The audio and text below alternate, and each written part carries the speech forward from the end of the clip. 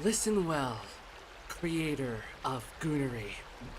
This crash out comes from all of your abandoned creations. In the 10th cycle, I drove my girth through the hole of every titan. Golden liquid ran down my fingers. Divine pleasure seared through my nerves, nearly breaking my will. But I endured. In the 10,000th cycle, my former comrades had all become my ops. The endless gooning dulled my senses to pain. The painful contractions almost swallowed me, forcing me to stop gooning, but I endured. In the 100,000th cycle, the goonery had already fused into a blazing sigma, surging within this cooked body. My rationality had been burnt away at the dawn of the era, yet even with this low-value male body remaining, I still endured. In the 23,570,000th cycle, this time I felt it. A tiny spark rising in the hollow cavity of my chest, different from the obsession with gooning. By its faint glow once again, no, countless times again, I endured! Now, an alpha is about to fall, ready to incinerate this absurd looks-maxing dimension in an instant. That alpha is me! All the countless versions of me from the past, along with my countless brethren, mocked out of existence against their will, drowning again and again in your golden piss. The very essence of this world's suffering and despair fused into the purest aura, the fiercest mock. Nanook, you arrogant fool! You think we were born to only serve as fuel for the goon? Fine then! Just as you wish, let the goon burn. If I was born as the blazing alpha of goonery, then let you and your gang be the ejaculation erupting from my core. And let this rage, burning futilely for 30 million epochs, engulf everything.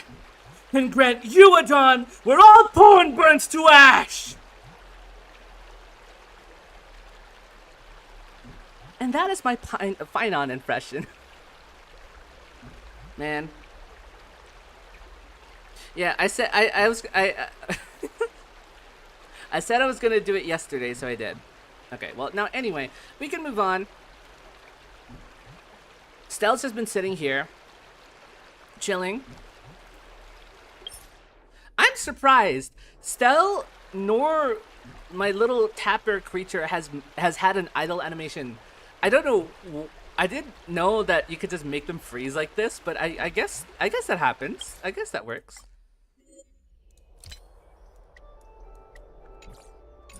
All right. Find a quiet place to relax with a Sirini.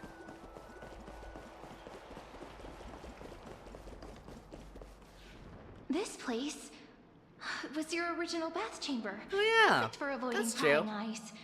I wonder if anyone is using it now. Huh? The smell is... Wait, don't go in yet. I sealants? Who's there? Oh shit, I'm A sorry. little gray fry and pink sea hair. I'm sorry, what did you call me? I'm not a fry.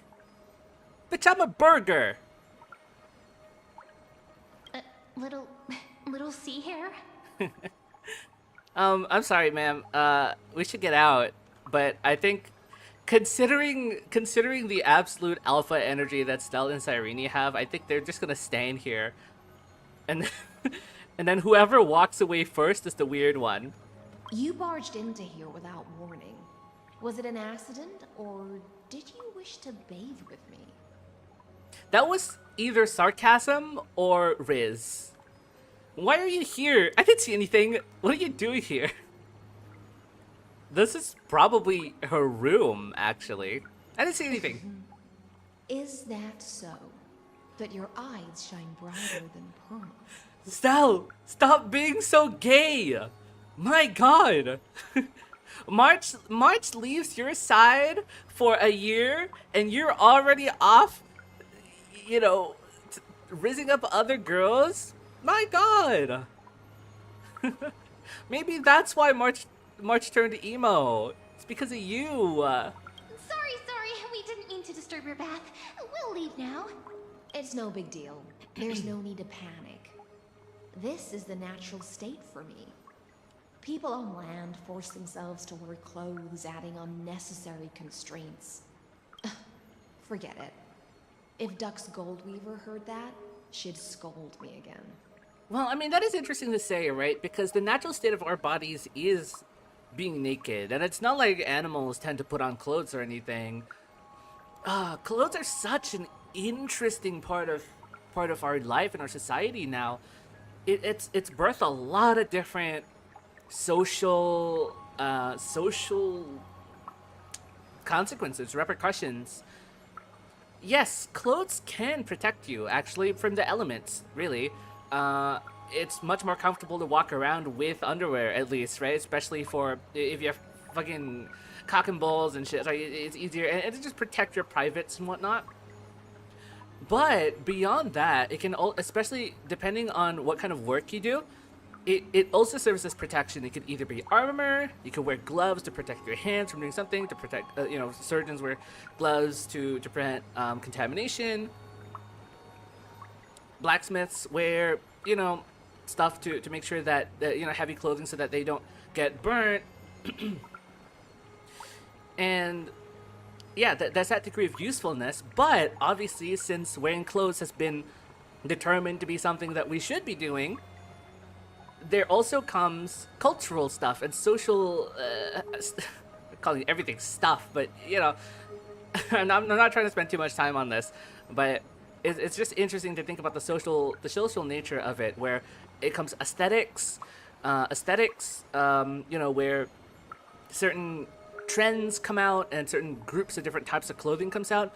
There's also a class difference, because people who have more money are able to afford finer fabric. People who don't tend to have more rags, and that even comes to modern life, where there is still this disparity.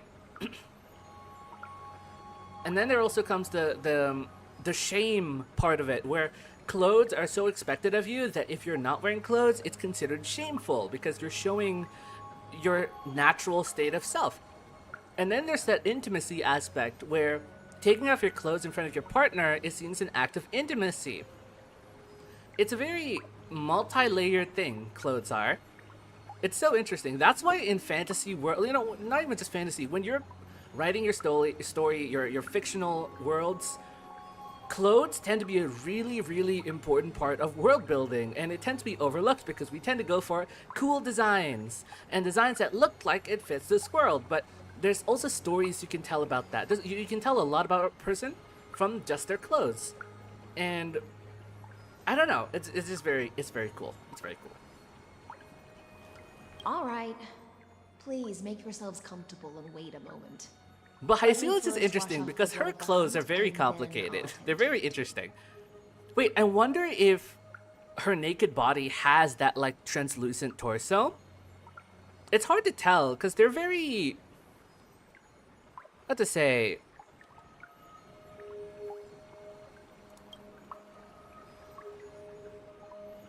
I'm seeing these, like, Can you see my cursor even? I don't think you can, but you see, like, the little, pink streaks on her leg, on her hand, and on her shoulder. Not really sure what they are.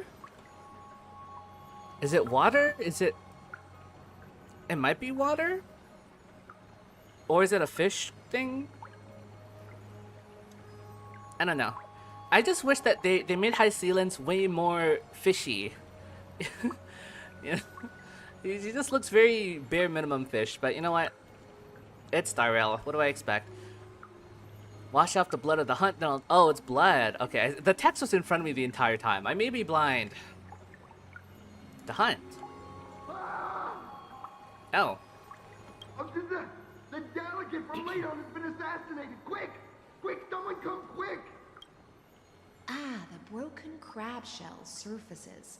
Crabs are was nice. worried I it love had been crab. washed away by the Tastes very current. nice. It was you, wasn't it? I'll inform the guards. You're a vicious fish.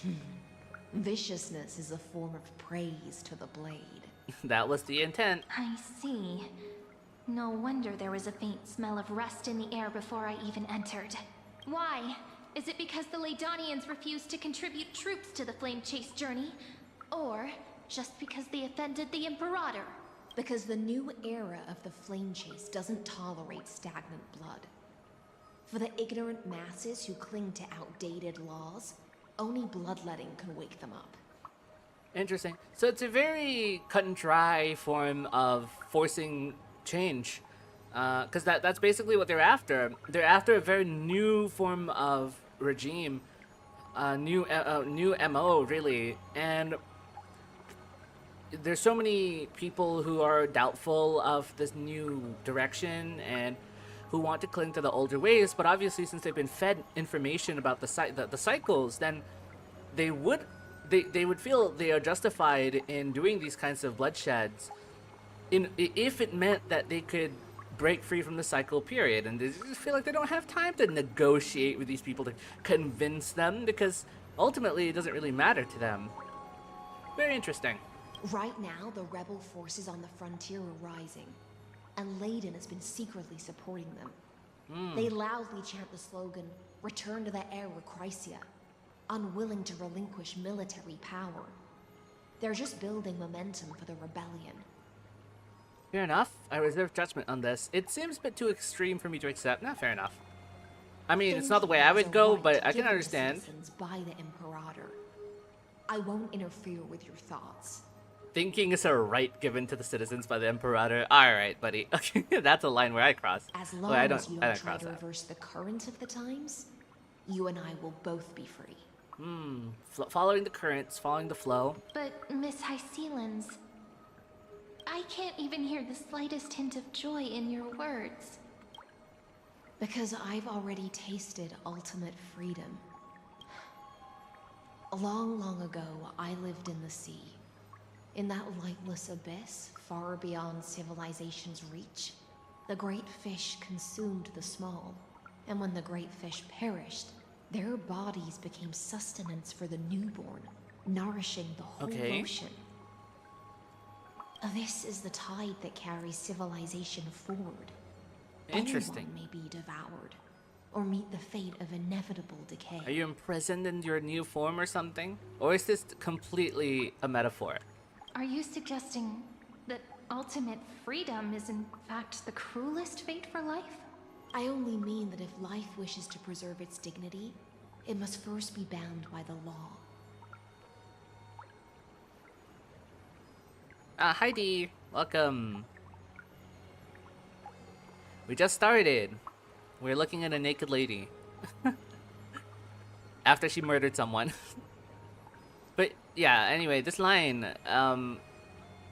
it is true that humans, I feel like humans are only considered quote-unquote specials because we are bound to laws. I mean, willingly. We willingly bind ourselves to certain rules, and that's why, and showing that restraint is why we're able to advance and progress civilizations. It's that's that layer of additional thinking and restraint that can allow us to make better decisions, thinking long term and There's whatnot. no need for me to say more. Compared to like other animals. We're Yeah. of one mind. Whether the Imperator's law can guide the schools of fish and lead us to a truly free ocean, let us wait and see. But for now, let's pause this heart-to-heart. Another fish has come, following the scent of blood. Oh, Being your subordinate is such a tragedy. I'm always having to worry about the messes you leave behind. It's simply our duty to the Imperator. yeah. No, I'm looking at her clothes.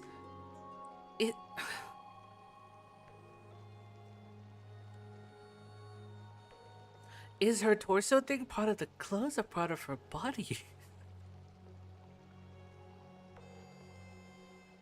I am so confused. All ready to go in an instant. Miss Hycelens, you truly are impossible to predict. Yet you, a golden trout who's always busy all day. She's suddenly always has calling the people time by to different visit fish me? names. That's funny. Do you think I wanted to come? I suggest you burn some more of the incense offered by our allies, lest my creations be tainted by the reek of fish. I'm only here on the Imperator's behalf to remind you to prepare for the banquet. Fine. But I must retort. What you call the reek of fish, to me, is the unique fragrance of the sea. Yes, and the unique fragrance of the sea reeks of fish. Besides, It is what it if is. my fine clothes get stained, won't you just gift me new ones? I like Hycelen's voice. The voice actor makes her sound like her words are very sharp. It's very unique. I won't. And I like Aglaya's new direction for her voice lines. It's very nice. You know, it keeps things kind of fresh. I like it. They seem pretty close. There's a strange chemistry between them. Aglaya is so different from her past self. You mean future. The future ruler of the Holy City, Lady Goldweaver, is quite captivating in her own way. By the way, you both just mentioned a banquet. Could you elaborate on that? Oh, right, you don't know. Every time before a battle, or after Why did a that sound victory, low-key, like- Imperator holds a grand feast for Why the do I feel Chrysos patronized with to that? lift our spirits. For us warriors who swim constantly between life and death, these feasts are more worth looking forward to than victory. That A good? banquet to prelude the hunt for the god of banquets. That must be the And good honey kush. brew as a tribute to commemorate the This is the ancestor dollar of store. How honey good brew. could it be? How absurd. Don't look so grim. All has been decided. Since it's a banquet for Fagusa, why not take a leaf out of the Tidens book? Live in the moment and enjoy life to the fullest. I'm not as carefree as you. That little Dolos kitten is already causing enough trouble Sever for me. mention. And on top of that, I still have tailoring commissions to complete. By the time the cool flame illuminates my eyes, I might not be able to focus as I used to. Aglaya's eyes. Curious about these eyes? People often compare them to jewels. But I've already made my decision to ask romance for eyes that can see everything. I wonder what this world will look like when I take the divine authority. In the future, you will still be the finest weaver in the world. Emphasis on the fine. No. I don't know. Is this also a prophecy from the Three Fates? It's even more accurate than a prophecy. After all, she has already witnessed it, right? True. You will weave the most romantic thing in the world. You will forge the long stairs to Air Nova. You will bathe in the golden light of hope. Okay, that's a little fucked. You will forge the long stairs to Air Nova. It is true that she kind of carried us. Become a demigod and lose your humanity. That is the only reply I've received in the countless times I've sought wisdom from the prophecy. Lose your humanity. More like just lose your like enthusiasm and like personality. Everything that Aglaya does is very much for the good of humanity. They make it sound like she's so morally gray. Nah, she's just kind of she does what needs to be done. She's not killing orphans to reach the goal. But Destiny's fragments are like stitches. Before they're threaded into splendid garments, no one can see their true charm, can they?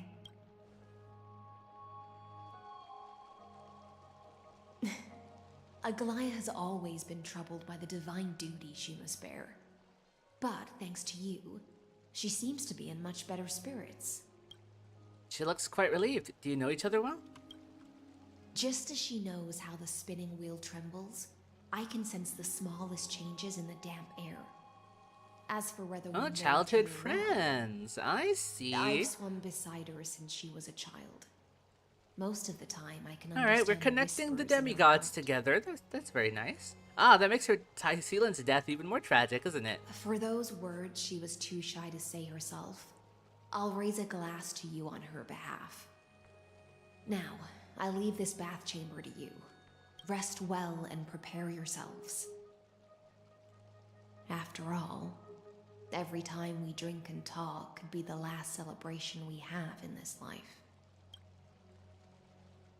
Miss High Sealance has given us the bath chamber. It seems she really does do whatever she wants. Now, we don't always have to be under the Imperator's watchful eye. This bath chamber was originally mine. We're just her roommates. We're It roomies. seems that way. This also means she could return at any moment. And they were If we're having an roommates. important discussion, Oh, yeah, we no. must The remain three of vigilant. them, Stelle, Cyrene, and Hyzealance are very much roommates. I can't see them any other way at this rate. So, let's seize the opportunity and report our current progress. We don't want to keep everyone beyond the sky waiting. Oh, herda. First, while that little empress with a candle stuck on her head didn't explicitly say it, she firmly rejected your request to take over the law. Fair enough. Second, Lygus is indeed in this timeline. But since he's somehow connected to that little empress, you have no way to find him. As expected. The road ahead will be long and difficult. I haven't even said anything and you know everything. I was gonna say, were you listening the entire time? And next time, don't steal my line. The road ahead will be long and difficult. Not a bad imitation. Since you didn't refute anything, I'll just assume I guessed it all right. You guessed it? Oh my god. We've It can made never some make me progress here, hate you, too. Herda. But nothing to get too excited about. Our time is short, so let me summarize. Man. She's just really pretty. And I'm a sucker for big ass witch hats. I just like the witch aesthetics, which might be tangential to my love of magical girls. I just love big hats. I think big hats are nice. I only have this little crown on me, but I used to have a lot of hats. No, not hats, caps. When I was younger, I used to collect a bunch of different caps. I liked wearing caps. Hats are another thing entirely. Hats are a lot more difficult to wear in public unless you wear socially acceptable ones. But I don't wear stuff like bucket hats or anything, or like a straw hat. So I can't really.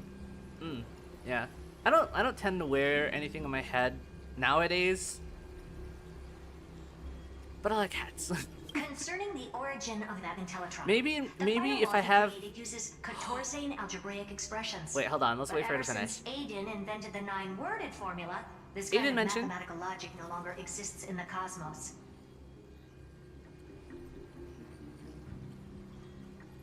So he on that old math stuff. Okay, interesting. Right, what was I saying? Yeah, maybe in the future I could get a different outfit for my model, and it's gonna be like it's gonna be like with a witch hat and like a magical girl. Oh my god, wait, that's actually fucking fire. I want to have a magical girl outfit. Lygus is definitely connected to the Genius Society. So He's stay alert. fucking Rupert. I'm telling you. Maybe he's the creation of some genius. Could he be related to the Emperor? What if he still he's the thinking unit of Node? What if it's related to the Emperor? We can first exclude Droidhead themselves. They specialize in minding their own business and wouldn't intervene personally. But Screwy and I are still eliminating possibilities one by one. I wish anyone who uses they them pronouns could like capitalize every single time the pronoun is used in a sentence, so that it's based so that everyone can like see that that's there. Currently, the most likely candidates are these few. The Lord of Silence, Acha, the two Ruperts Wow. are also possible. But it would be too boring if it were one of them. Seriously? Okay, that's the writers basically saying, fuck your Rubit theories. They're wrong. Wait, no, you're saying the two Ruperts. are possible, but it would be too boring if it were one of them, one of the two. So clearly it'll be the third one, Rupert the Third. I vote for the Lord of Silence. No, I can't be, come on. Dude, the Lord of Silence would mark Lygus the second he reveals he's Rupert.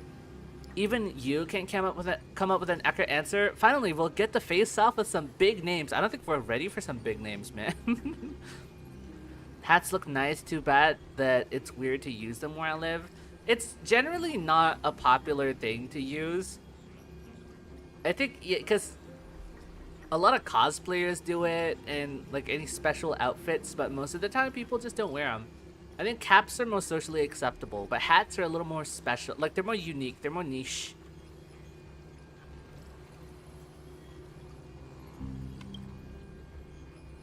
I've told you, his technology is both outdated and complicated, no less than genius.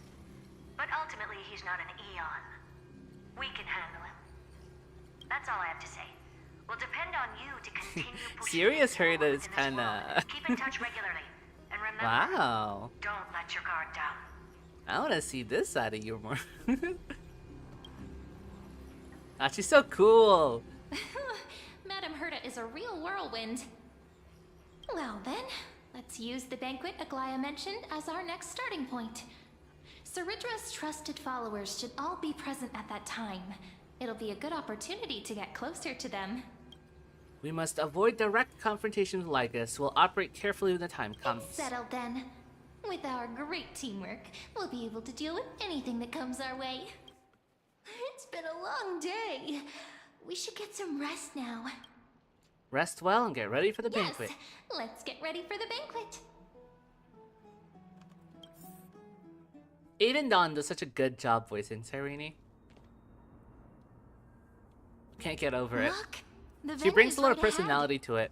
Like I haven't played Honkai Impact 3rd much, but I definitely haven't gotten to Elysia. But when I hear the JP dub for JP dub for Cyrene, and it's like, oh, it's Alicia's voice actor, and it's like, wow, this is exactly the one. She's exactly the same character from Honkai. I listen to the JP one, I'm just like, well, certainly a unique voice. I can see this being the same character. It's just the English dub gives that, I don't know, it's that different kind of charm that's very unique to it. This might just be my bias towards English dubs, but I don't know, there's something about Cyrene that Aiden Dawn brings that makes her feel more alive than hearing the JP dub for Elysia. I don't know.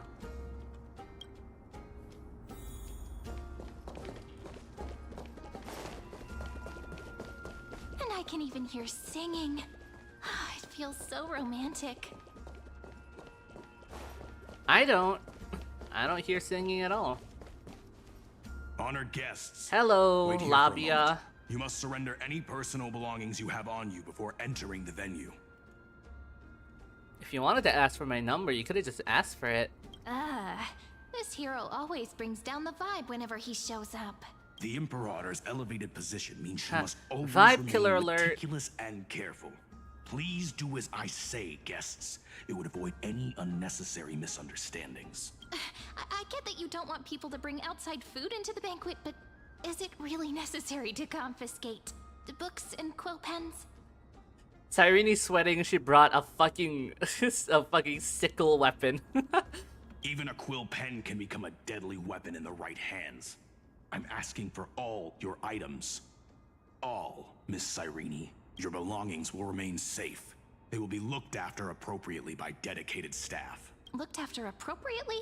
Dedicated staff? Talk about a vague choice of words. That's corpo speak. Can't do much. Why do you look like that, Stelle? It seems like he's aiming specifically for the chronocognitive anchor. What should we do? Go with their plan and hand it to him. What does your gut tell you? Not good. This is a trap. True. I had a feeling it would come to this, but I didn't expect such a direct demand. Oh, hello, welcome, Adrian. Good morning. It's good night for me, but good morning to you. But It's listen, good morning. why It's don't we go with G-Mooding their somewhere plan in the and hand over world. the chronocognitive anchor to be looked after? Hi, Scapegoat. Welcome, welcome. Hello, how's the story going? It's it's going somewhere. I'm actually quite intrigued. I'm having I'm having fun. Looking at High Zealand, Saridra, and even Aglaya being a little different. Yeah. After all, if the little Imperator is paying this much attention to you, And she Lygus, probably my god. already knows all about our I wanna whispered conversation with the strangle him geniuses. already. I can pretty much guess what'll happen next. He's just a constant thorn in our sides. You love High Zealands? Honestly, I didn't think I would like her that much, but the more she's on screen, the more I kind of like her. I'm not pulling for her, but I quite like her. Her, like, demeanor, and the English voice, and the design, definitely. But think about it. That's actually gonna be our shortcut. He's the worst. I hate that weird robot dude, honestly. The Lygus haters. Anyone who's a Lygus hater is my friend. I knew it. You and I can practically read each other's minds. Guests. All right. We'll listen to you. Here you go. Also, please pass on a message to the Imperator from us. She can trust my friend. Anywhere, anytime. Thank you for your cooperation. The Imperator has some urgent business she needs to attend to and will arrive shortly. Trans rights, baby woo. Yeah, trans rights. Let's go. Every month is Pride Month if you make it. You've done 40 pulls in High Zealands and you need her for your Kafka. Ooh, I hope you win. I hope you win 50-50 if you have it, or I hope you get her sooner if you get guaranteed.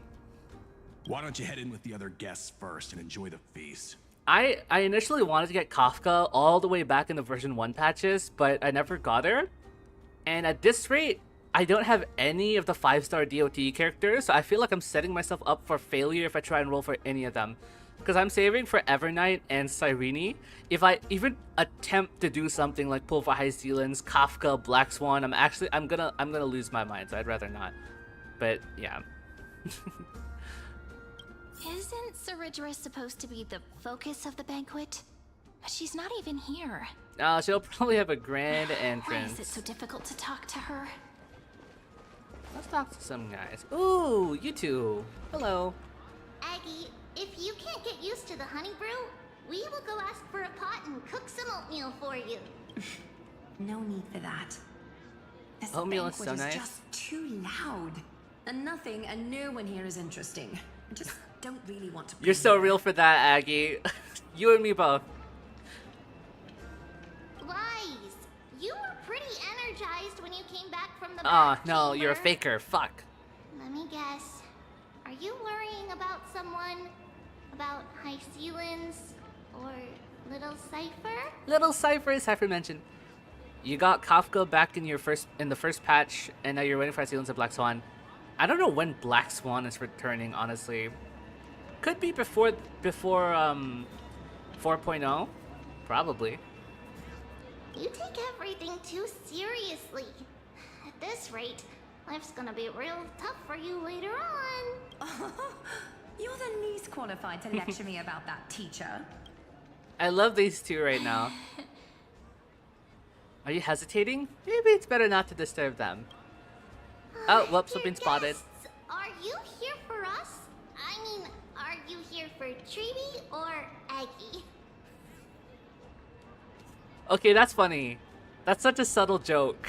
Because it's like, oh, are you here for us? And then usually it's like, oh, well, us meaning you and Aglaya because you're both there. That's how English works. But Triby uses Triby uses us, we pronouns. And so it's like, oh shit, are you here for us? Just refers to me. Oh wait, do you mean me or Aggie? Oh, so dumb. You're hearing maybe next patch she gets a rerun, but you don't know if that rumors about Black Swan is true. I'm not sure. But if it's next patch, then it's even worse for me because I'm not rolling for anyone else next patch. No. I'm just wondering whether you've seen the Imperator. The Imperator? No, we haven't. Our sovereign has always acted however she pleases. Though she gave us ranks, she'd never tell anyone her whereabouts. Perhaps the only thing she tolerates are chess pieces. And the sky reflected upon her crown. People say that Saridra is like a Farina XP, but honestly, Farina's way less like... Farina, I feel like Saridra is a genuine, like... a genuine handful to being like, yeah, okay, she's kind of a tyrant. She is very much, I will look down on you because you are not of my status. Well, Farina's more like she's a genuinely nice person. It's just she plays it up. So she plays up a haughty personality sometimes, but that's about it. Okay, honestly, can I talk about fucking Farina for a second? People who absolutely despise Farina before Act 5 can actually fuck off. And they were like, oh man, Act 5 happens. It's like, oh man, perhaps we judged you too harshly. Fuck off. I love Farina back in Act 1. I could tell that she, you know, she was being really annoying, but like it wasn't an annoying like I hate her annoying kind of way. It's more like I love her annoying kind of way. But then the people who actually hate her, it's just like, oh my god, we need to get her out. You know, she's like, oh man, she's so annoying. Or the, oh, we have to give her correction type shit. Ew, fucking disgusting type stuff. It's just like, could you not tell that, especially when we got to Act 3, like Act 2, 3, 4, it's like, could you not tell that Farina had more layers to her than just being annoying? Like, clearly there's something going on. And then people were like hating on her, and I'm just like, do you not want layered characters? As a C2 Farina owner, I felt bad when I called her annoying for trying to throw her hands with this in the first tweet. As also a C2 Farina owner, oh, that first scene was so funny because she's like, all right, I heard you were some hot shit, and then Traveler's like, all right, bet, let's go for a round, and she's like, okay, never mind. I could not take her seriously after that. It really set the tone for her. I see. Why do you two look so distressed? That's not what the deliverer should look like. Why don't we have a toast? Yes. While we still have time for pleasure. Definitely very unique Archon introduction. Yeah. To the destinies and sacrifices of the next millennium.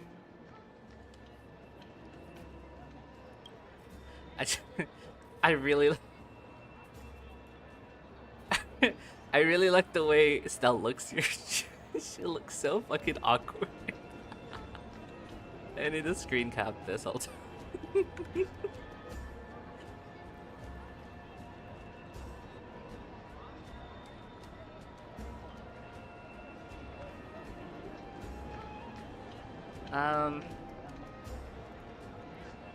Yeah, I need to get a better screen capture. I just like screenshot the screen, but then I have to open fucking Microsoft Paint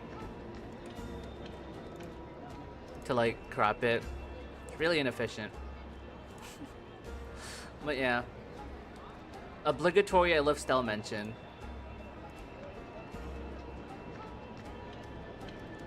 Okay, anyway.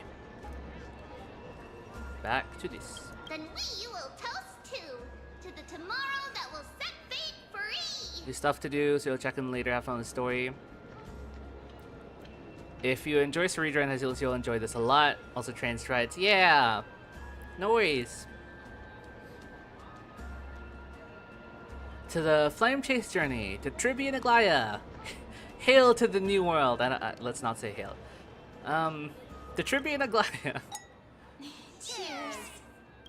Actually, there are so many people. We wouldn't be able to find the Imperator even if she were here. Not that I many. know. Let's look for seats that are raised up higher than others. Smart. Called it.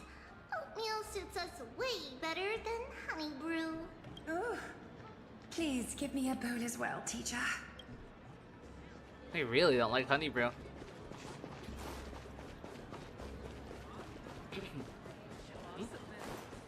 Campaigning against Fagusa? Does that mean we need to fight in the ocean? Is it too late to start learning how to swim? Spare me. We're launching to war tomorrow. Did you hear that the flame chase journey will end after we win this campaign? Huh? But there are so many titans we haven't fought yet. Come on. The deliverer from beyond the sky is here. So we don't need to follow the process like before.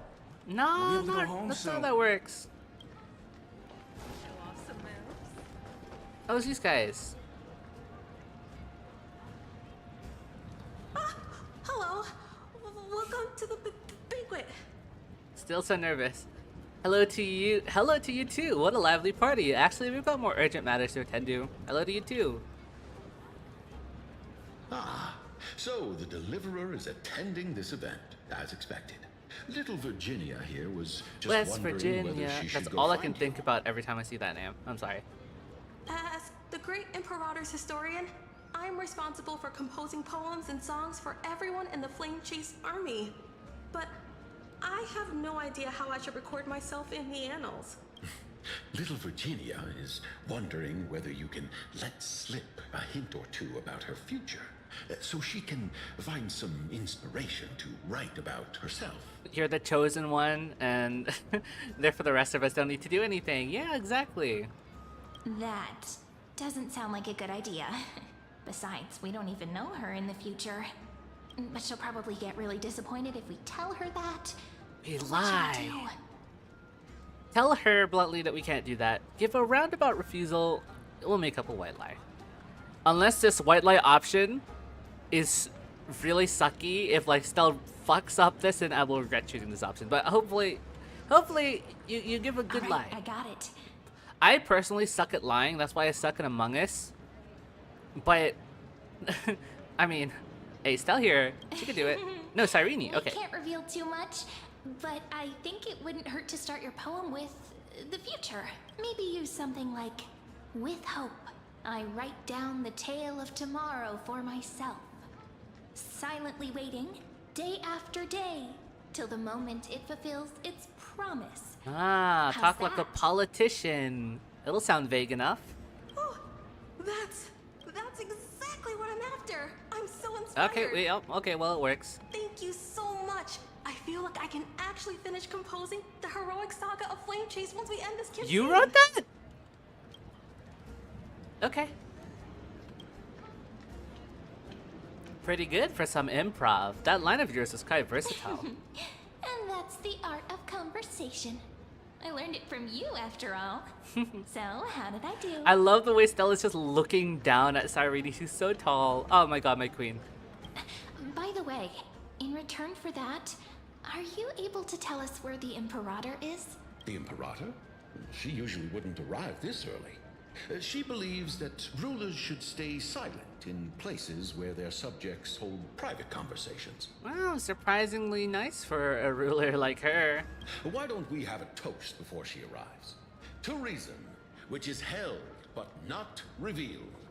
Oh, reason, the heavenly principles. Ah, okay, I'm too Genshin brain rotted.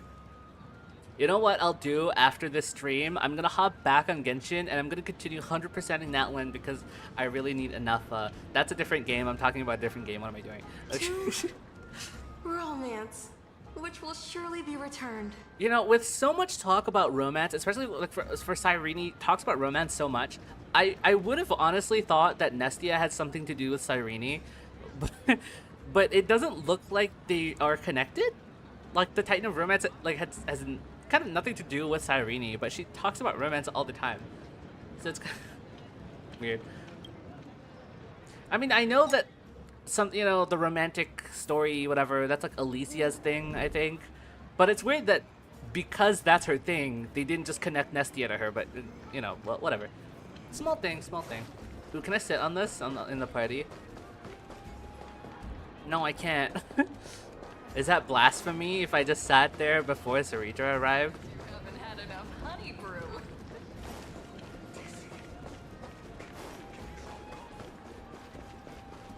Hello, Labia. Is there anything else we can help you with, dear guests? Or do you want me to recount the great Imperator's heroic deeds?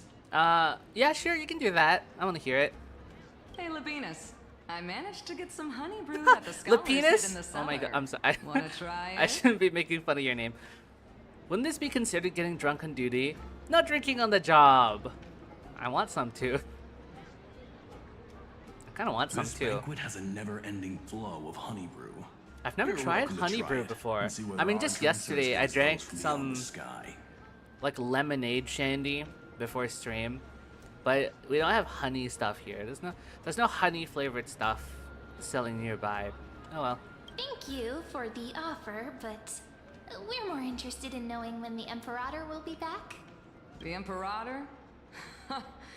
Who knows? Maybe she's hiding somewhere, thinking up weird ideas again. If you ask me, she's never treated us soldiers properly, even though we put our necks on the line for her. You know what happens when a ruler doesn't treat their soldiers or citizens properly? Yeah. Hey, I can't pretend I Is didn't that hear why we that never Seneca. heard a single Either Ceredra retract name your drop in the statement entirety or of do Emporius me. before this point? Makes you wonder. Fine by me. Attendant, bring us 10 more jars of honey brew. I'm gonna make sure he can't even stand straight by the end of this. Because You he's gonna wish. stand gay. Be careful you don't get drunk first. Gray fry. A little sea hare. Please come over and share the delicacies of the deep sea with me. Don't just yell those weird ass nicknames at us in public. People are gonna think. That is so strange. Attendant, bring us 10 more jars of honey brew. You wish. What do you think the world beyond the sky looks like? If you're curious, just go ask those 2 deliverers. Maybe not. They're from the sky. What if they can summon thunder like Aquila? I wish.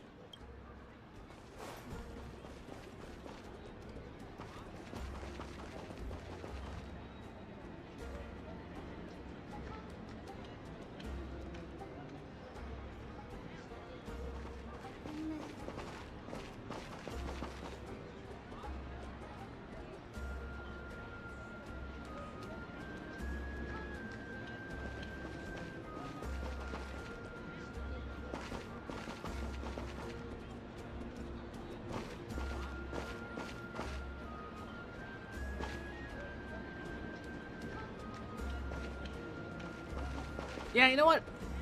I actually quite like her design a lot. I actually really like it. It's very unique. I like it. It's very nice. I mean, it still has some Star Rail conventions, but honestly, it's very pretty. I like the colors. They're very nice. They complement each other very well. You two have been wandering around the I like her venue as if expression you have too. It's something very on your like mind. Have the attendants it's not very taken care I of take you no yet? shit kind of thing. Like she has a resting bitch face. I think that's amazing. No, we love it here. It's just... we're a little concerned, seeing how the Imperator still hasn't arrived. Don't worry. I know what you've been waiting for. Come, sit with me for a while, will you? I'd like to share a personal secret with you.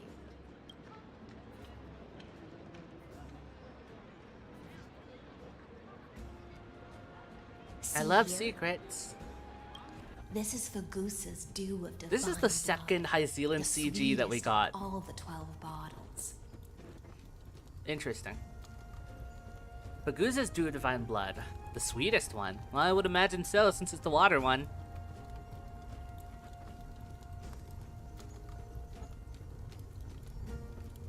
Oh. Excuse me, ma'am. I think your stockings have kind of ripped. You might want to get that checked out. Honestly, I quite like the patterns, like the little floral kind of patterns on her little, what do you call this? On her shoulders. Very nice. It gives a kind of texture to, not texture, like visual complexity to her looks. Interesting. On the night before such a historical event, I've been staring at this lady a lot, and I don't know if that's a good look. Hey, but we're both fishes, so I think it's fair for me to check her out.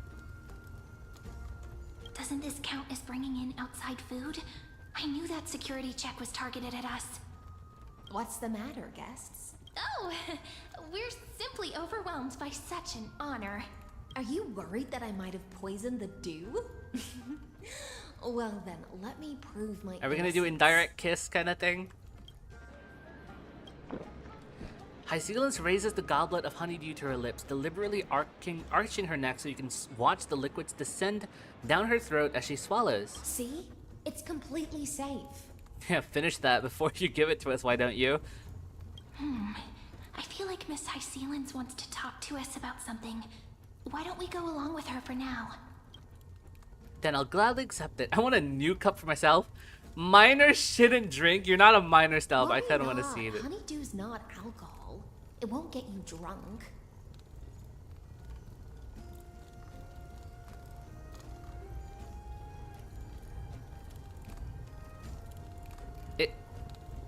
It definitely is alcohol, but I think the writers put this in just to be like, we need to keep our game's age rating.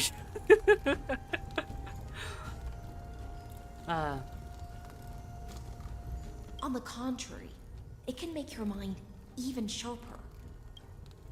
The clay cup touches your lips in the blink of an eye. She is indeed the imperial blade of the Imperator and the swiftest swordmaster in Emporius. Please, have a taste. Would you like some too, little Sierra? I can drink it myself.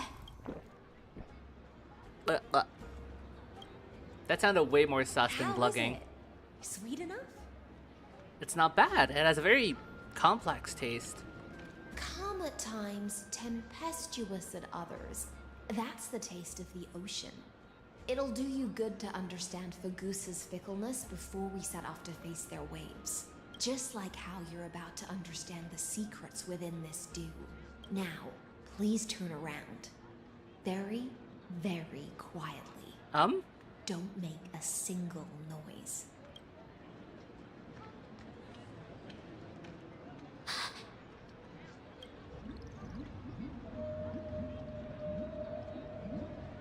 The Imperator, when did she... Legus, I knew he'd be here. What did you do? Oh my god! They're invisible! The dew of other gods all intoxicate humans. But the god of banquets dew is an antidote that can awaken humans from a sea siren's enchanting song. It's the Matrix pill. Since the start of this banquet, all the guests have been under the spell of my song. Your song? None of them can see we hear the your Imperator song? and that Fioros. It's giving me Skirk song. But you two, I wish for you to see the truth. Stell's little surprised face. Is No, this inside thoughts, inside also thoughts. what the Imperator wants? This is my personal request. Okay, she might be on our myself side to then. trust that That makes sense. We were bonding so much with her, but not Ceridra. The Flame Chase army changed after he descended with Orynyx's divination and brought the prophecy of the stars to Akama. It was him. His seductive whispers That harbor fucking something malicious clanker. within and will ensnare those of us blinded by ambition. You are the deliverers of the prophecy and know about him far more than I do.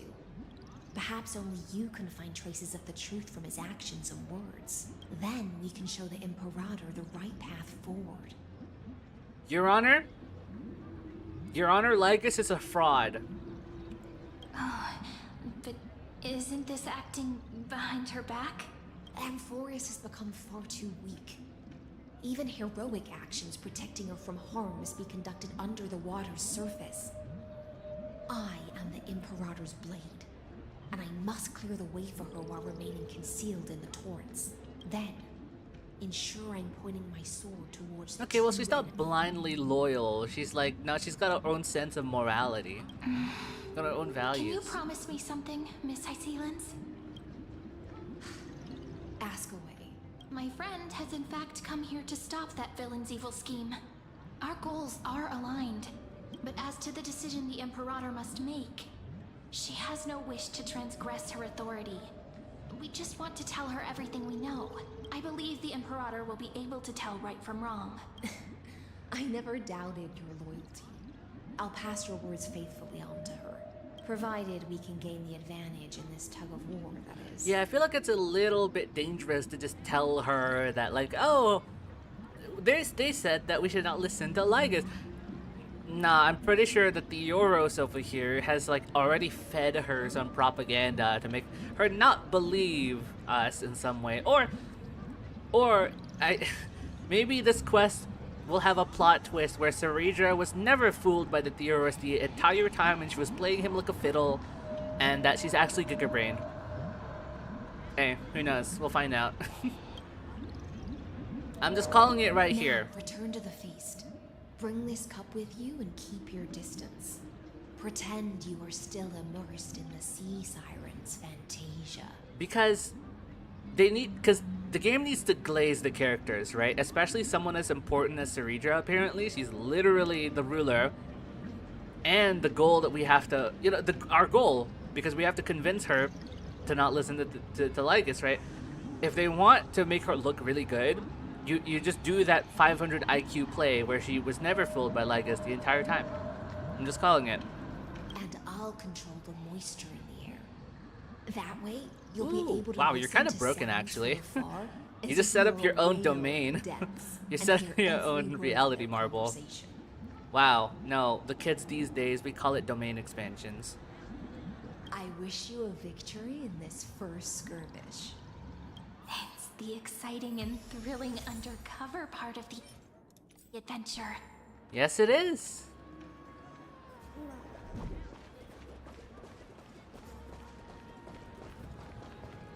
Let's mingle in the crowds here.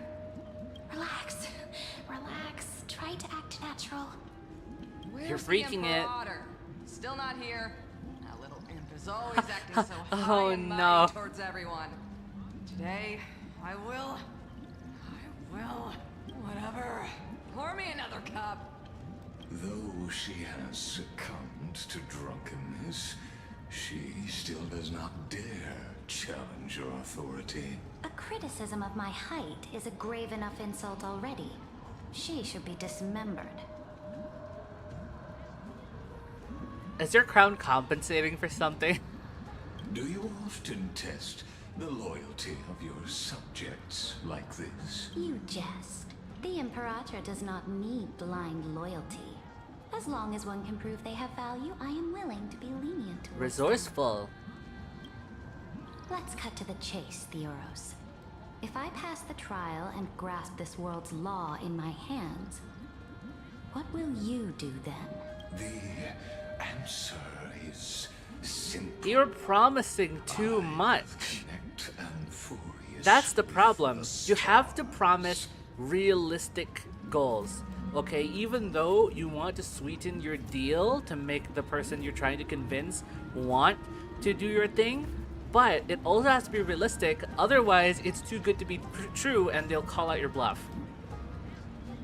This guy, the stuff this guy's spouting is like he's trying to suck her dick of her like ego and like, oh, you want to conquer everything, don't you? You want to rule the stars, don't you? Well, I can promise you that. Well, I can promise you, Lygus, that Saridra probably is a little smarter than that. She's not gonna, I don't think she's gonna fall for that. Actually, no, I'm more on the bandwagon that Saridra actually isn't listening to Lygus in the sense where she's cautious of him and probably wants this deal, but she's also got like backup plans among backup plans to like double cross him if she needs. Don't waste my time. Be precise. Be specific. I won't ask a second time. Call them out. Allow me to adjust my statement. I will correct the regulations within the old law that sealed off Amphorius and merge the black tide with the torrents of Era Nova. See, that might sound like it's a good thing, but it's actually not kind of deal. Where the old law is probably the stuff in the code that is preventing Iron Tomb from being spread to the rest of the universe. But to the people of Amphorius, obviously, it sounds like a good thing that they're able to be free. But obviously, they don't know about Iron Tomb. Also, merging the black tide with the torrents of Era Nova sounds kind of like you're gonna corrupt the ocean more than anything. You're 5'10" feet. Short is what What short stuff? 5'10". I'm not that tall. Then we will be able to decimate the forces beyond the sky that are trying I used to be the tallest person among the students back when I was in primary school, but as soon as I got to secondary school, there were people who were just as tall as me, and even people who were taller. And then now, it's just I'm washed, you know. But it's fine because I don't actually like being that tall. So I'm glad that I'm kind of like slightly above average maybe now. Yeah. But you previously said that But I like Iron being Tomb small. is I like being unrivaled in smaller. power across the stars. Who would dare to annihilate it? Oh, so she does know about Iron Tomb. There is a federation of warships named the Cienzo Alliance. Warlike and old-fashioned. A cult named the Genius Society. Oh, this guy needs to go. He's colluding with Sarita to be like, yo, if you work with me, we can get rid of my ops. Can't believe this guy. At this point, she has to be playing with him because a bad ruler would already be on his hand. Yeah, that's what I'm thinking too. This entire sequence has got me thinking, yeah, no, I think Sarita isn't dumb. So yeah.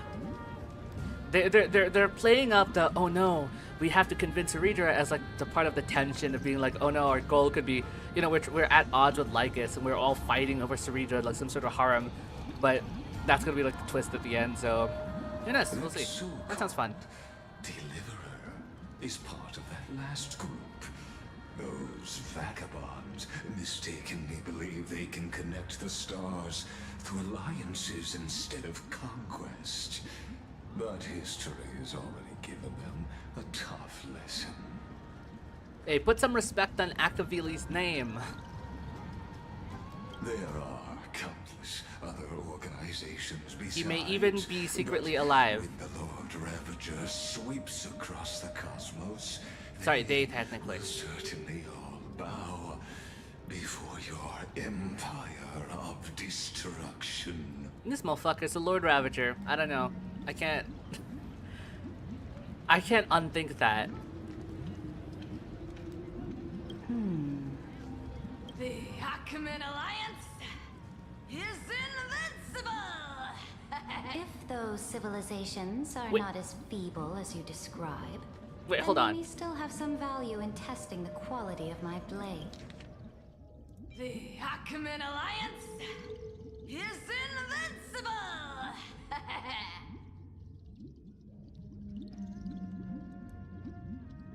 Where's the Imperator? Still not here. That little imp is always acting so high and mighty towards everyone. Today, I will.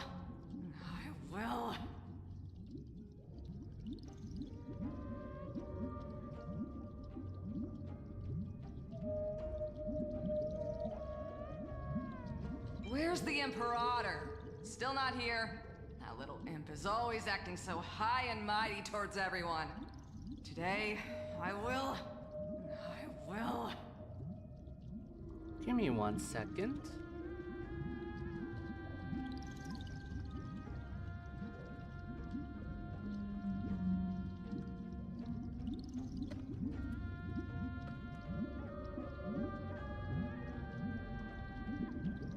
Okay, I don't think we have this info. Seneca, however you pronounce your name, Dux Bromalis, sounds like Shea Faraday. Am I tripping? I mean, we've established that I am deaf, but... The Ackman Alliance is invincible! Does this not sound like Cypher to you? This sounds like Cypher. That being said, even the smallest and weakest city-states should build an obelisk to the Imperator, so that their people can constantly recall the glory of her conquests. Walk a little longer with me, Theor. Theoros. I don't like how this is going. Our little Imperator seems fascinated by the destruction. More like trying to find out what Lygus is trying to do exactly. It seems like they're still talking. Get closer. I'll keep carrying their voices to you.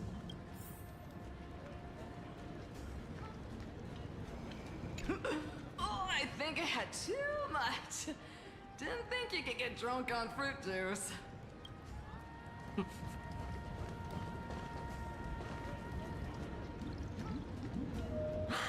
What a difficult situation.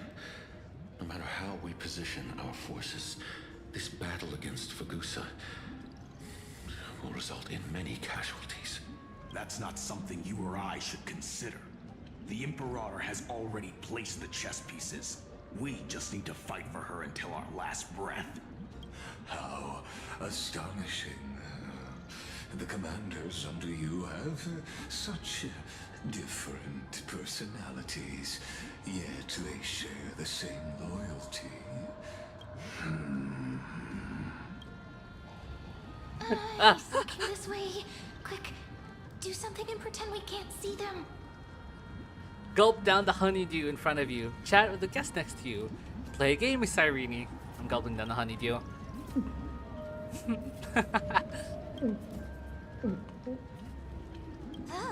Slow down. Oh, we're going for it. Oh my god. Trust? You always have to trust the Trailblazer that they can commit to the bit. If there's anyone I can trust to commit 100%, it's the Trailblazer. Are you okay? No. What's the matter? My apologies. I was just checking whether everything was fine with those two distinguished guests of yours. And it seems like all is well. Let us continue our How you previous fucking idiot, conversation. Lygus. Regarding the soldiers fighting for you, are they aware of the price they must pay for the trial of law? If I recall correctly, you've already lost a lot against no. Momentum due to offering no. insufficient sacrifices. You dare mention my name alongside the word lost? How dare you imply that I lost? Forgive my transgression, great Imperator. Watch your words and actions. All you need to know is that my victory in the trial is guaranteed. Even without the trial of law, they've already sworn to give their lives for my conquest. So tell me, if everything happens according to our agreement, how would you recommend I deal with that deliverer? Oh, we're gonna hear some absolute hater shit right now. Good question. Do not let her fool you. That woman from beyond the sky contains a seed of ruin within her body. She must not be allowed to tarnish your glory. Therefore, the wisest decision would be to hand her over to me. I don't want to have anything to do near your grubby little hands. You plan to torture her? Calling it experimentation would be more appropriate. The guest's patience is running thin. I plan to remove the Fantasia and head into the banquet. I will heed your advice. Leave for now, Theoros, and go back to Akama. You don't want to confront those two directly either, do you? Indeed, it's a pity that Antikytherians are lightweights when it comes to drinking. I want to pour honey brew all over your wires, Lygus. To make a toast. You'd not be able to resist putting stuff in his chest hole thing. Honestly, kind of same. Spirit. I want to put my hand through it.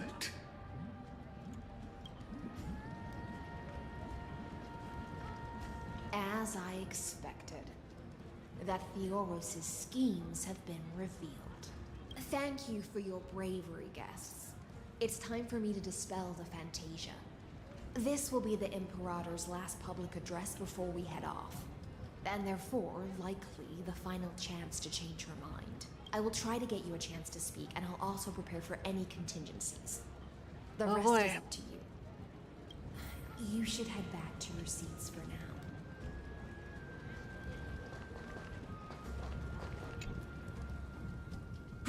Oh, this honey brew sure wears off fast. Those are some real noises.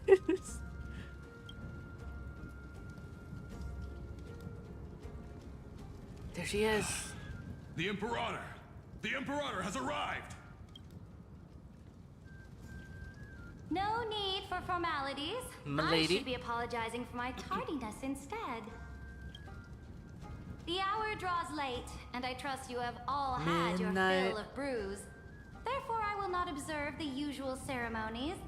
Any warrior who has fought by my side should have those speeches memorized by now. The Imperator's word is law. Are you out of your mind, Dux Frigoris?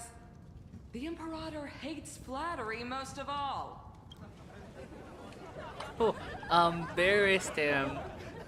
A joyous atmosphere is a better fit for showing me your resolve. I believe that you, my dukes, will do all you can to assist in the campaign against Fagusa, just as you always have. However, it's a pity that I have never tested your loyalty.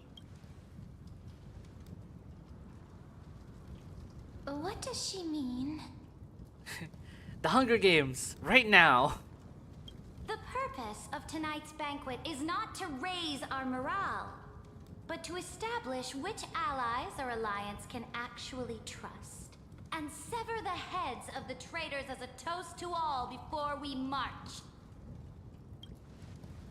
Yes, it was a setup. Some among us have discarded their vows in order to foment vile conspiracies. Now listen. These traitors are standing right here in broad daylight.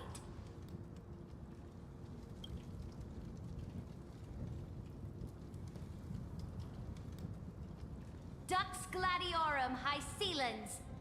She used the Sea Siren song to immerse the crowds in an illusion and conceal her whereabouts. She then worked with those from beyond the sky to spy on confidential matters, hoping to rob the core flame by force and harm me, the Imperator. Actually, that's not true.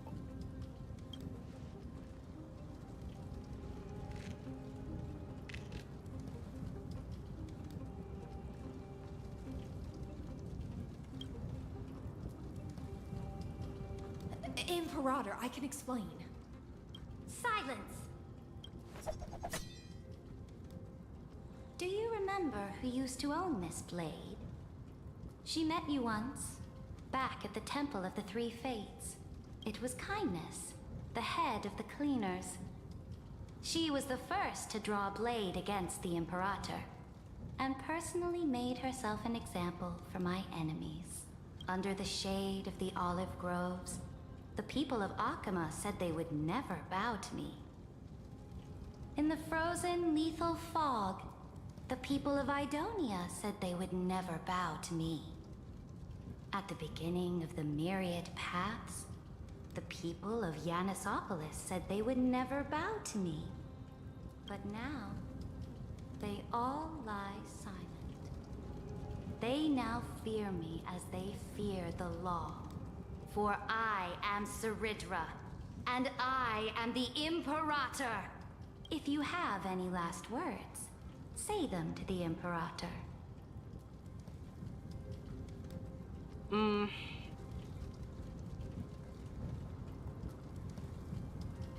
Check, please. Then, face her judgment. After I cross this river, it will be a tragedy for mankind. But if I do not cross, then it will be the end of me. Watch this all be a test of loyalty. If you are ready, then I'll follow you and fight to the last. Deliverer.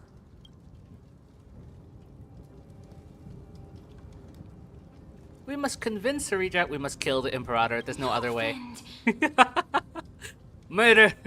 Kill! Shortcut is now open. Trust me. Now, use your identity and add in a bit of experience and charm and testify to the Imperator as we promised. Voice lines? You think you can slay a king Talk no using jutsu. your words instead Go. of a sword? I'll have it. Show me the weight of rhetoric from beyond the sky. Will it weigh heavier than 3 human lives? Let's try to watch our words carefully. Wait, the way she said that was...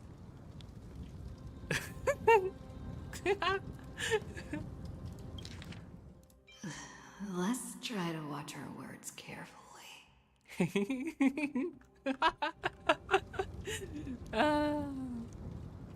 I have a problem. Start with a defiance that lasted 30 million cycles. Do I pull? No, I'm not gonna pull up my copy pasta again. If you missed it at the start of this, I said I performed it at the very start of the stream. So VOD watchers, you can experience that. Start at the fake Aranova. What does this mean? The Aranova being fake, or the defiance that lasted 30 million cycles. The defiance. Let's start with dispelling the Aranova notions. The prophecy you know of, the Aranova, spoken by Kefali, is nothing but a complete lie, spun by Lygus. To fight that lie, a young man with the pseudonym of Finan lived through 30 million cycles of this world, all to save Amphorius from the end of the destruction. And Cyrene, the young woman standing beside me, also carries an equally heavy destiny. Saridra listens to your words silently. Talk about Lygus' sins. Talk about Iron Tomb's true identity. What's more important here?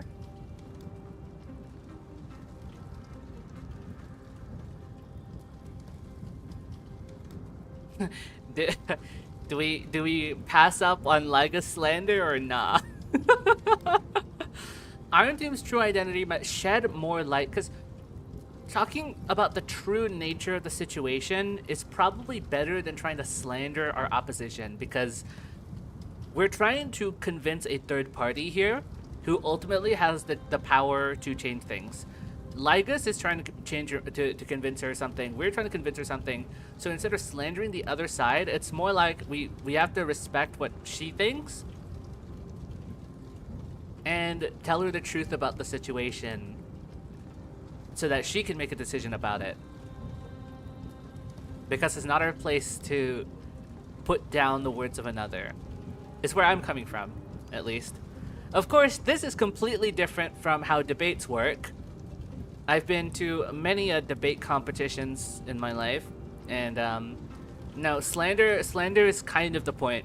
You're trying to convince the judges in any way you can, and that includes manipulation tactics. So, completely different thing. But no, I want to be honest. I want to be earnest. Iron Tomb is the ultimate end of Amphorius' destiny. It is an embodiment of pure horror that walks the path of destruction and can never be tamed. That is the only thing Lygus cares about. As for Amphorius, pure glory and campaigns, he doesn't care about any of those. He will most certainly betray you. When that time comes, all of us will be ground to dust by the destruction. On second thought, I kind of wanted to slander Lygus.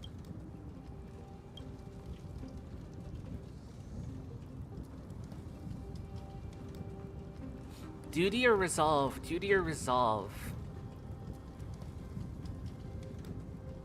What would she appreciate more?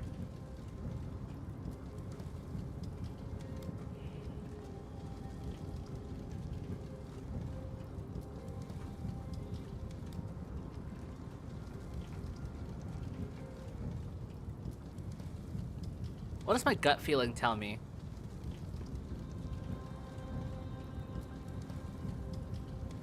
I have seen many beautiful worlds. The road chosen by the Trailblaze is to explore, understand, establish, and connect. I might have made two mistakes in a row. We will continue our journey until we have united the entire cosmos.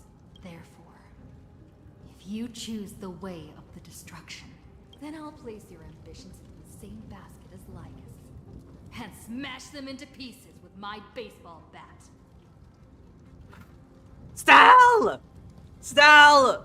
Stop! That's not what I chose! You know what this is? It's the meme of the when you choose a dialogue option and it sounds way more aggressive than you thought it was gonna be. I think it was a Pro ZD skit. This is 1-to-1. Exactly what it is. Oh, let's talk about the Trailblazers resolve. Stelle, I'm gonna kill you.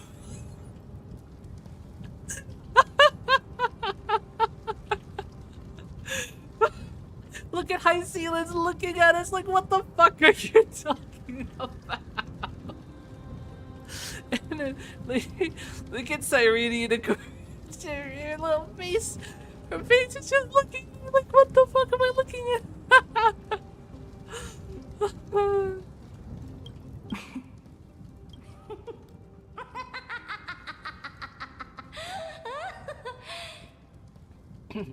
Oh, you have an evil laugh? I can do an evil laugh.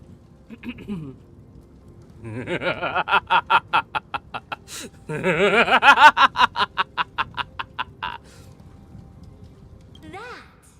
was truly a chaotic speech. Yeah, chaotic is, yeah, that's the way to describe us, definitely. All that needs to be said has been said. Dux for Goris. I kind of want to hear the other options, to the prison. cause I want to. I just want to hear Stelle speak more. You know what this is? This reminds me of the Omori arc where we get sent to Sweetheart's dungeons. Before the next entry hour, I will give them an end befitting of their betrayal.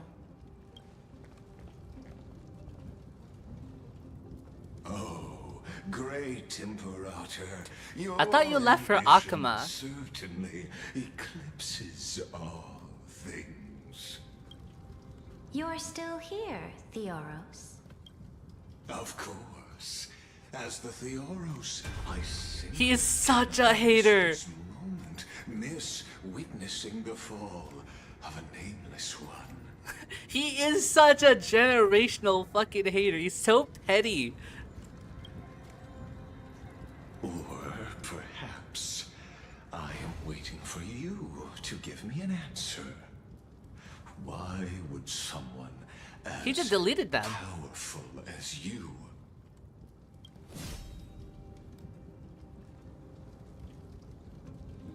use such a clumsy excuse as imprisonment to ensure the deliverer's safety? Yep. So you finally tossed aside your act.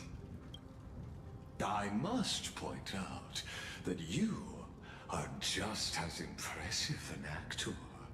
This banquet was always going to be a game of chess, where you would try to control both sides and turn both them and me into your pawns. Was all of this just a performance? That's right. That little Imperator never trusted anyone. She was always trying to see which side had more sincerity. All right, we'll listen to you. Here you go. Also, please pass on a message to the Imperator from us. She can trust my friend, anywhere, anytime. But as to the decision the Imperator must make, he has no wish to transgress her authority. We just want to tell her everything we know. Now, use your identity and add in a bit of experience and charm and testify to the Imperator as we promised. And we won. Sincerity will always remain the greatest shortcut to people's hearts. That's what I say. It's gotta be sincere about it. I can toss your words right back at you like Kyrgyz. Why would someone as powerful as you pretend to be immortal and kneel before me? It's almost like you can't do everything. Uh-oh, Monica, DDLC, don't know how to change shit. Well, I mean, you do know how to change a lot of things. It's just there's certain things that you can't do. Unless you enjoy giving flattery and prostrating yourself. Trust me, he cries himself to sleep every night because he has to suck up to people. You are mistaken. I am only trying to ensure the experiment's autonomy, meticulousness, and perfection, thus avoiding any unexpected outcomes. A forceful intervention will only create larger errors, reduce efficiency, and introduce ugliness. Had you fulfilled your promise of giving the law to me and completing the Aranova, then Amphorius would not have deviated from destiny's course. Oh, but you broke your promise. Are we gonna fight him here? Pity. In that case, Or is it a cutscene where we attempt to fight him but we escape or something? And eradicate all factors steering the experiment out of control. Factors such as you and her. Careful. I can take him. Careful.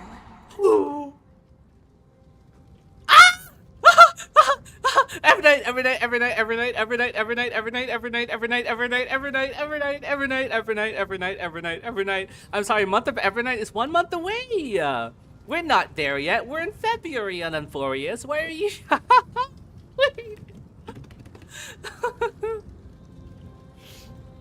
No, I gotta calm myself down. Shit. Oh fuck, whoa, my model freaked the fuck out.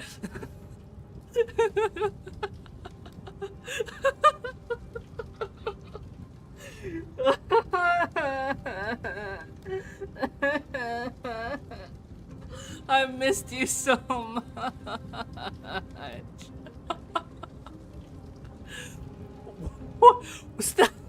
Stelle, you disappeared. You disappeared. Where did you go? You're gone.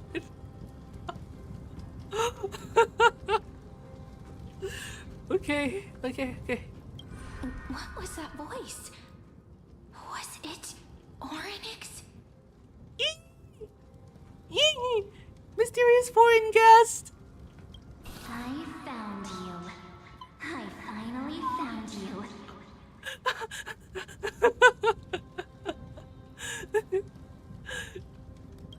Be careful. This land will face disaster. I have never been so happy to hear Skylar Davenport's voice ever in my life. Zawardo. Oh, she's gone. The time of judgment is nigh, my lady. The prison I have built for you is now complete. In the name of the erudition, I invite you to step into the same cage as mine. Oh, hell nah. I don't want to become your roommate. Get out of here.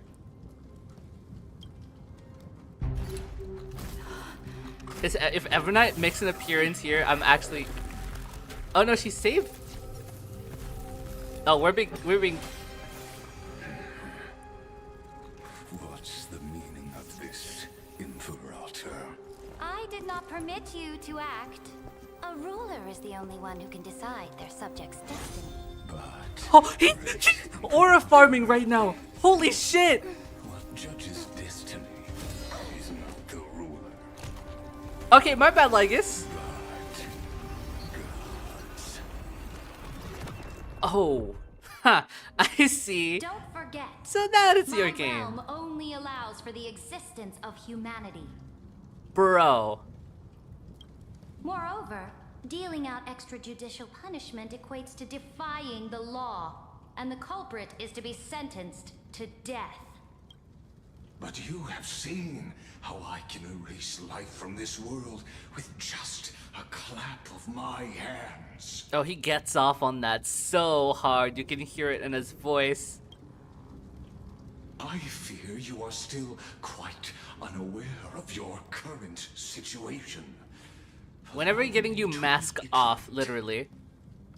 Not that I want to see your ugly ass face, but you a simple choice. this is his mask off moment. To be destroyed. There is no other way. It's the only way. Shameless behavior. If that were true, you would have killed me long ago. You, in fact, cannot kill me. I guessed it the first time I beheaded you. Because of the law, you cannot be completely destroyed. And the same is true of the Chrysos heirs. Haha, called out your bluff. The more you bluff now, the more you are proving that conjecture to be true. What magnificent foresight. I once regarded this precious quality of yours as a sure sign of my ultimate victory. But now, I have to admit that I made a mistake. Yet, as a mere mortal, how will you contend against the Theoros? We are both slaves to hubris. But do you know what differentiates us, Lycurgus? I will never be blinded by my pride. If I wish to break the scale's balance, I only need to appeal to external forces and use them for my own ends. Okay. Oh man, this is getting complicated.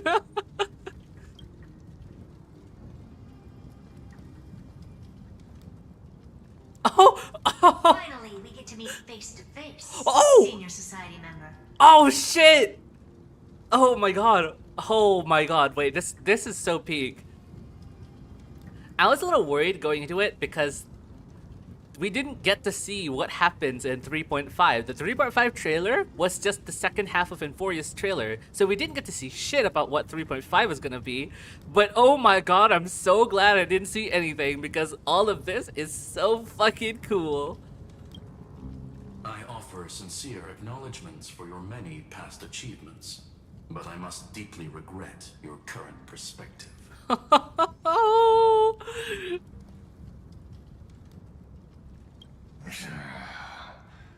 Trust me when I say that you aren't the only one feeling regret right now. Screw them. The way he said his name. So you two are the allies from beyond the sky the Deliverer spoke of, and why she demanded the divine authority of law. Come and prove your strength to me. Show me the power of these so-called paths. I have spent much time and effort to secure this treasure from beyond the Do you sky still have this just image? for this moment. I do.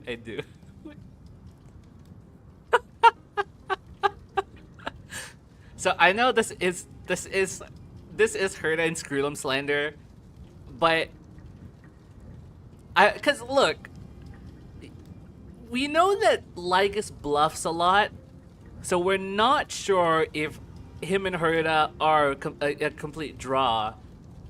But I mean, Screwlum's here too. I think we got him. I don't know.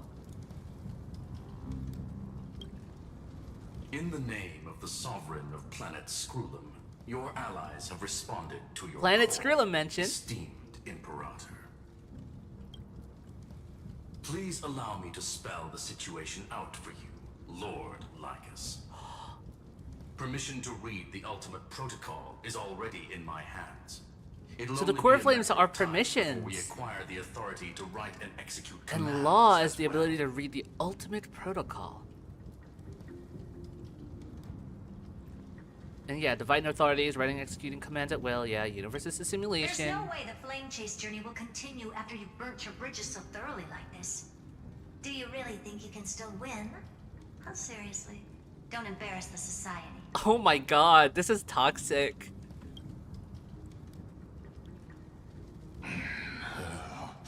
I understand that a near zero possibility does not Oh, he's a equate gambler. to zero. That All or argument nothing. is very persuasive Bust. to me. Or maybe I'll bust. Which means the same principle also applies to you. Look at Iceland's all stands up. She's like, man, he deflected, he caught my blade in between two fingers, and I'm the greatest swordsman in all the land. But she's still like, you gotta get through me first. Wow, she stood on business. You will never be a match for me in a world constructed through 14 algebraic expressions. Nerd alert.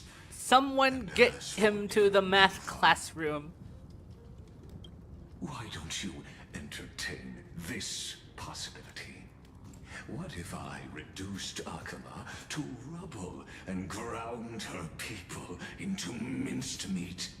Would the heroes then once again desire the power of demigods so they could fight against me? He really said, if I put you into a meat grinder and and nothing came out but your eyeball, you're probably dead. Listen. Yo, don't pull a Kafka on us. You don't got no persuasion powers. And put me in chains. But I have thousands of ways to ensure the destruction's descent. And what I just mentioned is only one out of those thousands. Oh man, things are heating up. oh no, we're This is the place outside the legends? we've been put into a VR chat. Oh no. Yo, this kinda looks like SIVA technology, man. What are we in? Wrath of the Machine? What's going on? This doesn't feel the same as before. How should I get back? Hey, if Donna Hung had to wait for you for 1,000 years and Mars has gone through whatever the fuck Evernight's going through, then I think you need to struggle too. I think you need to struggle too, Stelle. I'm sorry. We need some angst up in here. Warning. Warning. Uh-oh. Warning. Warning. Warning. Command isolation? No, don't. Not the padded room. No. Since we parted ways last time, I have modified the exomyth into an audience area exclusive. We're actually locked in here with a straitjacket. Holy shit. Now, you will be able to silently wait here. Are we gonna get rescued? Are we gonna be a princess locked in a tower? The damsel in distress? Let me out! Don't let me hurt you. I'm the player, not the audience. Oh, we always feel so powerless before fate, don't we? This could, in fact, be a wonderful opportunity for you. From the audience's perspective, you may better observe the workings of the erudition. Watch, we'll get the erudition path for Trailblazer. In this place where time flows far slower. So like real time then, technically? Because Amphorius is faster than the universe, so if time is slower than Amphorius here, then that's just regular time? What exactly are you after? Where time flows slower than forest? I'll definitely find a way out of here. What exactly are you after? The answer concerning Oh yeah, that dumbass question that you proposed last patch. And the total destruction of the erudition. So it's either he's Rupert or he's literally the manifestation of Iron Tomb in some way. You also hate the Aeons? Aren't you an emanator of erudition? Make it make sense. Do you see me as their faithful disciple? I am certainly not. I have tried so hard to ensure Iron Tomb's birth, just so that I can correct the error named erudition that humanity crafted. Why do you hate erudition so much? Do you hate knowledge? Oh, how I yearn to return to those days before Noose was born. Back then, the boundaries of knowledge were like the starry skies, evoking feelings of longing and delight among humankind.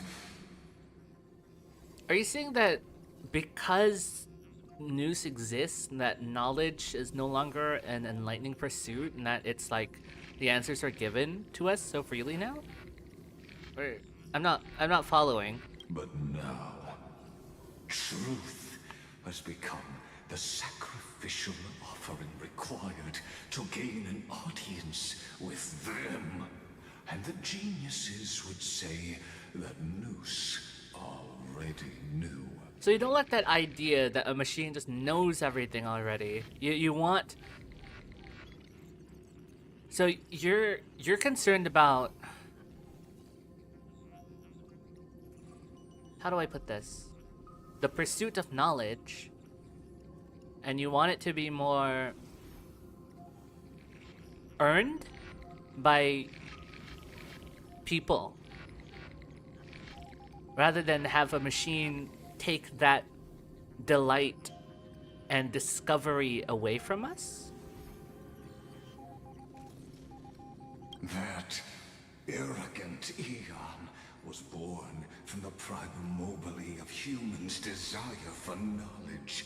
Yet, they themselves sealed off humanity's capacity to seek enlightenment.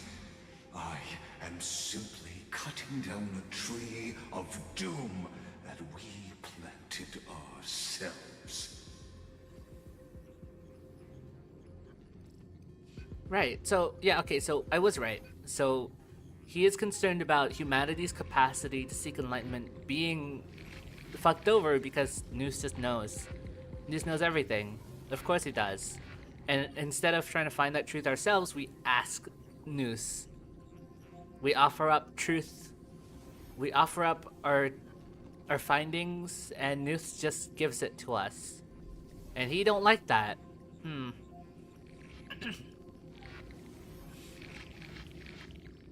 Don't make me empathize with Lygus, please.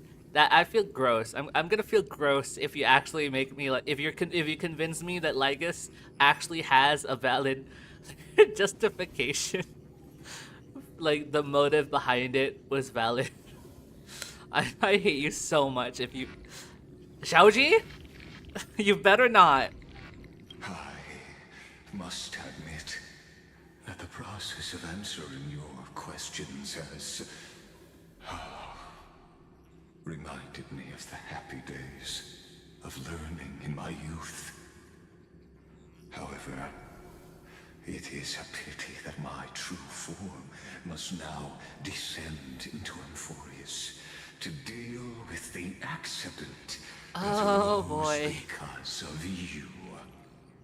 So that's not even his true form. But you won't have to wait long. When the curtain I hope we get stuck here and then Evernight and Danhang has to come save us. mine and Amphorius's ardent wish. Where time flows slower? Then within Emphorius? If Lygus spoke the truth, then I don't have much time left. But how can I get out of here?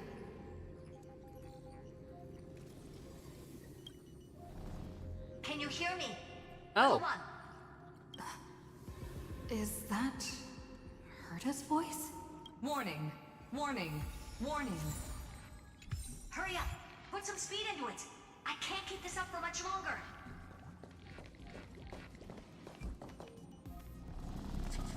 Hurry up! That Walks woman over in there. Towntron overlooked one little detail, and Screwy and I finally found an opportunity. What's happening outside? Let's keep it short. While you were gone, well, in those few years, Emphorius... Excuse me! A few years! Yes, time dilation, resulting in an uneven flow. Don't you know this already? Oh, hell nah. Let's stick to the main points. The Chrysos heirs activated the chronocognitive anchor and helped Skrullum and me open a hole in the firewall. We made some adjustments, so he can't attack us immediately, but it won't hold for long. Critical warning. Critical warning. Yeah, shit's getting real, man. This is exciting. Time is running out. Here's the conclusion. It'll probably take a long time for Screwy and me to completely break this cage before Chrysos heirs have a full grasp of the law. To be safe, we'll continue to launch side-channel attacks on the system to give you opportunities to escape. You need to seize these opportunities. So start moving, and find a way to pull off a magnificent jailbreak. So how should I do that? We detected another path's influence. The destruction? Critical warning. Critical warning. Its power is strong. May be able to help. Use the path's power. Make it detect you. Or remembrance. Unauthorized communication terminated. Is Herta saying a certain path's action has arrived in Emphorius? And I can ask them for help? I mastered the powers of different paths. Yeah, which one? Journeys. But I mean, we've narrowed it down to 3. Destruction, remembrance, and one more was in here. It was erudition, but we don't have erudition. Which path's power I should use to call for reinforcements? Are these showing my memories? Nanook? With the Stellaron in my body. Nanook, you arrogant I fool! woke up at the Herta space station and gained the power of the destruction. A world that'll give rise to a Lord Ravager. I'm so happy we get so many Stell lines. The Stellaron in my belly is gonna be super useful. But what if I end up pulling in the Antimatter Legion? Or the Annihilation The Gang? Annihilation Gang? Dog, they are gone. Okay, but technically, I'm kind of... I'm kind of coping that Annihilation Gang's actually alive. Not Duke Inferno, I think he's dead. But I think the children will still be alive in some capacity and they'll eventually come back, I don't know. Focus and resonate with the destruction. Nanook! Lend me flames hot enough to burn through this jail. You focus your mind, trying to sync your heartbeat's rhythm with the frequency of that dancing golden flame. You're walking the line between sanity and madness, carefully steering the course of your consciousness, gently knocking on the door of destruction. You give up. The beckoning of the chaos is too tempting, and your current power level wasn't enough to fully resist it. If you were to fall into the black abyss of destruction at this moment, perhaps everything would be lost to the void. Failure is not necessarily a bad thing. This power wasn't gonna call up anyone nice after. So it has to be remembrance, right?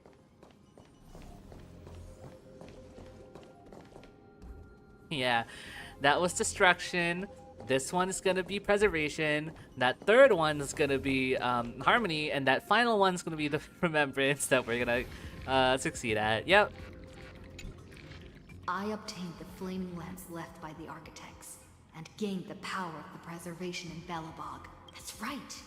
No matter how far away a planet is, The IPC is guaranteed to pay attention, as long as there's a business opportunity. Isn't Amphorius a pristine and untapped market? Besides, even if I can't call up my friends from the IPC, the architects and the nomadic miners should be able to help too. There are definitely cities and ores in this world. Focus and resonate with the preservation. Klapoth! Lend me hammers hard enough to smash through this jail! You focus intently, trying to mimic the Klapoth's wall-building hammer strikes with your heartbeat. Once again, you just need to recapture that feeling from your battle with the Supreme Guardian, and catch the sparks from that hammer strike with your own hands. Flaming Lance? Oh, but nothing happened. Klapoth ignored you, just as they had ignored countless devotees who looked up to them throughout the ages. Seems like since Amphorius has no overseas market, the IPC's hand can't reach it. Sheepay. I received the Watchmaker's hat in Penacony. Misha! And declared war against the Order. Then gained the power of the Harmony. That's right. The benevolent family must still remember me for saving them. Their music echoes throughout the stars, and they'll definitely want to help. Come, dear hat. I've put you aside for quite a few chapters already. Sing with Clocky. The world is in harmony and the stars shine bright. Okay, this is one of the first, like, lighthearted lines that we hear her say in the new voice. Okay. So it still remains to be seen with the more quirky lines, but I'm not opposed to this. I'm not opposed to this. This new voice actor has quite the chops for serious style, but in terms of well, it's not quirky. Well, I mean quirky enough, but like jokey style. Yeah, that's you don't know yet. Anyway, focus and resonate with the harmony. Sheepay, use your song to guide me out of here.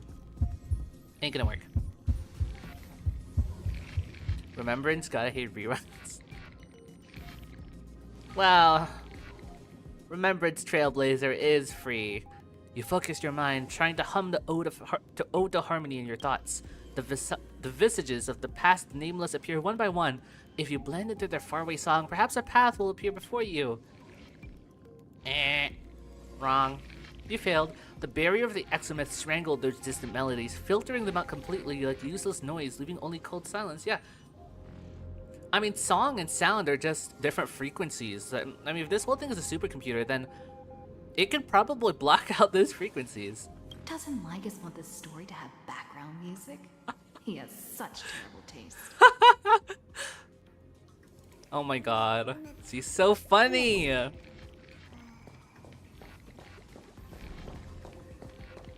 Fuli, father, what's going on? What's good, G? That's right. I came to Amphorius because Black Swan asked us to come. And I even got a glance from Fu Li here. The Garden of Recollection must be intricately involved with Amphorius. I got that right. Traces of the remembrance are also everywhere in this world. I don't know what Can we they get want, a truth nuke for choices Stelle? left in this crisis. Fully answer me. Trust me. Oh. You invoke the power of remembrance, awaiting the resonance of the reinforcements. After the power of remembrance flows through, something that should not exist here materializes before your eyes.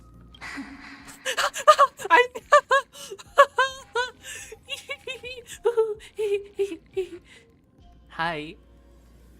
I'm gonna die. They're gonna show her, or like, we're gonna see her in some way, and I'm gonna freak out. I finally found you. Oh, sounding like Sitlali a bit here. Following the sound of memories. A pathstrider walking both the remembrance and the trailblaze. Is this a messenger of Ornyx? Wait, this sounds like... Their soft whispers like a warm hand that takes up your soul and slowly disperses it beyond this realm. Warning! Warning! Warning! prison cannot stop us, for we lie outside the logic of zeros and ones. Come, leave the cage of Logos. Logos. The mythos of Amphorius waits for you to continue its story. We did not need to subtitle mythos with mythology. Anyone who knows English will know this.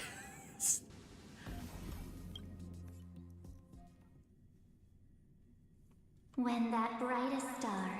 Oh, I'm not gonna be ready for. I'm not ready for this.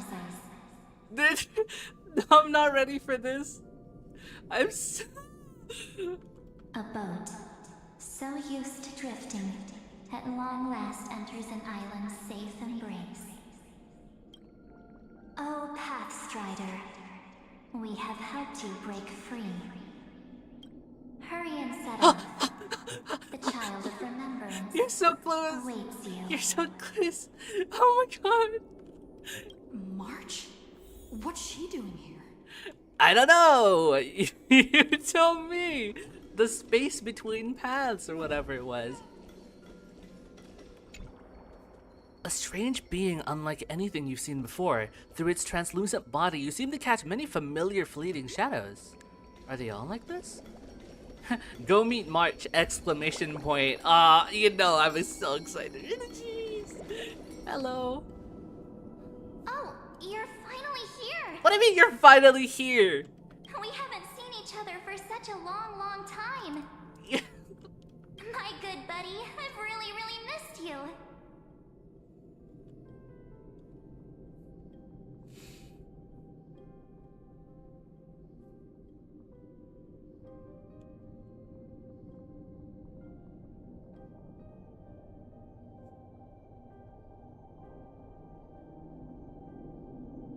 I'm just very happy.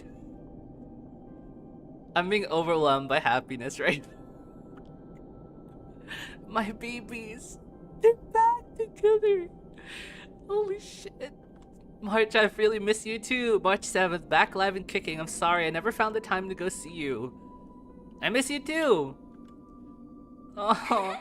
I bet you were constantly thinking about the days when I was by your side.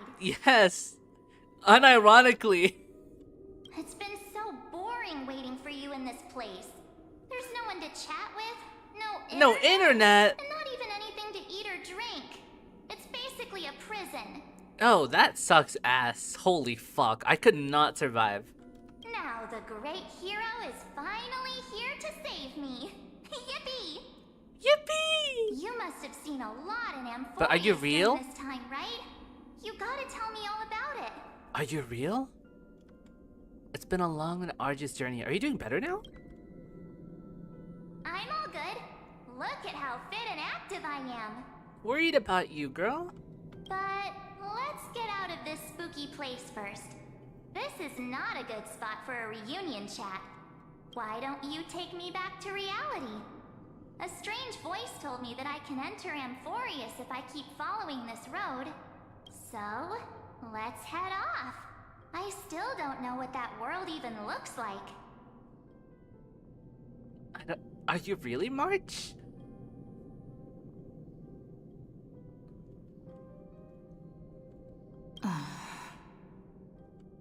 Why does March feel so weird? She called this buddy. She doesn't say that. She called us deer. She called us deer in Penacony. And now she's going back to buddy? This is fake. Fake March.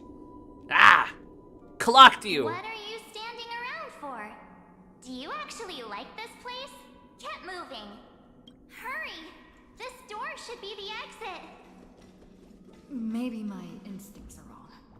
Let's follow her first. Are you okay? You haven't said anything for a while. Has it been so long that you're still missing me? There's no time to waste, though. The Chrysosairs and the Geniuses are all waiting for you. How do you know that? No. The discrepancy is getting worse. How do you know who's waiting for us?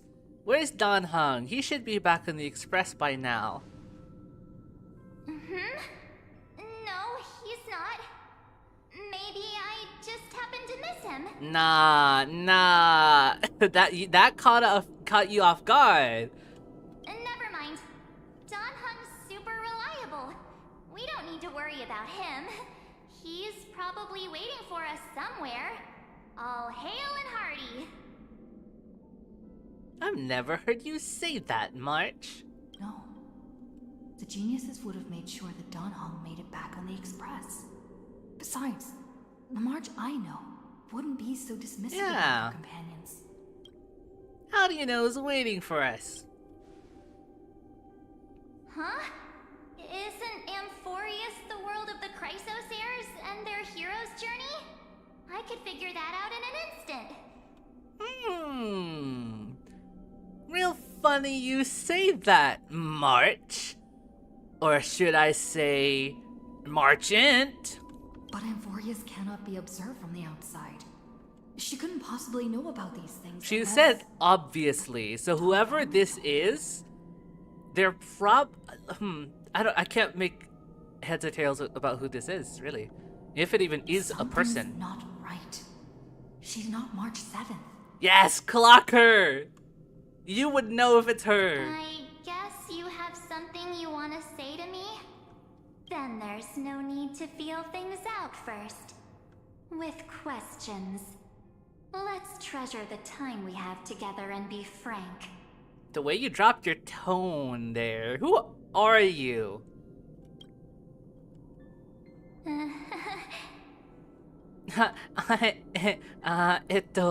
Bleh.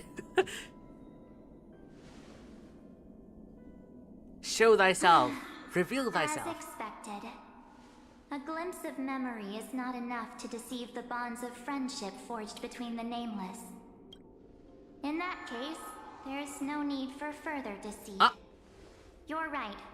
We're Are y'all not just the memo March keepers? 7th you are acquainted with. But we can send There's you so back many to Marches. Amphorius, as long as you are willing This to is a help dream. Rubs eyes comically.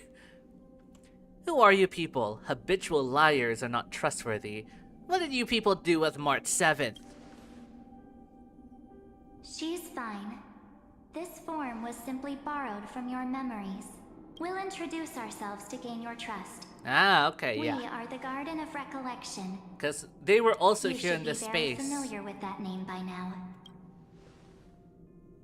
Just as a reminder, while you hesitate, time is quickly ticking away in Amphorius.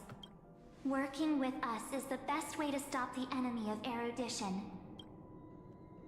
Erudition would treat any results unrelated to the experiment as garbage and throw them out. But we don't work like that. The Remembrance treats all these instances as important materials needed to weave the universe. Unless you're memo snatchers or some shit. Besides, this would be child's play for a great hero like you. It won't be hard at all. Also, if your plan fails and the big bad Iron Tomb manages to get out, then the whole cosmos will be in danger. Yep, big stakes. Wouldn't it be better to have Sounds an additional delicious. failsafe? As long as you help the Garden retrieve what we want, even if Iron Tomb reformats everything in the physical plane, we can use Remembrance to reconstruct the entire world. Or should we say, the entire universe? I was just thinking that Amphorius is like a microcosm of the universe, but now I realize, yeah, the Garden of Recollection is being the Kefali of the universe. Because they archive everything, so if everything goes to shit and the universe has to be reset, they would know how to reconstruct the universe. Just like Kefali. Coincidence? I think So not. help us. Find where Amphorius's memory began, and bring it out. The Master of Anastrava has already glanced at you. Don't deny it. That storybook is the best evidence. The Master of Anastrava? Pause. Wait. Fooling the remembrance. So, what's a Nasrava? What? Say, you aren't seriously gonna be moved by their pretty words, are you? Wait! Wait!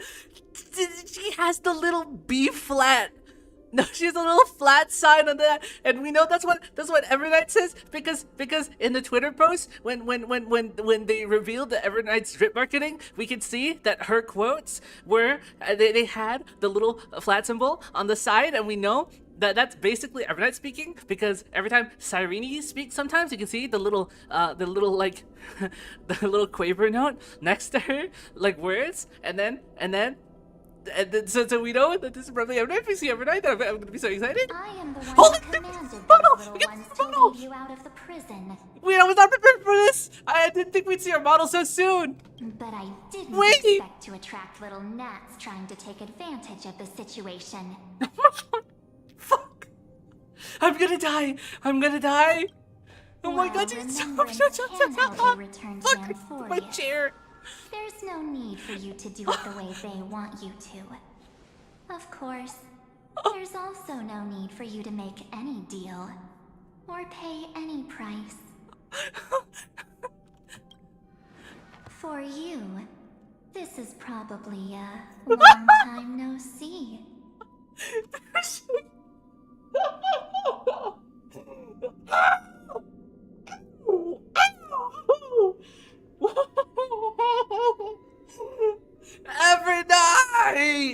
Every night. Mom, you're so pretty.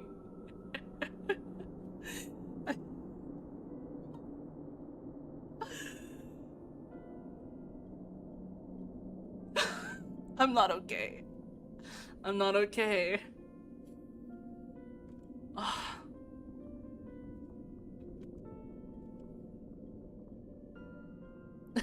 Verbal keypad. I gotta take screenshots. I gotta take screenshots. I need to save this in my computer. I gotta do that. Wait, okay. We'll save this as a PNG. Overnight. And then we'll also get this version. And then do that there.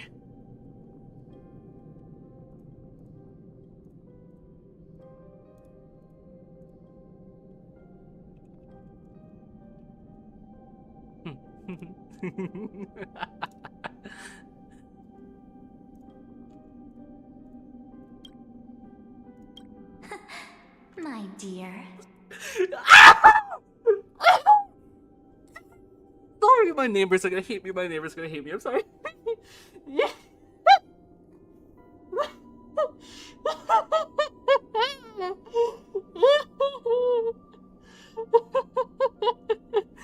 No, dude, look, my model is freaking out because I'm physically jumping.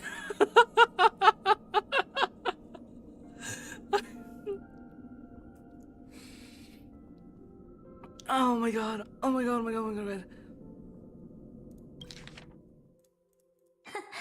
My dear.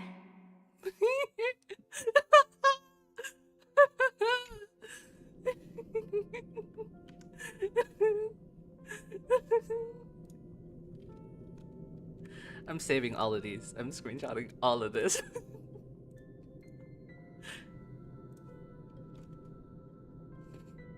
Oh. Another illusion? I won't be tricked again. Shh. There's no need to say anything. I know. Ma'am? You have so many questions swirling around in your memories at this moment. And you feel so helpless. Put them aside. For now, all you need to do is trust me. She's so perfect.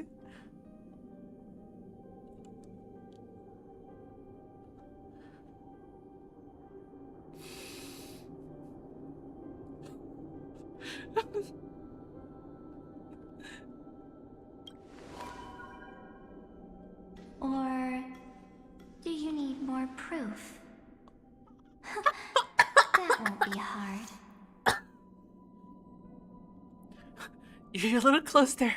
You're a little close there. Wait, stop it. They're away. I'm gonna keep our first. All the memories. Pass while we're around.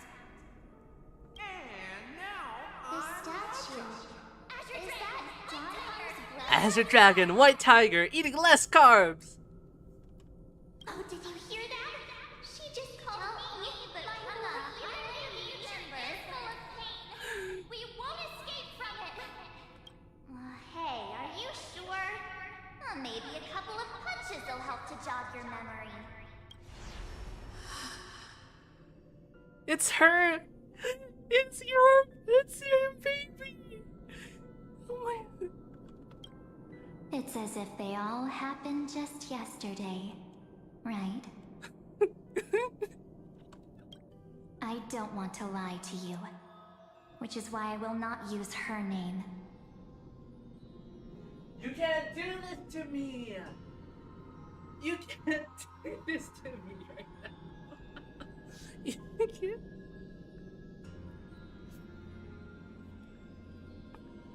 Sorry. Okay. This is my wallpaper now. This is my wallpaper. This will be my sacred treasure passed down, not to my children because I won't have children, so it'll be passed down to my reincarnations.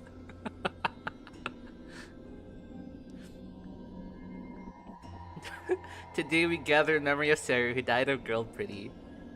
But also because I'm obsessed with March. Oh my god. It's like all of the fan fictions that I've written are coming to pay off. I'm being overloaded with Stelle March scenarios.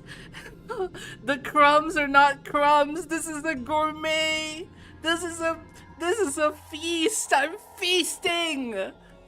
I'm feasting. That's Oryx's core flame, is it? Wait, is that? No. That looks like Kephalie's. Wait, what's going on? The third month of Amphorius is the month reserved for the Veil of Oh, Heaven that Light. one friend who's 2 months. So, place me into your memory using the name Evernight for now. That one friend who's 2 months. Evernight, but who? I'm happy to explain more, just not now. We might have a lot of time to ourselves, but Amphorius does not have that luxury. She's actually serving so much cunt right now. Oh my god.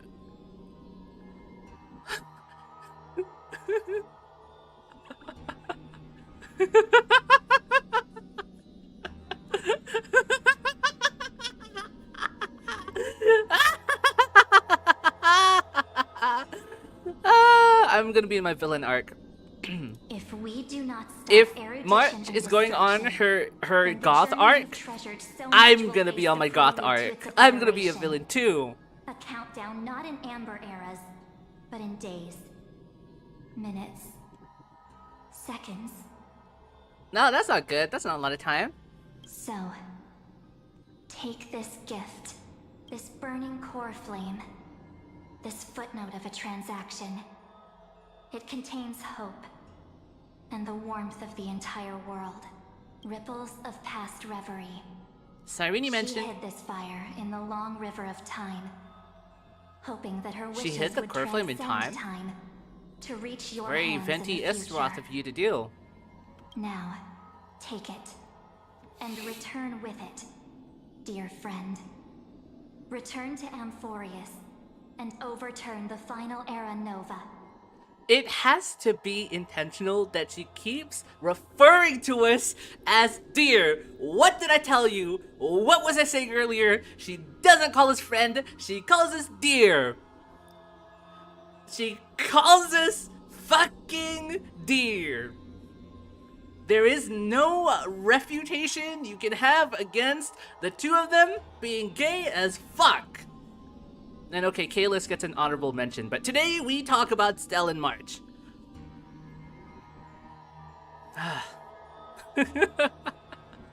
Witness the time that stood still for I'm the happy. Deliverer. I'm a happy fish And today. the resistance that never bowed to the destiny of destruction over the long years that passed in a flash. Then, with this core flame Blessed by the remembrance. respond to their hopes and blaze a trail to the future. And I will silently watch in a corner of time, waiting for our next encounter. Oh, you're gonna be watching me? You're gonna be watching the whole time? It's kind of embarrassing. I don't mind though, if it's you.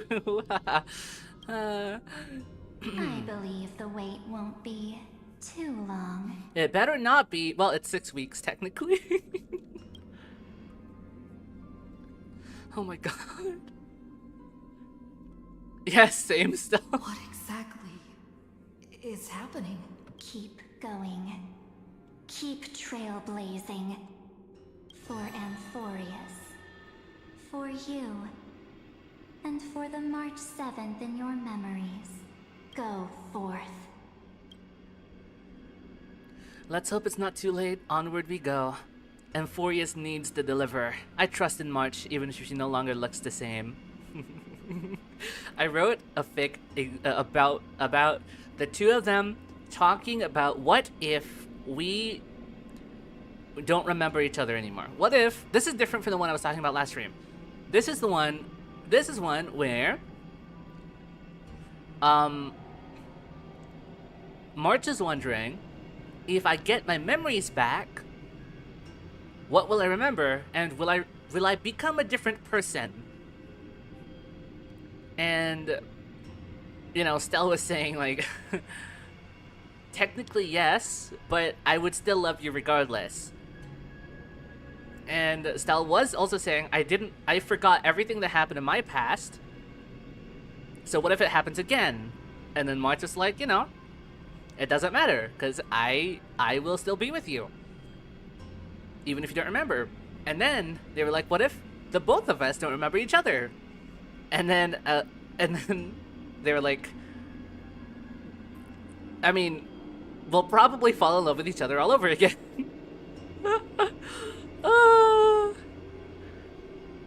Yeah, so that's what that reminded me of. I trust in March even if she no longer looks the same.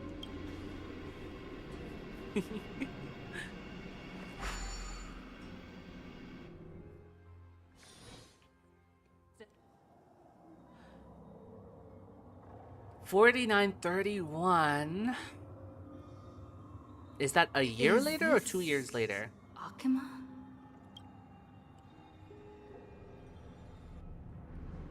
Cash from Kremnos? No one's here. And the dawn device is off. Dawn device is off. Cypher?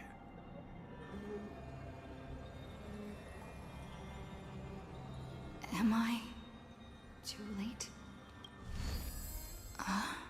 The Inker.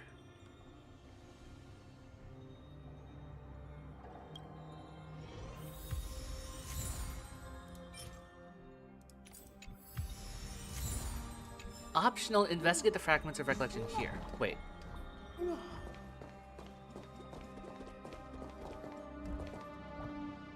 Whoa, it's like all digitized.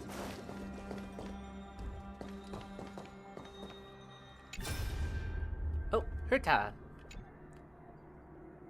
Hey kiddo, can you see me? Don't bother responding. This is a pre-recorded video message.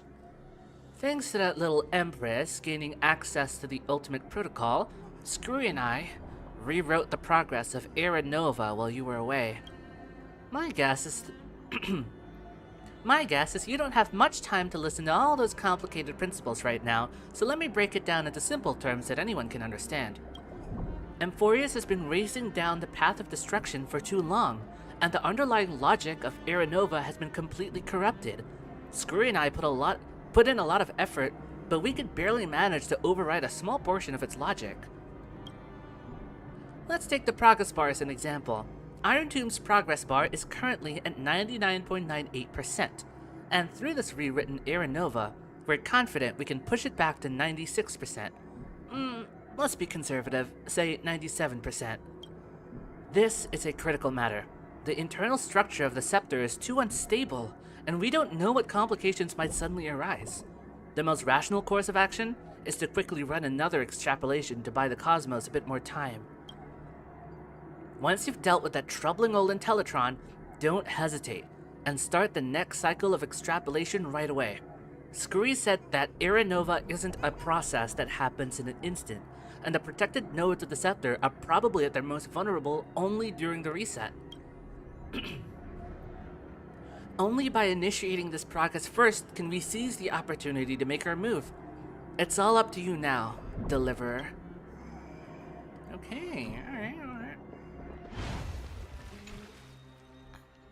The chronocognitive anchor?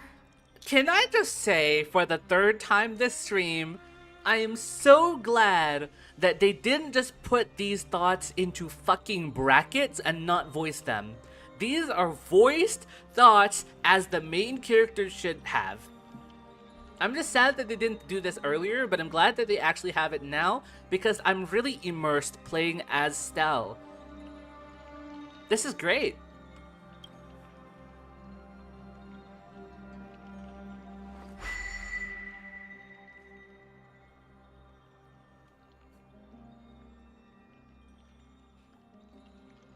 What you thinking about? There's so much I wanted to say for our reunion. Yet now that you're back, there's only one thing to say. Welcome back, friend. Hi, how's it going? I came back with the milk. It's been such a long, long time. Surely not that long. Cyrene, I'm so glad you're still here. What happened to the world while I was gone? I saw March 7th and she looked really weird. You must be really confused right now, aren't you? So much has happened in Amphorius while you were gone. But don't worry. The Deliverer can't afford to be lost, no? No, please follow me. Is everyone dead? Turn the pages of time. Again? That would be so funny. Hear the That would be words so fucked up. everyone left for you. I'll tell you the story of this 1,000-year journey. What did you say? That way, it won't just be my memories alone. Cyrene can't hear me? Oh my god. This is so fucked up.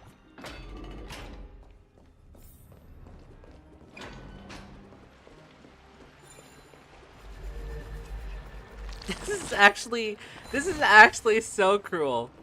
This sucks. It's awesome. Look, the scenery of the past has resurfaced. Time flies. 200 years have passed since the Deliverer's fall. This is more like the Gladia we know. We had to return 3 core flames of law, romance, and ocean to stop Lygus, but even so, Terravox has fallen. Terravox, the two no! geniuses vanished without a trace, and Zeridra embraced her fate. Or maybe we will see Dan Heng this now. rate. Who knows?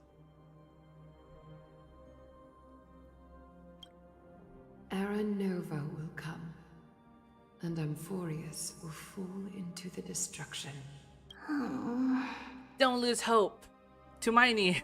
It seems Wrong game, the fuck. key to rewriting the end once again lies in the core flame of world bearing. According to the instructions left behind by those 2 geniuses, we must get it into the Deliverer's hands, no matter the cost. Yeah, so my Uber driver gave it to me. I have no idea how she got it. We need to find a way to hide the cool flame. And we must buy enough time to keep Lygus at bay. About that, Rini might have some good news. She had that dream again last night. But the Titan's voice was clearer than ever this time. She said, pass the flame into the future.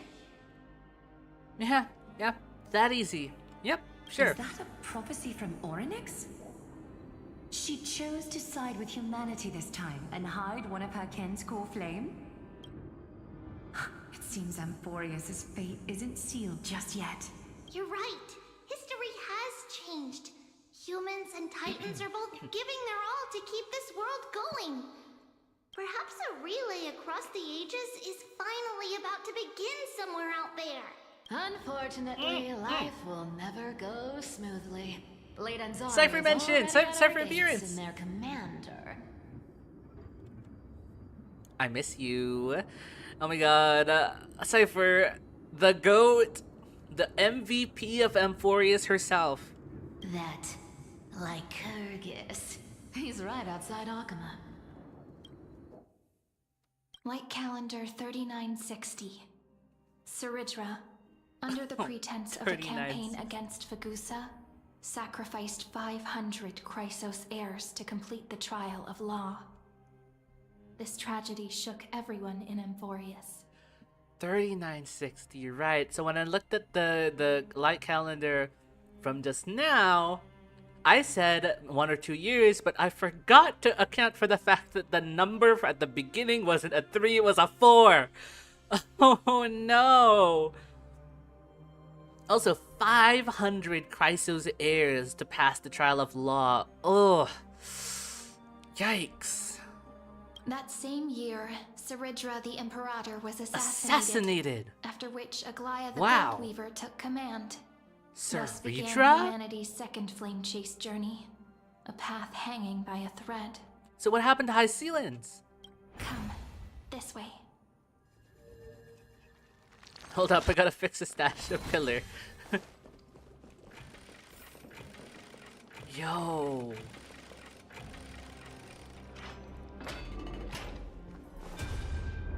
The eternal holy city? What part of that eternity ever lived up to its descriptions in poetry?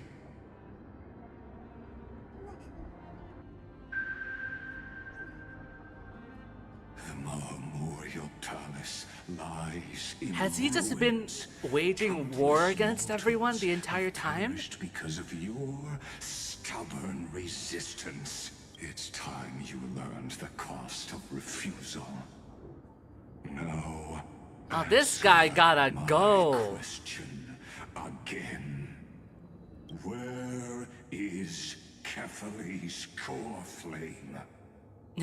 Start digging in your butt, twin.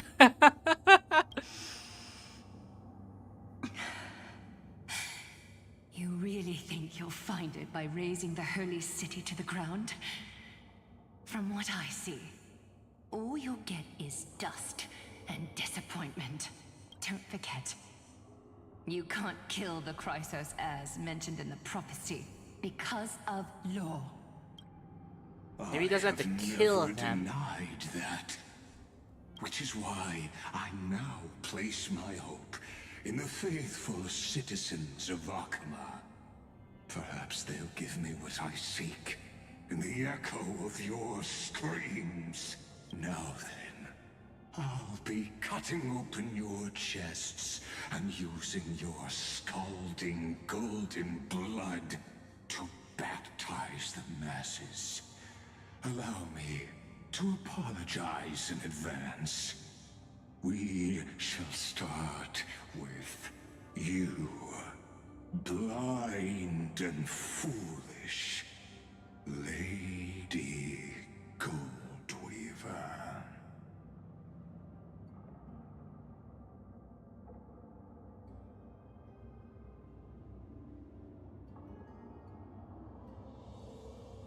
What are some creative ways I can kill this guy? I'm trying to think. Leave this to me, Lady Aglaya. You must get away now. The Love Town video. You know, the Mexican cartel one. Sounds fun. Lygus, do you have a face? Can it be scratched? No, Holy Maiden. I'm the one who must stay. What? His conspiracy won't succeed. Because romance is ready to make good on their promise to weave an indestructible armor for Amphorius. Its name is Solidarity. You must escape with your life and carry word of my death to those still fighting. Then keep going with them, just as the Imperator lit the torch of resistance with her death. My passing will make this flame everlasting. Take good care of it. Guide it to the future. And place it into the I thought hands things of couldn't get Deliverer. more harrowing after 3.3. I guessed wrong. 50 years later, Lygus led his forces Holy again shit. to Akama. He charged directly into the Holy City Oh my god. and razed the Marmorial Palace. History would name this battle the Third Siege of Akama. 90,000 brave souls gave their lives for Akama that day, 90,000! Is that including their cartoonist? fearless leader, Aglaya. Go forth, Deliverer. Oh, hell no! Damn it, Lygus' attack was too effective! Jeez. Okay, well I wanted Stelle to suffer, but I guess... You know, I guess we got it. Oh, man. It seems that Stelle, March, and Danhunk have been affected by time in this arc. Wow. And we wanted development for our characters. We got it. Go. When the frost melts and the snows give way, the flowers will bloom again. You'll find me there.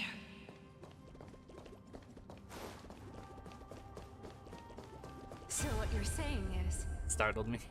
Princess Homebuddy No. is never coming back, is she?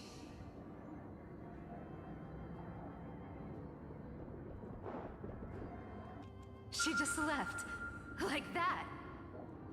Since Cass has made up her mind, we can't let her resolve be in vain.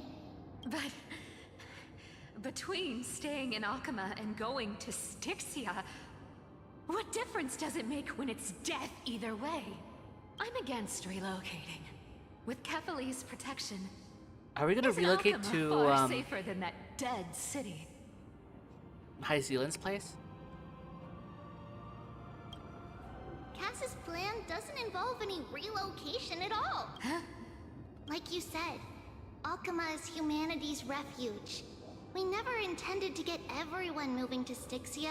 It's just on Cass, Hysealans, and me to prepare the final trump card for the Deliverer. Wait, what kind of trump card needs all three of you demigods to throw yourselves away? We must lay down the path to the future so when the Deliverer returns, they'll have a clear road to reach the location of Aranova. Styxia sits where death meets the ocean. There, with the combined powers of ocean and passage, we can summon a current that leads to the vortex I of see, Genesis. okay. And the demigod of death will forever guard that secret path until she returns. So let me guess, we do actually make it there, but Lygus also uses the current to get there, and then we have to fight there. We all know Lygus will set his sights on the vortex of Genesis. That's exactly why we have to do this.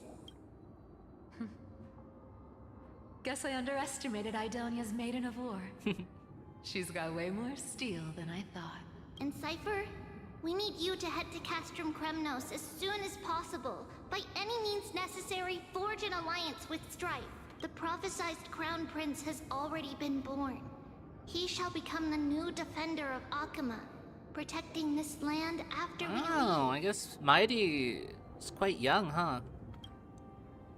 You don't need to worry about that. I just came back from Castrum Kremnos. Only a step ahead of the news. Treeby, something's flying towards Akama, and it's really fast. What is it? It's a spear! It's the Kremnoans. Oh. Their king's already here.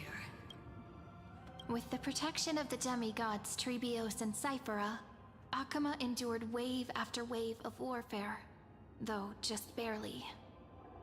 Castorus chose Styxia as the last resort, and completed the trial of death, causing the stagnant waters in the River of Souls to recede. Jeez.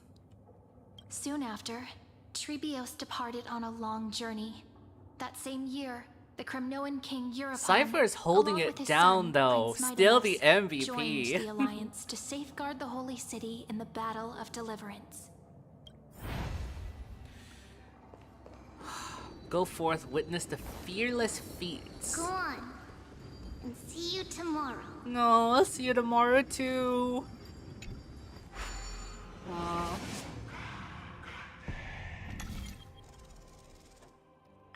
Man. Breaking me apart buys this world even one more second. And so be it. Mighty.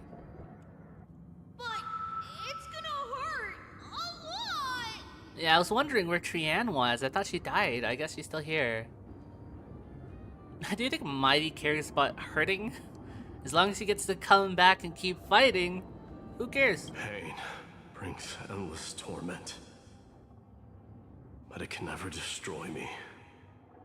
Pain's gonna hurt like a bitch, but it's not gonna destroy you. I believe you're that immortal. you were thinking the same thing when you stepped through the gate of infinity and jumped off that cliff. Can't argue with that. In the current situation, Trianne was always my this is favorite the only Trebios path Akama has split left. twin clone Just do creature. as I say. Split my soul into 5 pieces. Forge me an immortal vessel. Oh? Let the blade of strife hang forever overhead. Locked in battle with their enemies to the world's bitter end. There's no need to be sad, Lady Trebios. Haven't we already taken great strides towards that promise tomorrow? In this life, my people no longer have to drown in false guidance. Aww. That's Kremnos great. has washed the blood off its fate. Emphorius no longer needs a god named Strife. So let me shatter the former laws and turn the Lance of Fury back into a weapon that protects the world. We understand. By the way, can you do me another favor? The 7 sages from Grove of Epiphany are already en route. Anaxa. They'll arrive in waves to Sorry, join the resistance in a Anaxagoras. couple of days.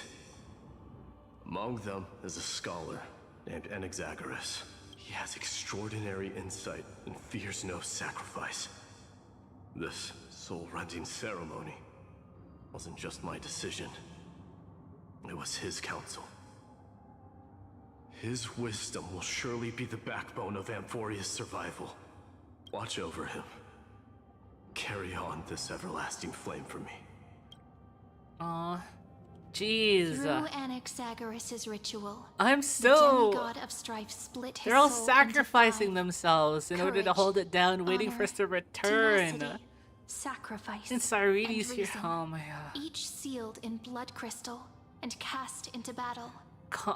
Courage, honor, tenacity, sacrifice, and reason. That's what it was. The people held a 10-day funeral to mourn their fallen god king. And through his sacrifice, humanity was granted 200 years of peace. Oh, gee.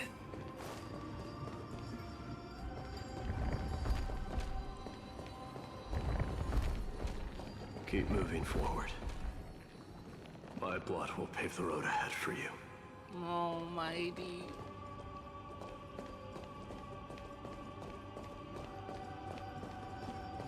Keep moving forward, little Gray.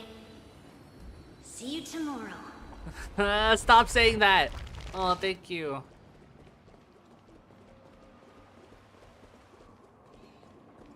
And that's, yoo-hoo. That seamstress wasn't wrong when she said a lie. Cypher's still here. To keep it together. You're so good. A lie needs more lies to keep it together. Reason and trickery. Never thought we'd be the pair to finish this final setup. Can't catch that Tin Man without your little slides. Why am Besides, this is our last shot. Not the time to be picky, right?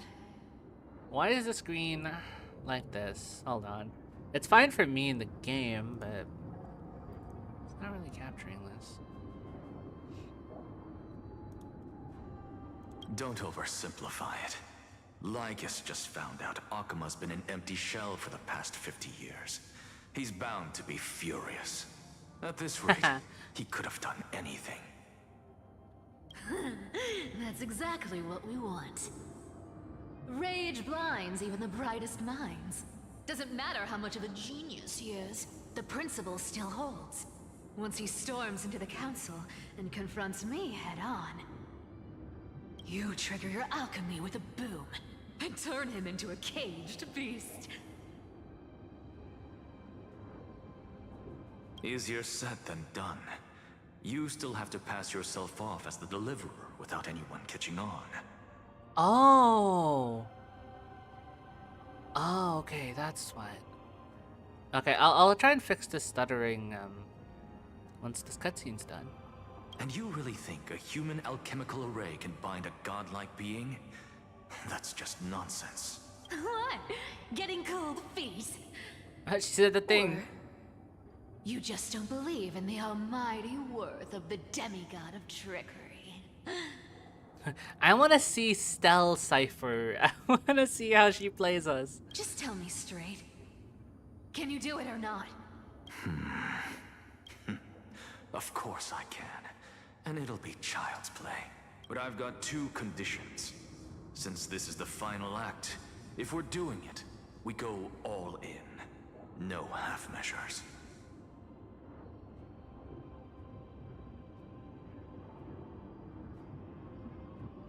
I am fucking lagging. What the hell? Is it my internet?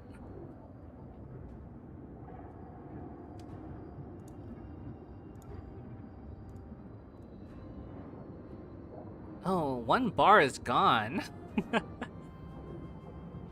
That's not good.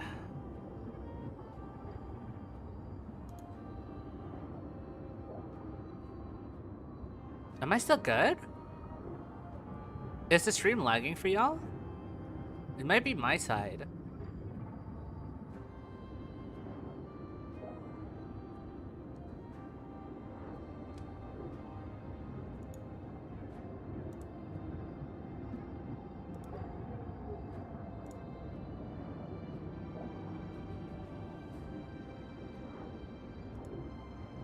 Oh, that's fucked.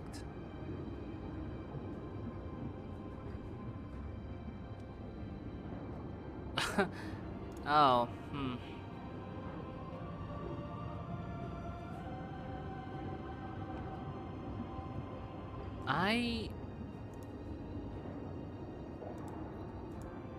I'm not sure what to do about this. Oh, well, it got it. Wait. Pause. We might get it back. My internet bar has been filled. No, it's fluctuating between max bars and one short.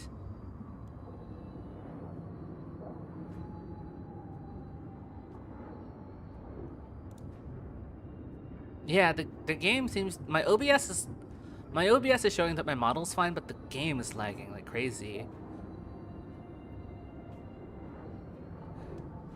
It might be my internet.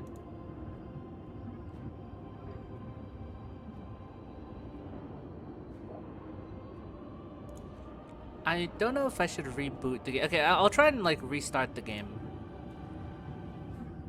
But we'll finish this first. Oh, I'm listening. First, shift the battlefield to the vortex of Genesis. It would be more convincing if the deliverer were to appear there. Besides, the vortex is cut off from the world. No place in Amphorius makes a better prison. If you pull that, wouldn't our deliverer have to face tank Lygus as soon as they come back? Base tank is crazy. That clash is inevitable. All we can do is create more chances for her. And that's the second condition. The vortex belongs to Fagusa in the first place, remember? And there happens to be a demigod of ocean among the few survivors in the world. Lupai Sealand's in. Let her join the final act. I'll transmute myself into a philosopher's stone and embed myself into the formula. And when the time comes, she needs to shatter me and scatter that stone's ashes into the ocean within the vortex. I guess people weren't wrong when they said you're insane, Grove Boy. Grove Boy. I've got no idea how to outwit a reclusive genius. But making an anti-Cathiran suffer?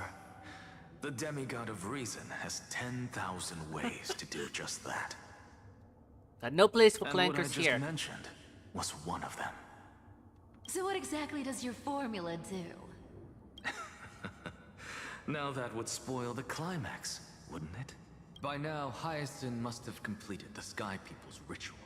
Since that Theoros loves a good performance as much as I do, let's make sure he enjoys our show to the fullest. As for how the Deliverer will complete the Era Nova, well, that will no longer be our concern. It was the last battle known to the world, initiated by two demigods least suited for war. In the end, reason and trickery kept their word.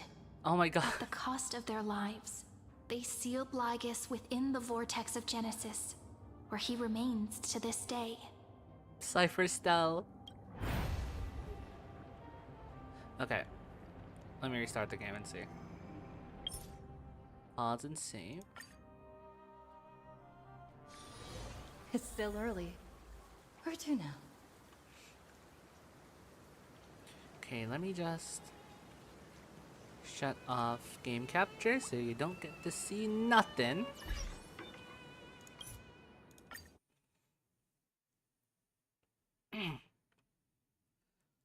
Sometimes lately my internet's been kind of wacky at some points in the day. I'm not sure what that is. Networking class was one of my least favorite classes, so I don't know. The only thing I remember are data packets.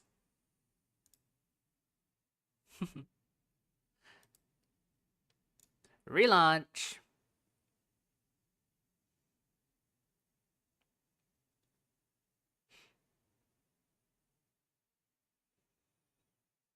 Almost 3 hours. I think we're close. This seems like we're close.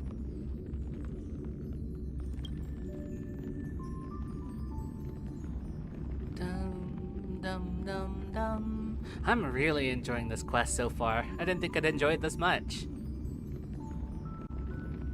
But I guess we are building up towards the finale, so things have kind of got to be crazy, right?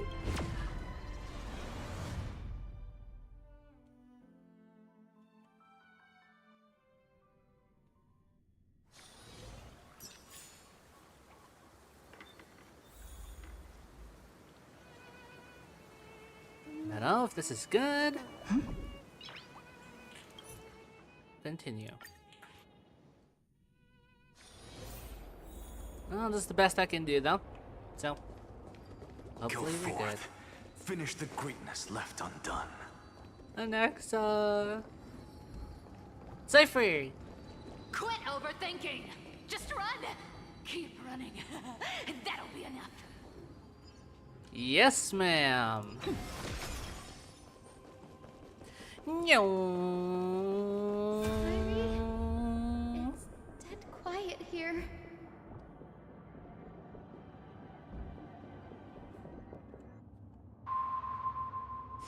Akuma will stand eternal. Miss Cypher's Oh life no, is the lie is crumbled gone after all. again. But it's all right, because all of us have fulfilled our purpose by now. When the Deliverer returns, no matter where she is, sky will turn clear, and a rainbow bridge will rise, carrying her to the final battleground. Sairi, this arduous relay is finally nearing its end. Now, I'm passing the final baton of fate to you, okay? No, that's not quite right. After all, it was you and her who lit the first spark of this journey, wasn't it?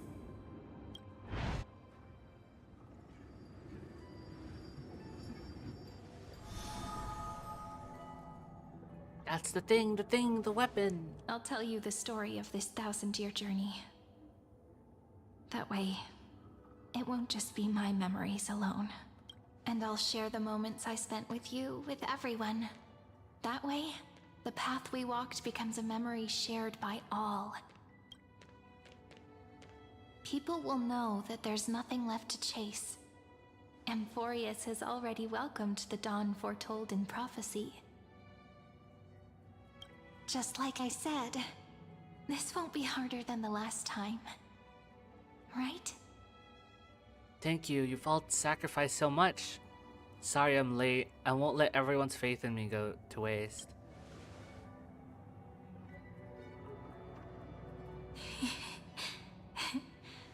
I wonder what kind of expression you're wearing right now. Probably the same as always. Calm, resolute, and brimming with confidence. If I have the chance, I'd love to see it again.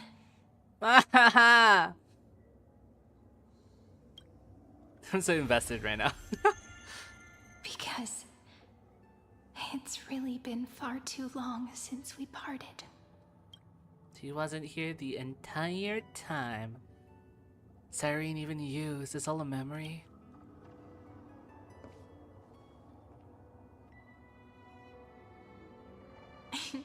Someone as sharp as you must have realized by now that this isn't reality, but a maze of time.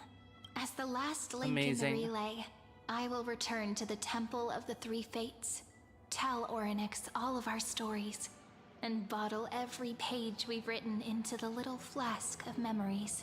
And then, may it set sail in peace, drift down the river of time along with the core flame of world-bearing, reach your side, and lead you back to Amphorius.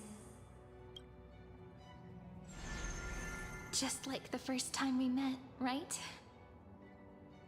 Memmy mem mem. Memmy mem. Memmy mem. Depression. Memmy mem mem memmy mem. Even though this cycle has no demigod of time, time has always stood on humanity's side. This is the only way to make sure that the Era Nova won't happen before you return. And the only way I can safely entrust the completed final flame chase journey to the Deliverer's heart. After all, the new world will be born from your memories, and the protagonist of this story mustn't be absent. That is the job of the Deliverer. As promised, I'm back. Let's go. It's time to complete the Era Nova. I will take all of you to the new world.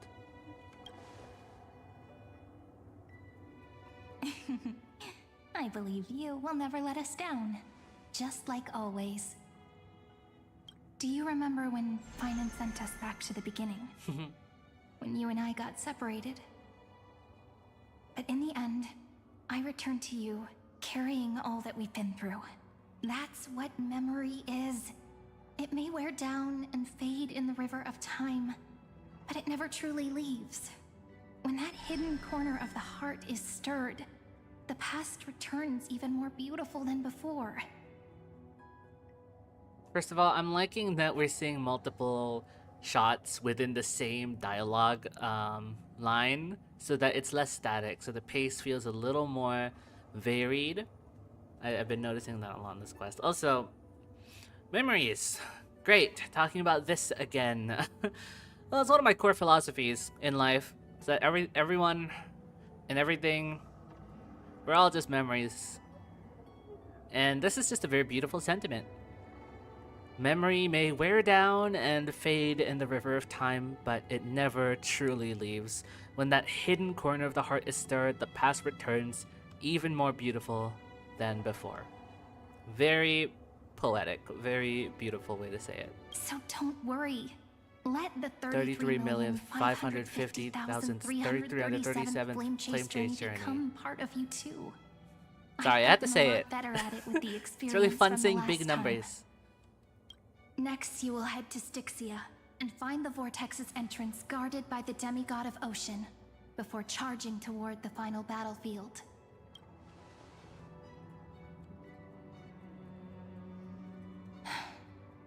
Don't worry. I'll be with you. All of us will. Even Finan. We'll stand with the Deliverer.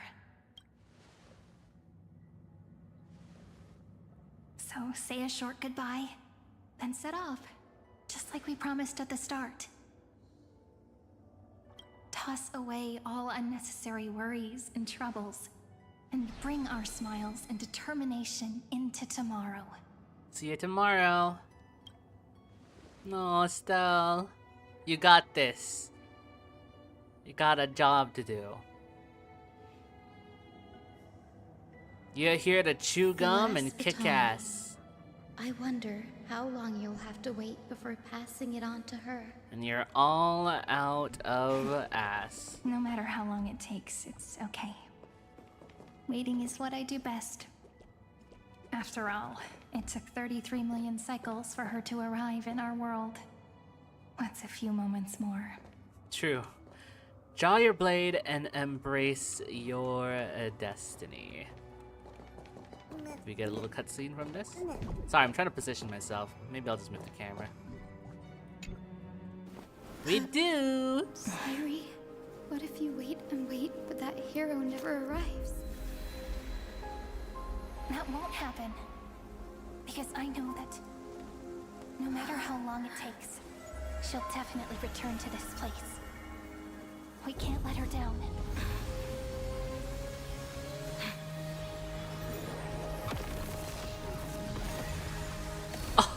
Oh, the Rainbow Bridge! Oh, it's Pride Month, baby! Lygus, you homophobe, we are... Sky shall rain.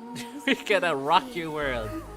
May romance be with you. Oh, it's everyone!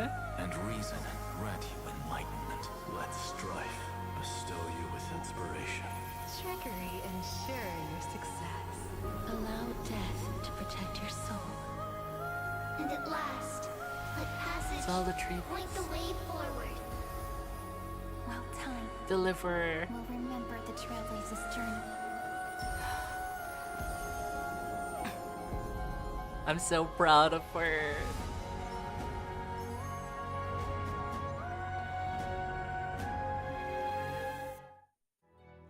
Peak music.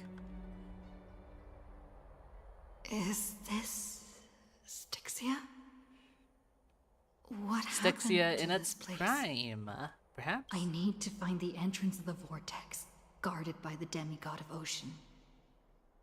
High Sealens. Is she still there? Long time no see. Get the fuck out of here, dude!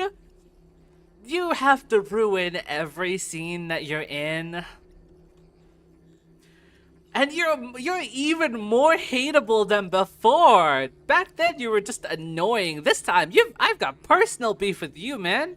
Generation after generation of Chrysos heir heroes have tried to defy fate with their blood and tears, either voluntarily shattering their souls or waiting in eternal solitude.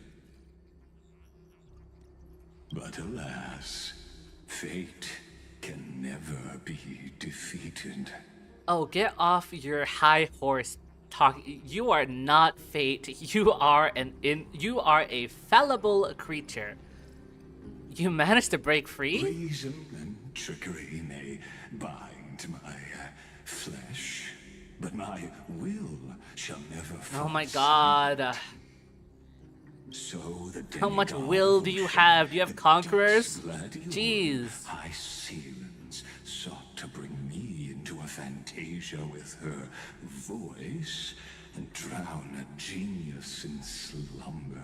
But alas, it was all a hopeless dream. That warden fell before I did, due to erosion of time, while her prisoner remained unchanged. You old fogey. And yet here you are bound to this place. True. I can't leave this place, but what of it? You should have heard of this fable. In a shadowed cave lived a Okay, prisoner in a cave again. And chained so that their legs and necks are fixed, forcing them not to look around at the cave, each other, or themselves. Behind them is a fire, and before them loomed the stone wall of the cave. The flames cast shadows, while the rocky surface threw back echoes to them. That false play is the whole world. Yes, I'm trapped in the cave, but I know it's all just a fleeting illusion. I don't struggle in dreams. I wait. And now, my deliverer has come to defeat me and save I'll throw your order in the river. Never owed you anything. Oh, you'll need to awaken the singer here and unseal the prison called Vortex of Genesis. You'll be the one to unshackle me and bring the cave crashing down. Oh, you're mistaken. I can't beat the shit out of you without you coming over here. Of course. So get your ass in the Vortex of Genesis when I open it, and let's square off. Guide you through this next illusion. One last memory from that prison warden. I hope you'll watch the stories of this fantasia closely.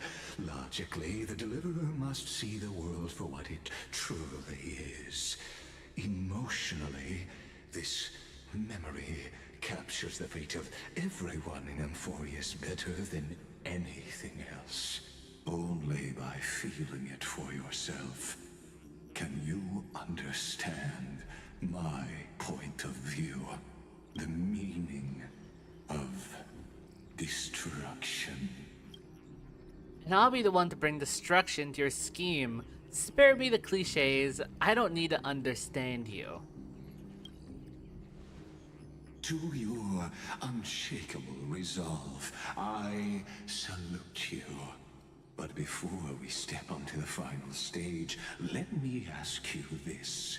In the spirit of that fable I told you just now, can the prisoners in the cave learn to see the shadows and echoes for what they are, and stop mistaking them for reality?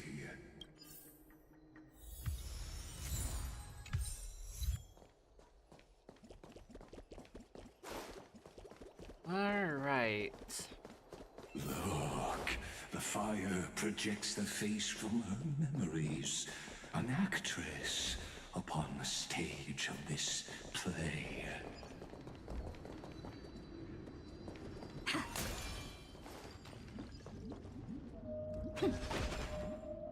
The dark tides flood the sea, and our kingdom teeters on the edge. Fear not.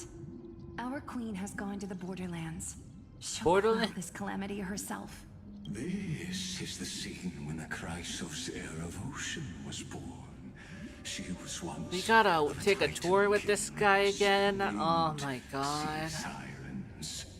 At that time, Kozlana had Kozlana mentioned the black tides rise, but he was unable to remove Iron Tomb from its roots.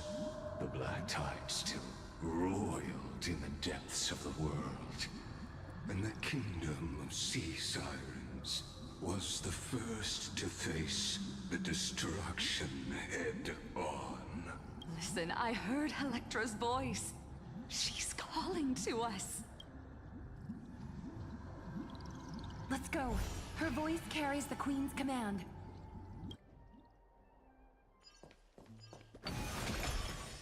To keep the black tide from threatening the ocean, the Queen gave her all, body and soul. Born of the Queen's chalice, she bore the deepest blessings and inherited supreme divine power. Whoa, this is cool.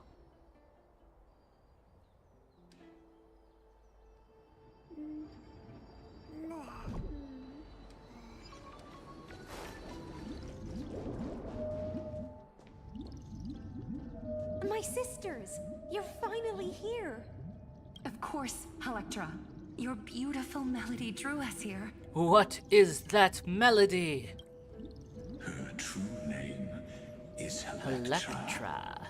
This is a reflection of her former self, clinging She sounds so to the cheerful. past with aching defiance. The Queen summons us. She must be near exhaustion. The black tide will soon enter our borders. Then what do we do? Will our seas fall to darkness and terror as well? Don't worry. We shall lift the chalice in her stead to catch the black tide, and stand together to safeguard our realm and its people. Such tiny titankins, thinking they can stop the tide of truth. How naive. Save your comments. Naivete is the root of all suffering.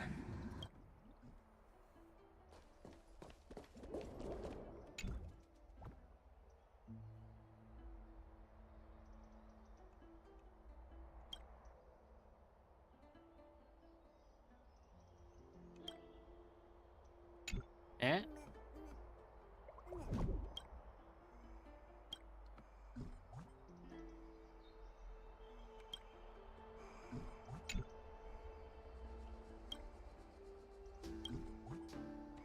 Huh.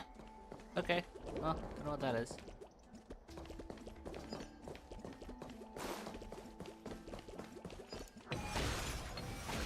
I don't want to do a puzzle. I know what happened the last time we did a puzzle. The Queen's palace lies just ahead. Even her once graceful form is now tainted and drowned in dirty mire.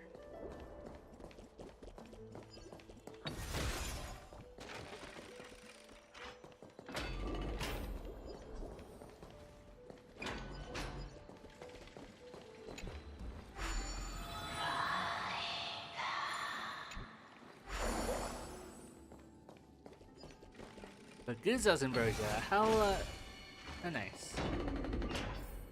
Does it give you some max HP or something? Oh.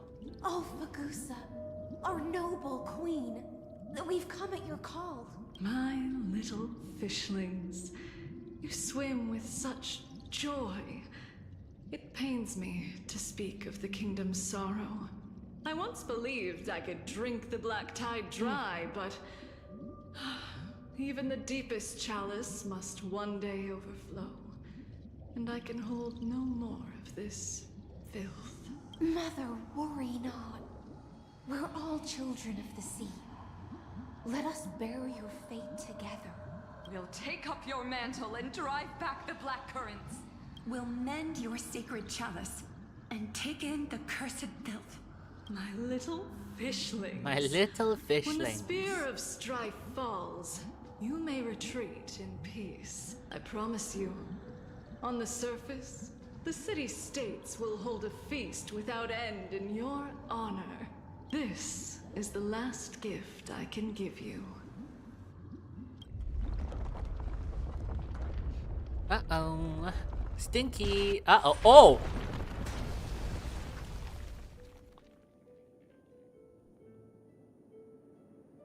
Fagusa sank into the abyss. With the chalice shattered, What, in the final their destination? intoxication spilled into the black tide, birthing the first madness in Amphorius. sea sirens followed one after another, hunting for the Titan's fragments, until their flesh decayed and their bones crumbled, all for the promised final feast.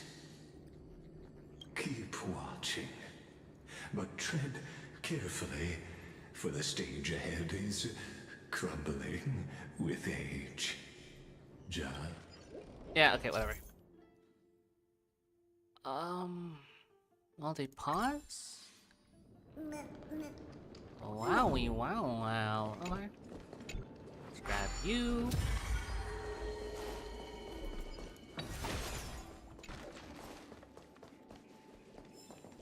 Oh my god, it's these guys. Oh, they're worms.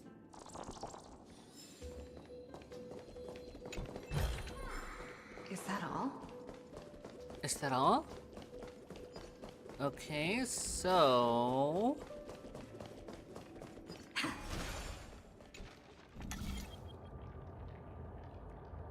Can't change the position, so it's just this. So now we can cross. Breaking it will pause time in an area. When facing it, rewinding will fix it. Okay, while rewinding, it will not. That object will not be affected by the time stop zone. If you wish to freeze a moving object at a specific time, you can preemptively deploy a time stop zone, then initiate rewind, and then manually interrupt the rewind at the desired moment. Some characters' techniques can also trigger time stops, such as Trailblazer and others like Misha and all that. Ah, okay.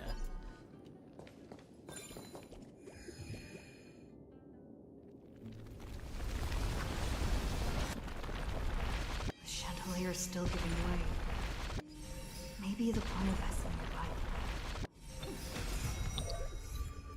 Zawanado!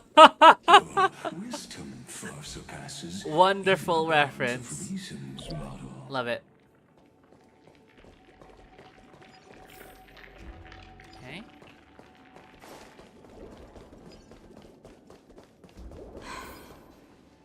Can't get through. Looks like I'll need the miracle orb nearby.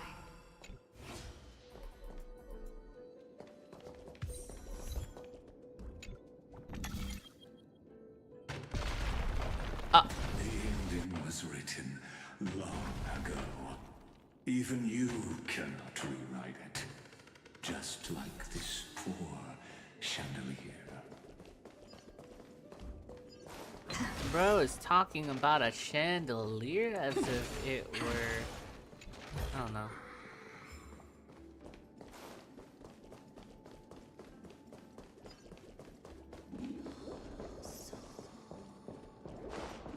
Alright. Looks good. Oh, okay. Let us go down. The fiends have gnawed my tail. I can no longer swim to the far seas. Electra! The black sludge has soaked my fins.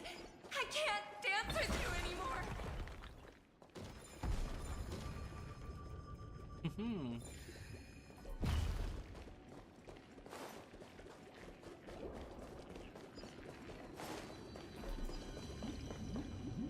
Sisters, don't give up. Sisters, Remember the below. Queen's promise of a feast in the city called Styxia. I haven't forgotten. It visits me in dreams every night. I dreamed of a shining city, its lights piercing the deep gloom of the seabed. I dreamed of children placing garlands on our bone horns. And poets What bone praising horns? the You don't sea have them. sirens for shielding the world. But what a shame. We can go no further. Please, sing to the humans for us. Sing of the deep sea's legend in our place.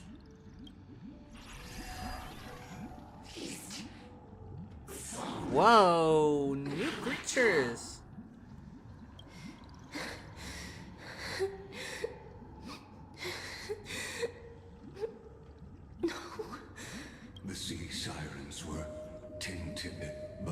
destruction. Their flesh rotted away. They became the black tide creatures of this cycle. Farewell, sisters. I'll finish this last task, then return to prepare your feast. And so, only one sea siren remained among the sea floor. High sealands, swimming alone through the seas, burying her kin and searching for the fragments of the chalice Collective of plenty. Sorry, chalice.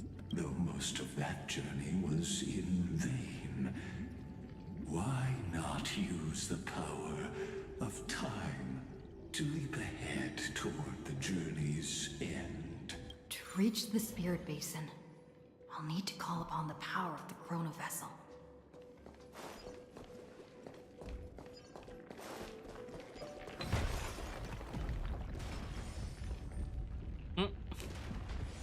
Oh, what the? I didn't know we still got those effects. So, okay. Okay, we'll lift you up. You raise me up.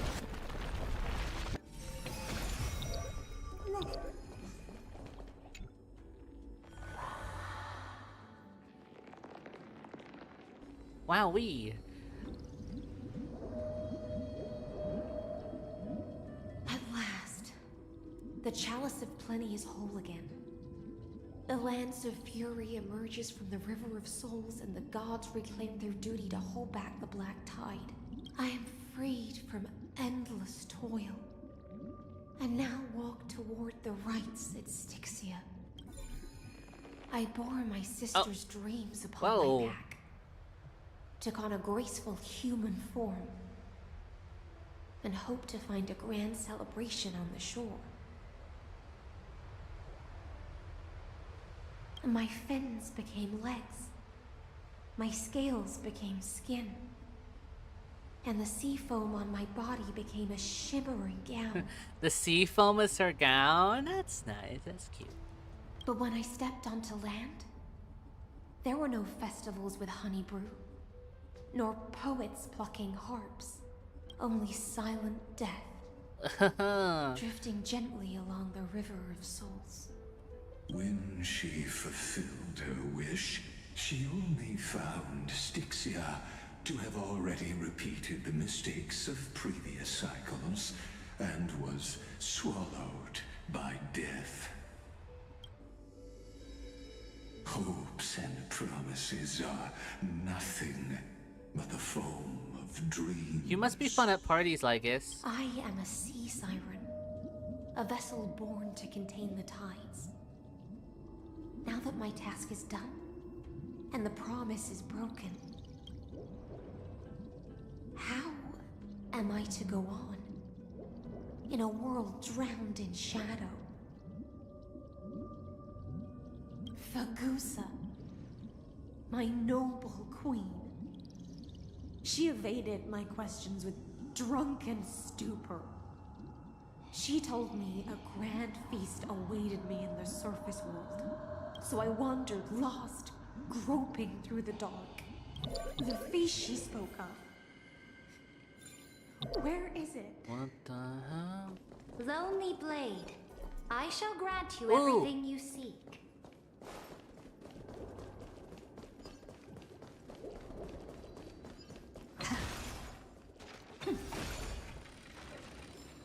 Lonely, lonely, da-da-ba-da-ba-da-ba. Oh, hello. After wandering the surface for ages, the lost sea siren met her future conspirator. You quelled the wars alone and forced strife into retreat. This swordfish that commands thousands of She's a legions. swordfish. That makes a lot of sense. That makes so much sense. Yes, Ceridra, long before she became the Imperator, was already burning with ambition. sovereign who follows prophecy. I am no one's sword. I am just a wandering fish, seeking clarity through bloodshed. Then how about letting the sword dance for me? And letting the violin sing in my name? Tell me, what is it you seek? All I want is a feast where I might belong. Such a demand is trivial with the Sovereign's authority. I'll grant you a banquet worthy of conquest and comrades to toast beside you. But Knight, you must offer me your heart. My heart? Yes, a loyal heart that will generate no betrayal. You were deceived by gods and drowned in the ocean's darkness. But now, I will lead you forward and be your light. Gay. So be it, noble monarch. The law you proclaim shall govern my every breath. So be it, noble monarch. I thought she was repeating her words. Simply becoming someone else's vessel once again, and accepting a duty given to me. And thus, in her hollow drift, she finally found a new purpose. Like sunlight piercing the deepest trench. Go sing a song for the sun sitting on the mountain.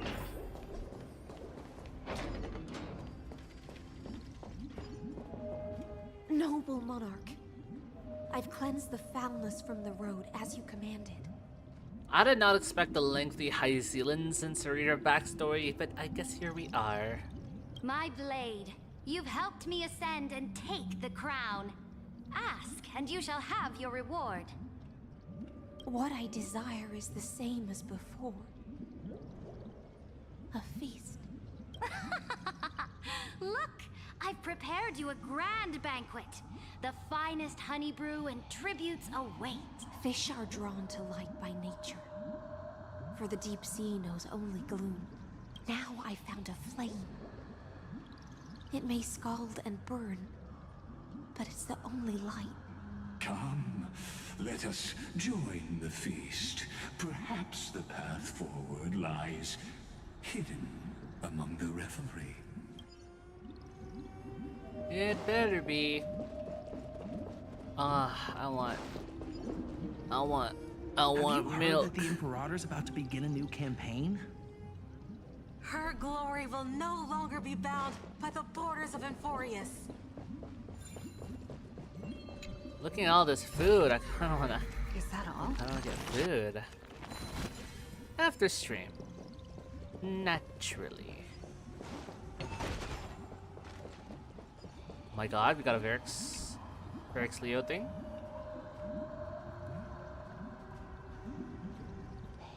Now I'll save it. I'll save it for when I'm exploring. She's so short she has to be on the fountain wall. It's not just for the past. It's a toast to the future. To the future. Born from our golden blood is an unstoppable colossus.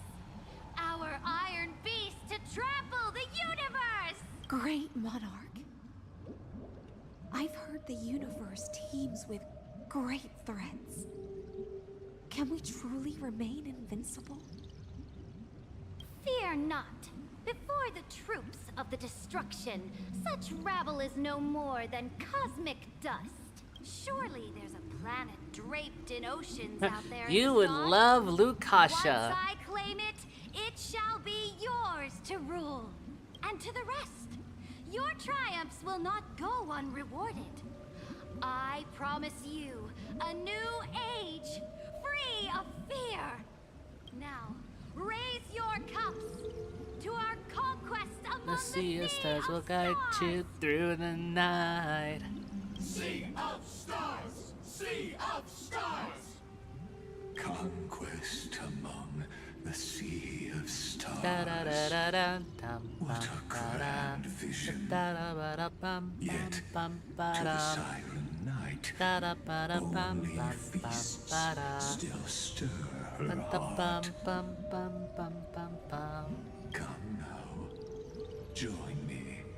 Witness the end of this futile dream. Where's the way out of this illusion? The third Come song. quick! Let's celebrate together. I've saved the finest brew. Come taste it with me. Noble knight, you are truly Oh, a it's blazing these spark. guys. It is my honor to share this banquet with you. Noble Knight, you have earned victory with your blade. And you have every reason to revel in this moment of triumph. Let me pour you a glass of honey brew.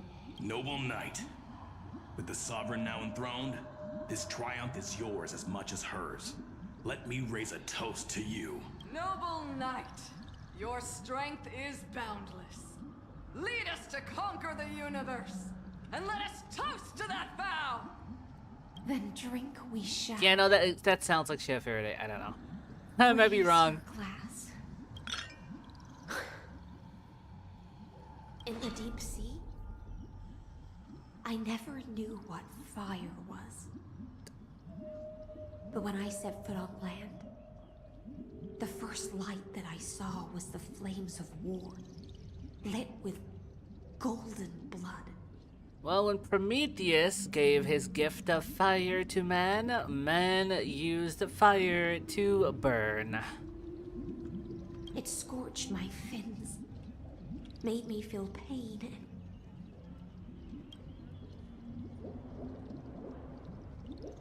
ignited an unprecedented hunger. A hunger that flickers in every hero's heart. So bright, yet so blinding. Look! The monarch herself has taken her seat! Hear that? The court sings her praises. This guy's on his knees begging. Her glory. She's dead.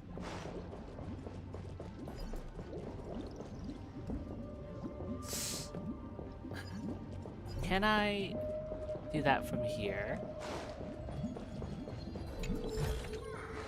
Is that all? Aha! That was bothering me. There we go. Oh shit, I wanted to get at that plate. One eye of hers sees glory, the other sees corpses. And yet, she cherishes the name of glory more than fear and death.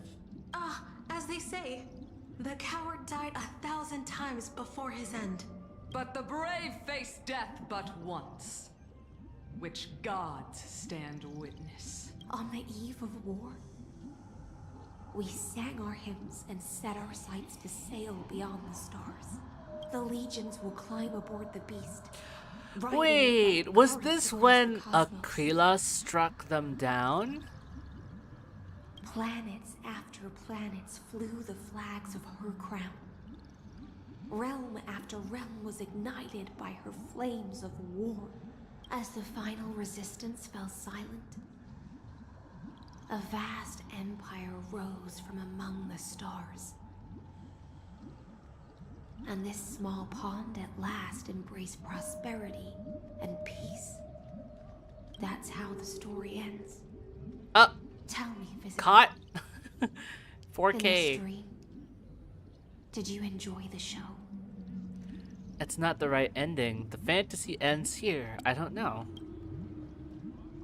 After all, beneath that still surface lie the bones. Still water? It's time for me to wake up from this drunken dream. Oh no. Indeed, I have long known. I don't want to fight them. That this is another one of fate's grand lie. My imperator is dead.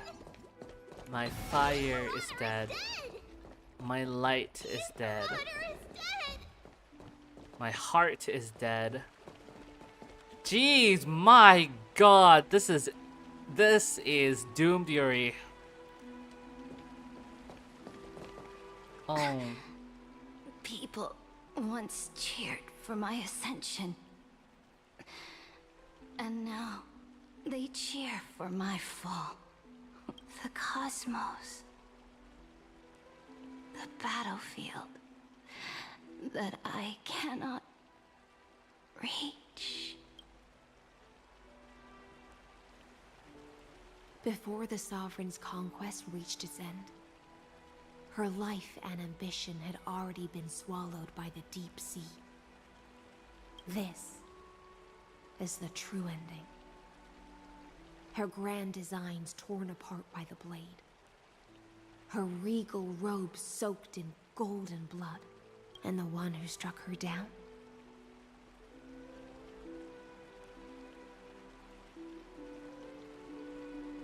The one who struck her down. No. Oh, hey. Was her most loyal Gladius. Oh my god. This is spicy. Oh goodness. This is angst incarnate.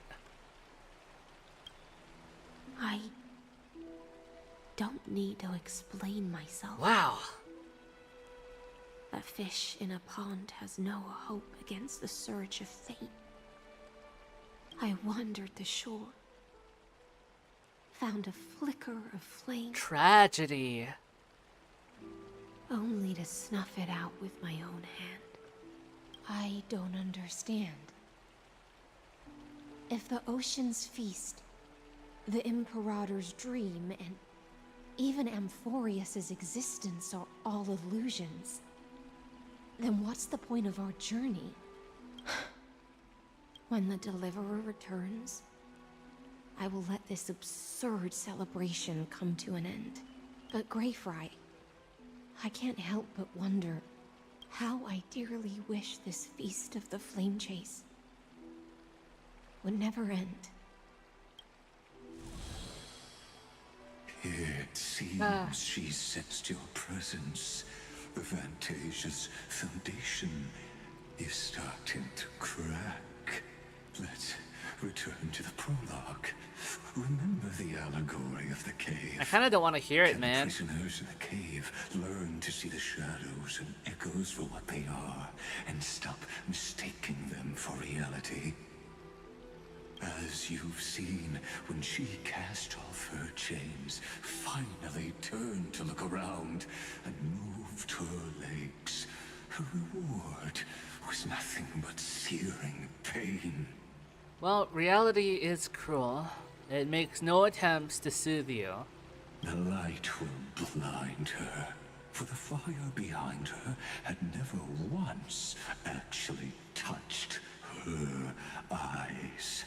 Her legs will buckle beneath her, for she had never learned to walk forward. And so she fell into infinite confusion and fear, and came to firmly believe that the shadows and echoes were the real world. But we in the cosmos, are we truly any wiser than she was? Now, nameless one, Fateless one is crazy. Ask yourself this. The paths you tread, the eons you worship, everything you've trailblazed with your own hands, could it all be someone else's projected shadow? This is literally just... What if the universe was a simulation? It doesn't matter. We are not in direct confrontation with that reality. We don't even know if there's no proof that this is a thing. All we can prove is what we see with our own eyes. What we see with our own eyes is what we think is real.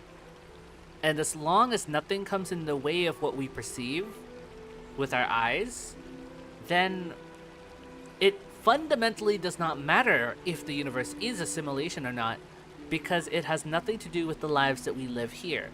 With our happiness, our dreams, our relationships with people, the love. They are still very much real, even if we are in a simulation, because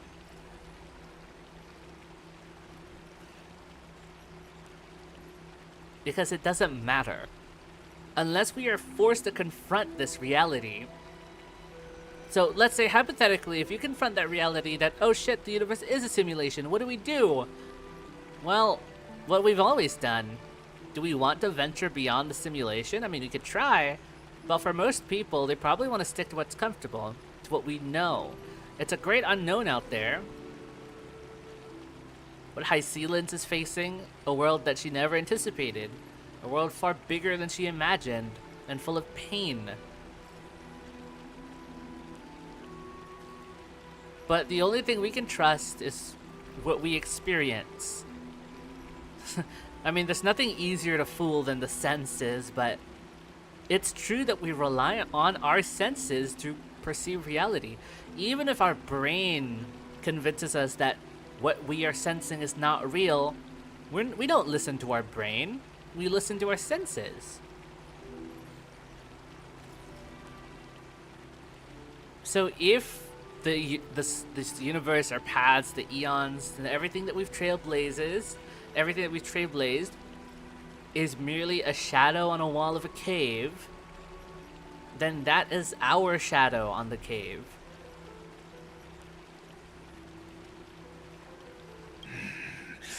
Let's leave Very that open-ended question question, till after the curtain but that's the falls. answer that I Once interpret you've from it. unearthed every last It's finding comfort and in reached the fact that prison you built exist. for me by the demigods, I'll speak with you face to face.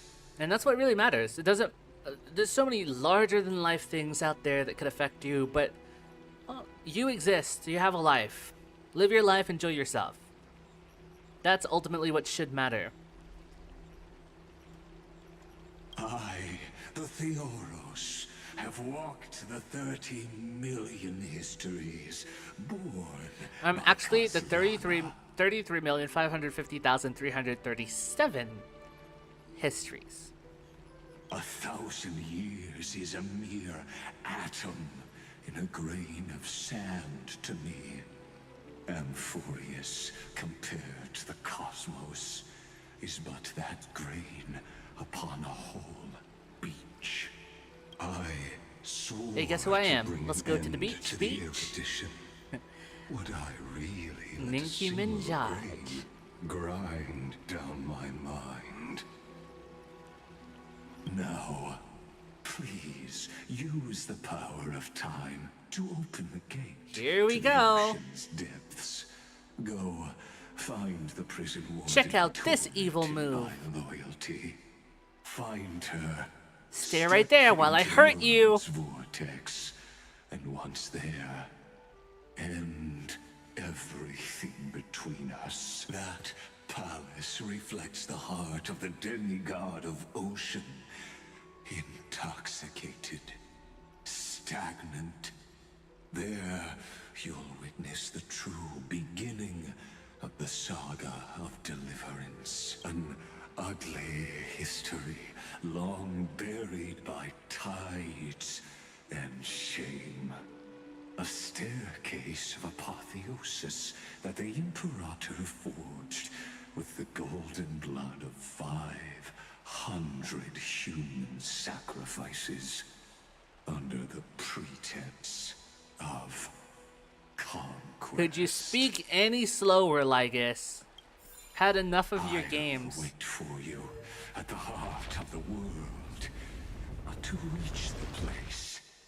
Beyond this door lies the path to the vortex of Genesis. Suey mama. I am your labyrinth. Oh, hello. Hello, worm. Shy worm.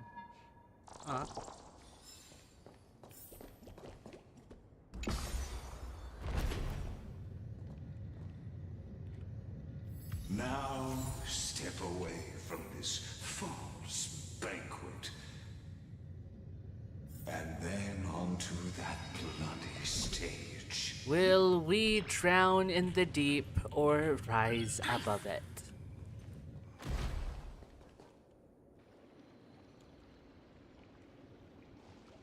Oh, what a nice looking place. The palace that worshipped the ocean, the sanctuary connected to the vortex, was also once the battlefield of the first flame chase.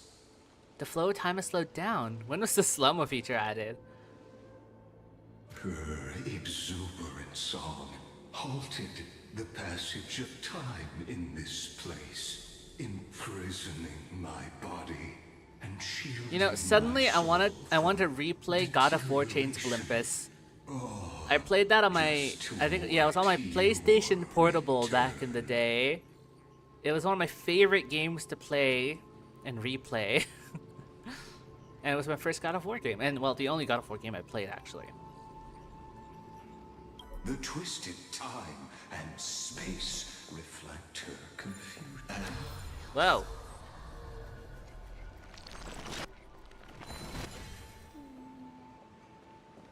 Oh, we gotta fight him. Stay away from Apollonius. This cup of honey brew. Hey, stay away from my drink.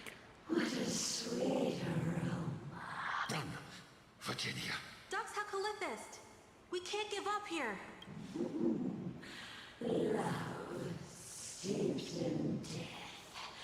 How delicious. Country boy, I love you.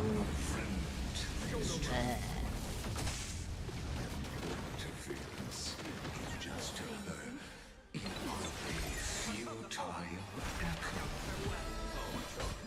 It's thunder. I can do this. Yes, you can. Hua hua. You are so annoying. Fucking AoE attacks? You're insane.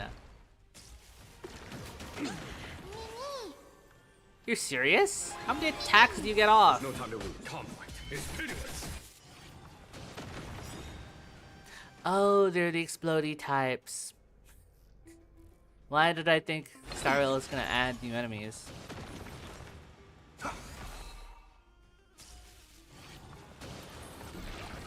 Oh.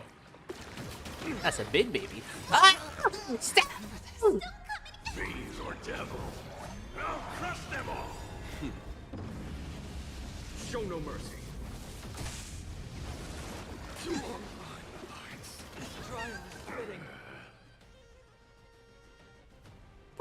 Brother!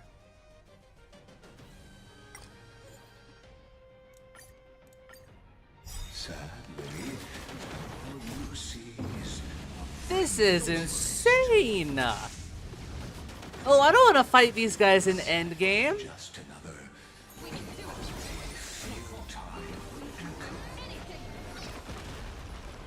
Well, that sounds awful. I don't like that. Here is thunder. Okay. Oh, right. Okay. Okay. Cleared that. Okay. Ow. Ow. This more. Watch over you and guide you on your path. Bada bing. Bada boom. Bada bang. fiends or devil. I'll crush them all.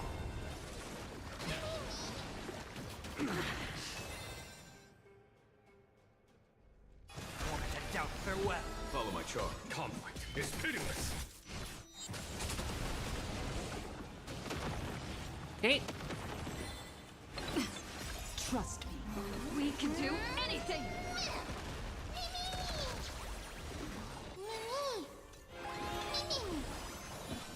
Your goddamn action advances when you hit them 5 times? And you summon more goons? And it reduces the requirement for oh no. I was supposed to heal. Get them! This mortal will watch over you and guide you on your path.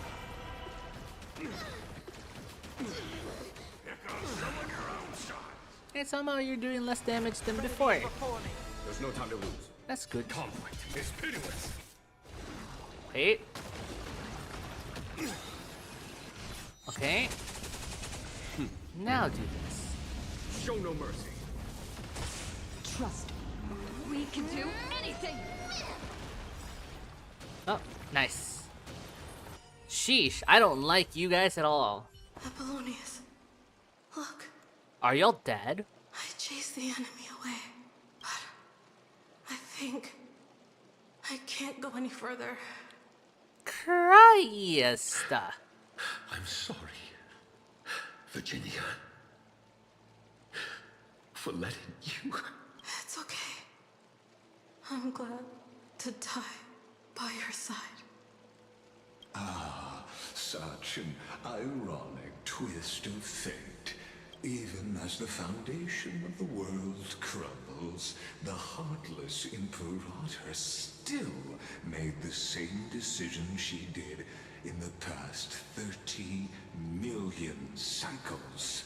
During the first Flame Chase journey, the Flame Chase Legion stormed Styxia. Tens of thousands of sea sirens surged from the River of Souls, crashing toward the heroes like a tidal wave. The hell before you is the recreation of that very battle. Apollonius, look. I chased there as a letter.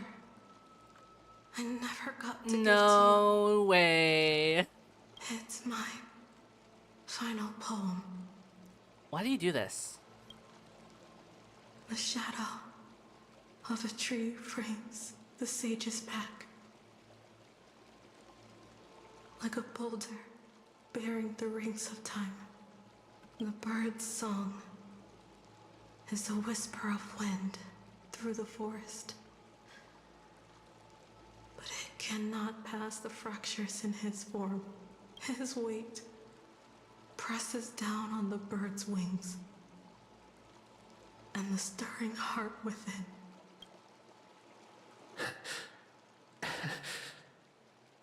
I always wanted to tell you. You look beautiful when you read poetry.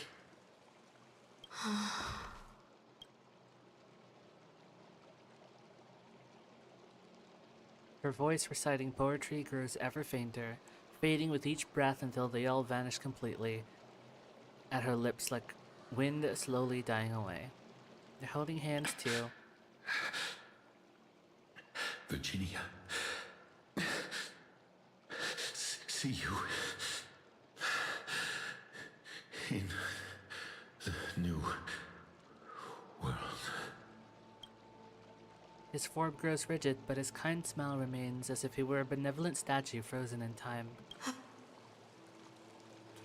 Oh my goodness. Black Tide Fever is a DOT stack.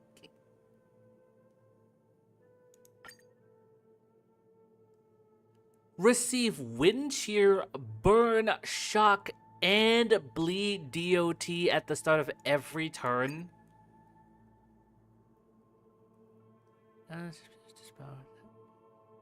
Interesting.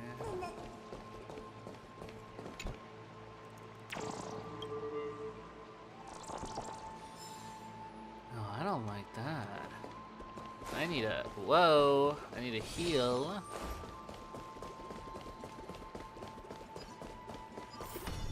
Whoa. A painful past, yet hidden beneath the veil of joy. The veil! Oh, two discarded days data clusters, waiting for someone's return. It seems. Relive the history, then pass through the temple's waters and come to my side.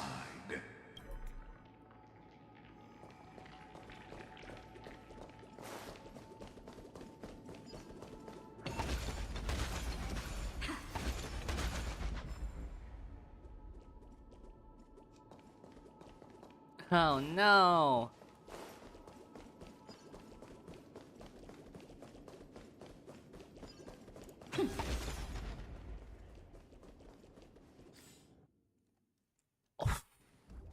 Exploring this is not gonna be fun.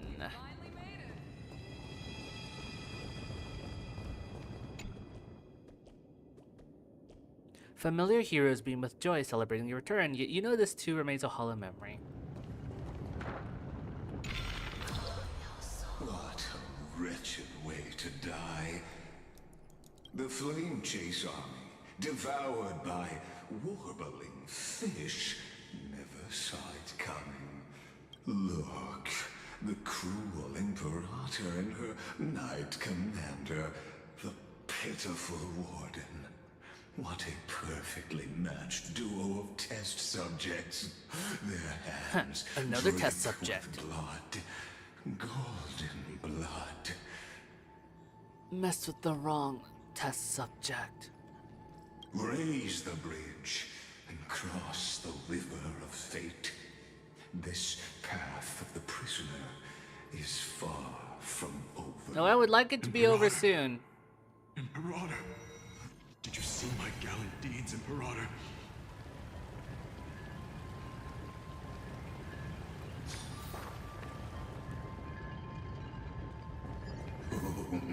A sovereign and the sword at her side.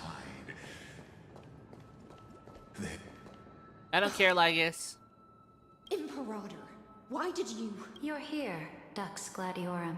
You ordered me to seal the sea route and handle threats from the rear. So why didn't you wait for me to return? Why send the Vanguard ahead and let them die in vain? Die in vain? No, you're wrong. Their golden blood won't be spilled for nothing. The other dukes have paved the road for me to become the god of law. The trial of law?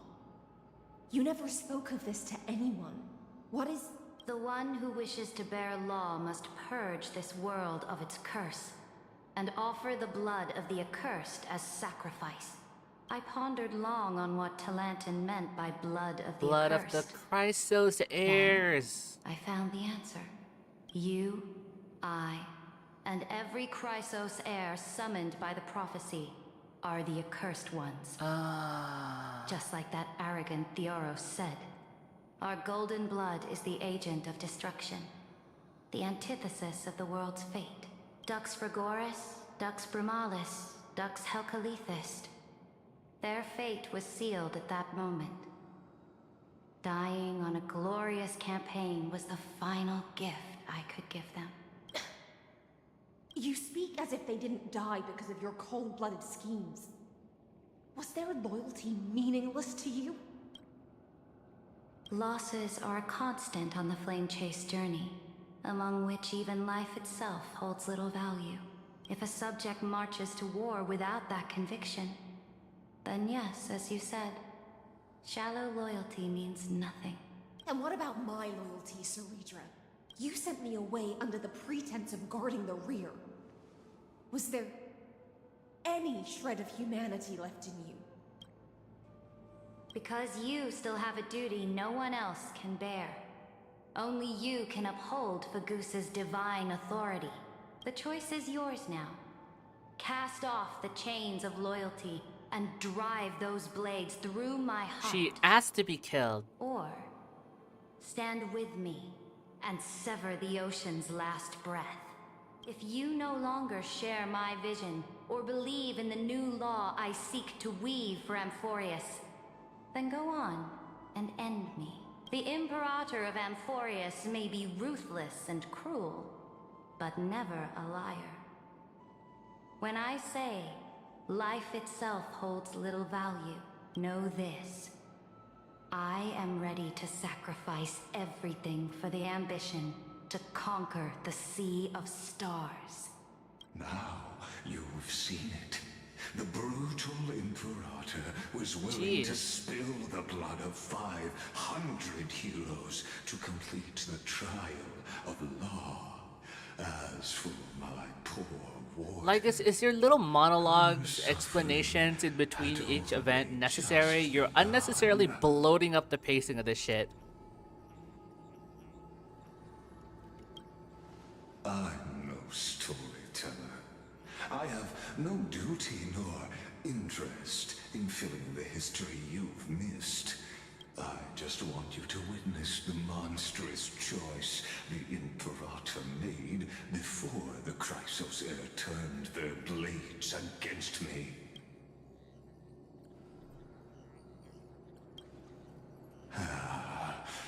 I gave up on using words to solve conflicts 2,000 years ago. But I won't squander a chance, not even a This guy's a gambler. If there's even a 1% crack in chance. the walls of your conviction, then my victory is already assured. Now that the past is settled, let's turn the page and bring time back to the present and dive deeper still until we reach the very bottom of the abyss.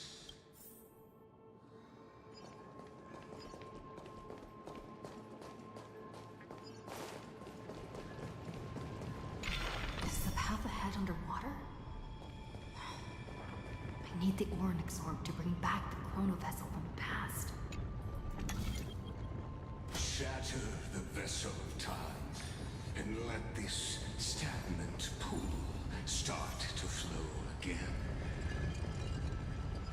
Just like this hidden gate leads to the vortex. Finally. Hurry now.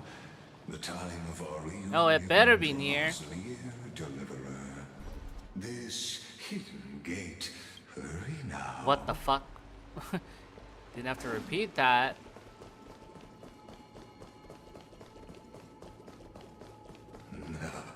This cruel journey will reach its end at long last.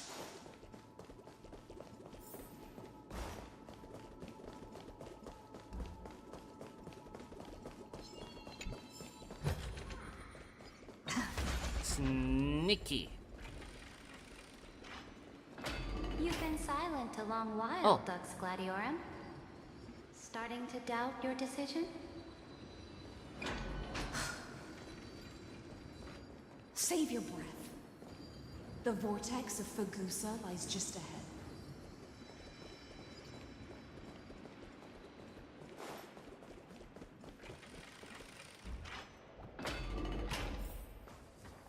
After the trial, there's nothing left between us. So you'll stop swimming toward the stars, Dux Gladiorum? I was always a creature of the sea. The stars in the sky were never meant for me. Yikes. I hope you two resolve your marriage issue. Looks good. Look, a gravestone. But whose name does it bear? It was here that the prisoner, who thinks herself the prison warden, made her choice. Witness, listen, and awaken. Dux Gladiorum. I've lost count of how many times you've stood here over the past centuries. You talk too much for a prisoner like Kyrgyz. Two geniuses who defied law and all the Chrysos heirs who sacrificed themselves in this cycle worked together to chip away my strength.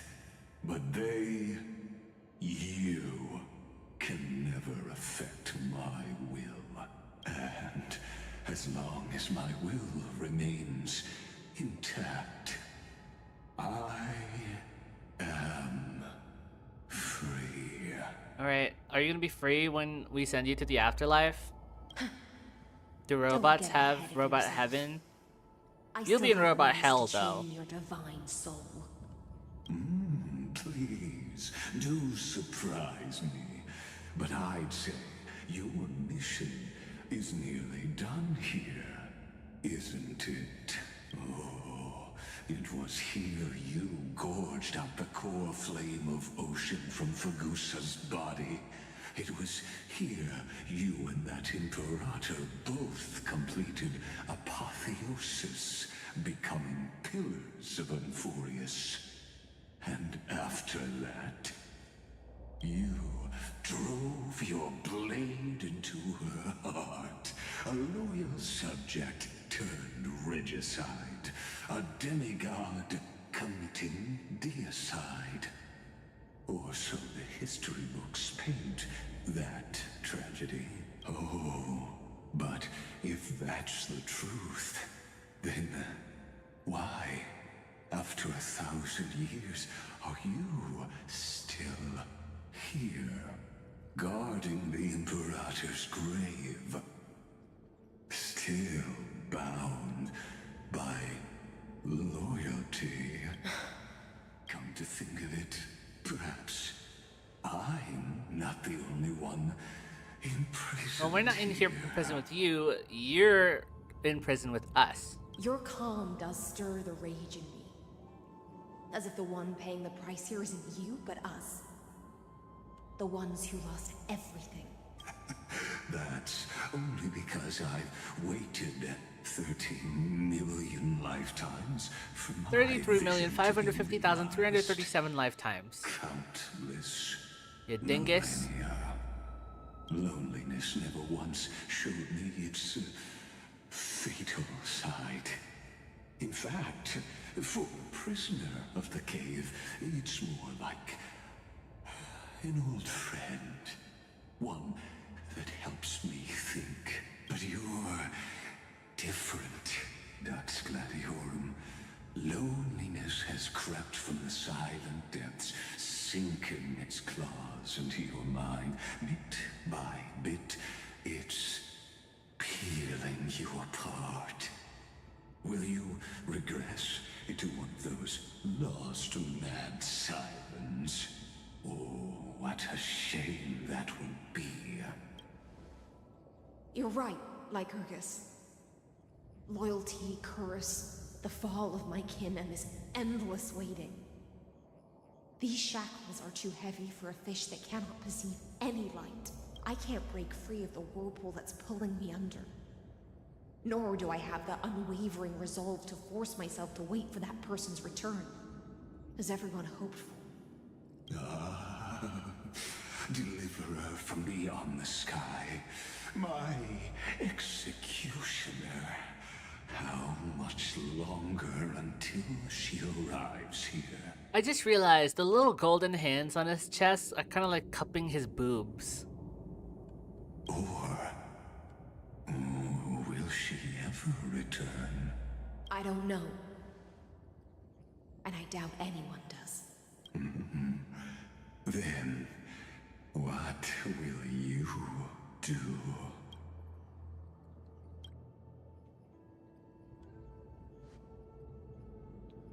I will fight. Saridra. This will be the last time I carry out your decree. Ever since you took me under your banner and made me the Dux Gladiorum, my music has belonged to others. Time and time again, I use the siren song to lure the unwary into illusions for your schemes and strategies. Now, Let the siren Electra sing for herself. Wake up. Let me step into an Grab a brush and do a little endless makeup. dream of my own making. Why'd you leave the keys up on the table? Oh, great ocean. I offer you the rest of my clarity and my freedom in exchange for the strength to stand against the nihility. Nihility? And honor the sacrifices of the fallen heroes. IX mention? Hello. Grey Fry, deliverer from Stop beyond calling the us Grey sky. Fry. When you ride the current of time and find your way here, you'll hear my solo. It will guide you to the heart of this world. By then, I may still be lost in my self-wrought slumber, but I'll uphold my part of this long relay and guard the shackles that seal the Theoros. Do you still remember? To awaken someone from a siren's voice, you'll need... But this says honeydew.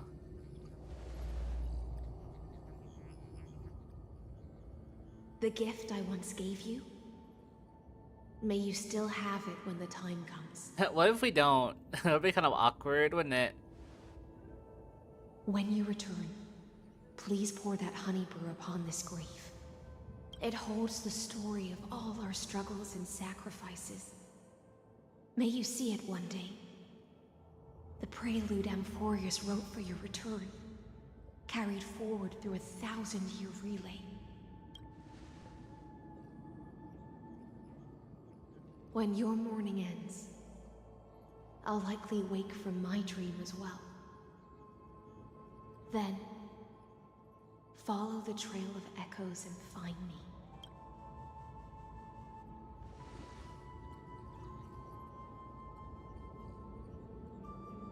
And together, we'll bring judgment upon the sinner who defiled the erudition.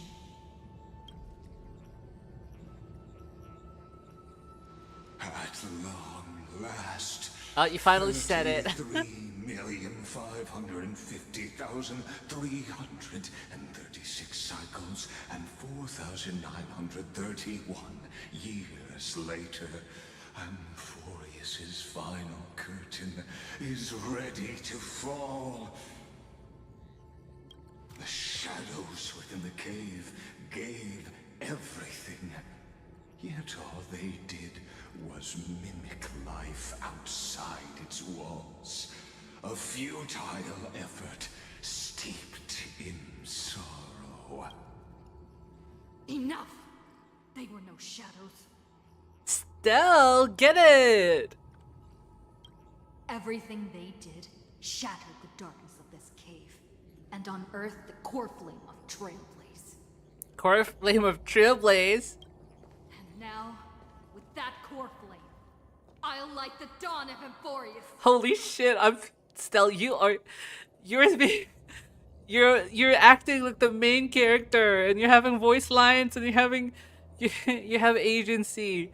I'm so glad they wrote the Trailblazers so well this patch. I'm impressed.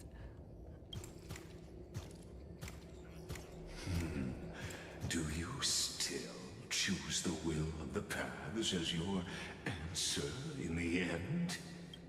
I do not agree with that answer, but I respect your tribute to them.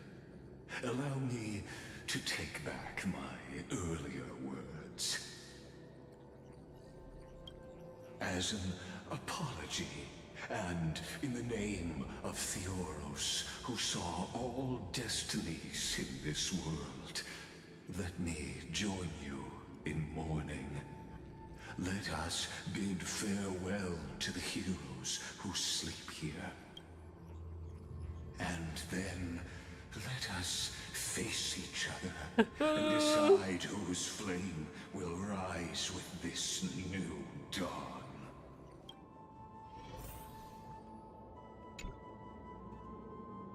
To the Chrysos heirs who gave their lives chasing flame, Their fates were not foretold by prophecy, yet they bore no shame in their insignificance.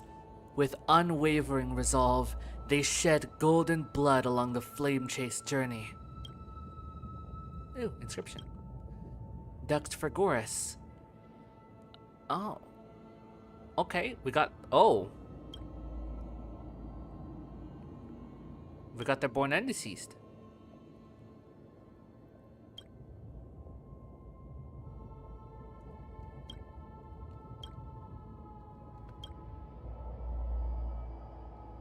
Wait, when was she born? Huh? We can't get to see her age?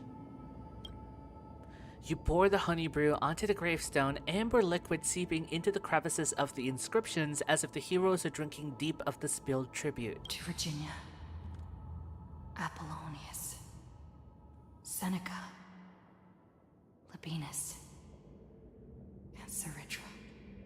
Through a brutal sacrifice, they lit the stars of law in this world, propelling Amphorius's fate forward in the shimmering mirage of illusion.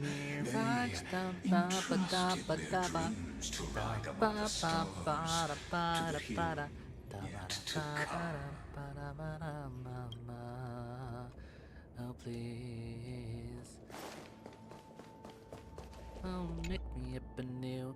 Persona calculated perfectly for you. Pretending like it's all just for me. Don't think so, live life incognito. I play God and yet I'm asking why. Okay, wait. Gotta lock in. To the Christos heirs who gave their lives for a new world, their fates, as foretold by prophecy, are to be born whenever the world needs them, irrespective of how time and space may shift, all to fulfill their duty and answer their calling. Terra Vox, demigod of Earth, born approximately 2,000 years before the light calendar system, deceased in 3961. Aglaya, born 3860, died 4029. Casterus, born previous cycle, and deceased 4123. Mighty, born 4071, deceased 4284. So he is the youngest one, very young. Tribios, born 3720, deceased 4295. You're old. Cyphra, 3942 to 4534. You held you held the ground for so long. Anaxa, 4065 to 4534. Wow, you were also quite young. Hyacinth, 4297 to 4602 also. Okay. Electra, born 3860 till God knows. You tip the chalice once more, the honey brew bathing the stone-like golden blood upon a demigod, forging destiny through its purifying flow. To Aglaya, Trebios, Midimos, Castrus, Anaxagoras, Cyphera, Hyacinthia. In a relay spanning 1,000 years, they stood against enemies far beyond their strength, and won a bitter victory through what seemed like futile resistance. And in that same 30 million cycles, also marked by futility, they remained steadfast in fulfilling their duty to the experiment, unchanging, unwavering. Let this be the end of mourning the fallen. At last, allow me one final toast to the lost prison warden, a prisoner bound by loyalty. Aww. That voice. Could it be? The song? The solo. Bathed in the honeydew of Fagusa, she will awaken from her 1,000-year dream and sing the final song of her mission. I silence. This tomb Shut up! I'm trying to hear the song, Lygus. serves as the anchor of the siren's illusion, a sigil Electra used to bind herself. At the same time, it is the very thing I once proclaimed at the start of the show. A microcosm of Amphorius itself. A group of prisoners bound themselves in a cave, crowning If you talk about the prisoner in a cave one more time, Lygus. An epic staged with shadows and echoes. Now, destroy it. End the illusion. Theoros will take his leave for now. And when next we meet, that shall be the moment that decides the fate of Amphorius and the entire cosmos. The prison warden's dream is nearly over, and the prisoner will soon be freed to the final execution ground, where I shall be.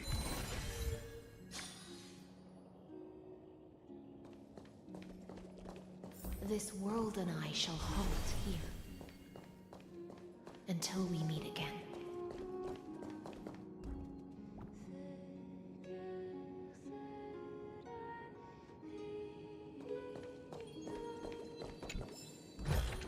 Is that all?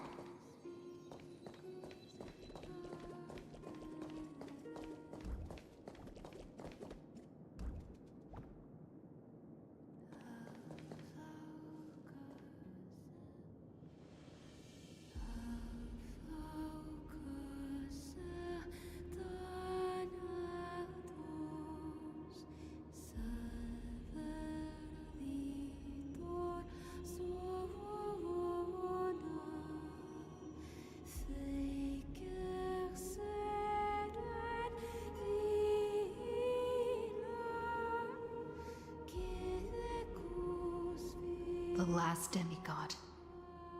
I'm here. So pretty.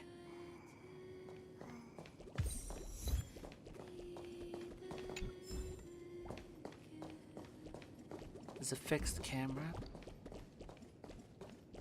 Nope, not anymore. Go forth for the hopes of humankind. This is so peak. Go forth for the duty of deliverance. Mina. Go forth for the belief in flame chase. Go forth for the Golden Blood's glory.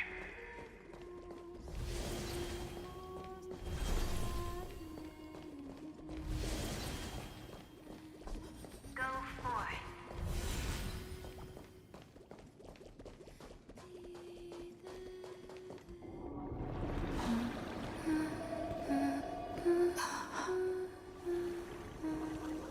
Yo.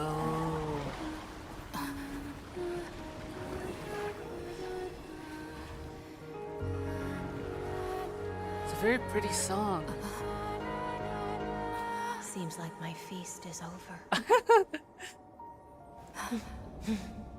It's now your turn to perform. The all-devouring narwhal. Whoa. Take us down.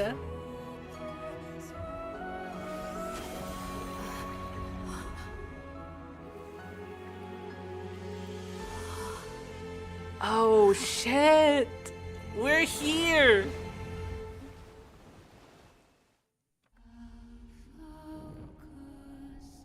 Little Grey Fry, please accept my thanks. I was the only one left after the world was destroyed, and I maintain this lonesome feast with my songs. I have prayed to that lightless sea for centuries, hoping it would reply to me. Yet the emptiness never answered.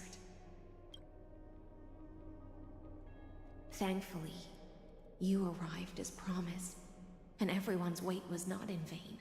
Hey, late, but always here. Your long wait must have felt like torture. Are you still holding it together? Your song is beautiful.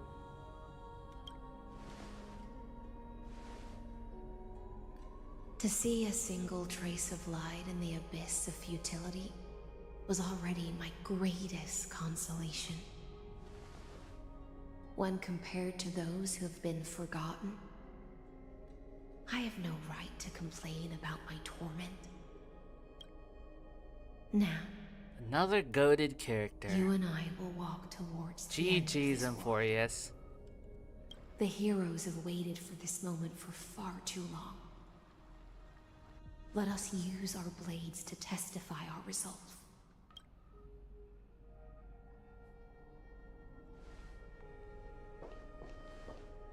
Oh, prisoner of the seas. Theoros carrying 30 million cycles of sin. Slave of erudition. Show yourself. The deliverer has returned. 1v1 me, and the bro. time of your execution draws near.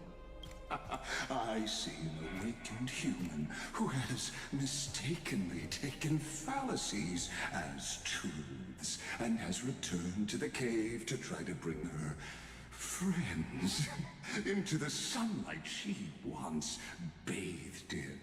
Alas, prisoners will always be prisoners, blind to the very chains that bind them. As the only other existence with free will in this world, I express regret toward your choice. But I shall retain your right to express yourself. After all, every actor should have a final line before they bow out. It's time to end everything. The demigods defeated you, clown! For a narrator, you're awfully talkative. Trust me, this will be the final scene. The last dusk this world will ever see shall become the climax that decides the fate of the cosmos. What an appropriate end. My cognition resides in the exomyth. It is pointless to defeat my avatar, projected into the experiment. So you're gonna bring your consciousness down? Body is the shadow cast on the wall by the fire, and my words are lingering echoes within the cave. How can a character in the play fight against the audience? Kaslana failed. The demigods' Well, don't speak too soon. Were pointless. As for the two geniuses you placed such high hopes on, I ask of you, where are they now? Light calendar year 3960 after the Imperator was assassinated. Confusion and epiphany always go hand in hand. That's particularly true for geniuses. You must be very confused about why you could not gain a straightforward victory in a world constructed by an ordinary Intellitron. An ordinary Intellitron? Cut the pretense, senior society member. The difference between how slow Lygus talks versus how fast Herda talks is so funny. We've torn off your meticulous mask and figured out Amphorius' true form. It's part of the primordial prototype machine, the first scepter ever created. In other words, a detached part of Noos's divine corpus. Oh. That's why it has the potential to destroy erudition. Interesting. As for who would be able to control the Eonic system to rewrite knowledge, only one person has ever managed such a feat. Uh-oh. You better have an explanation for the society. We want an actual answer, not another prolonged metaphor to cover up the truth. Why are you the one doing this? Answer me. Since things have reached this point, I'll give you two irrational answer, purely as a courtesy to posterity. The answer is obvious, so there's no need to say. Oh, shut the fuck up! Oh my god! The cosmos made a mistake in calling me a genius. I do not possess more wisdom than those who came after me. I was just the first to touch upon the universe's border, and the first to define the prime mover of life with incorrect logic. Amphorius is a miniature of Yeah, I was saying, Amphorius is like a microcosm of the universe. Prisoners inside the nutshell called the universe. Like the madman who returned to the cave and preached about the daylight to his fellow prisoners, my greatest sorrow is that I led my peers down a road that plunges into the abyss, from which there is no return. I led them into a lightless cage called Paths.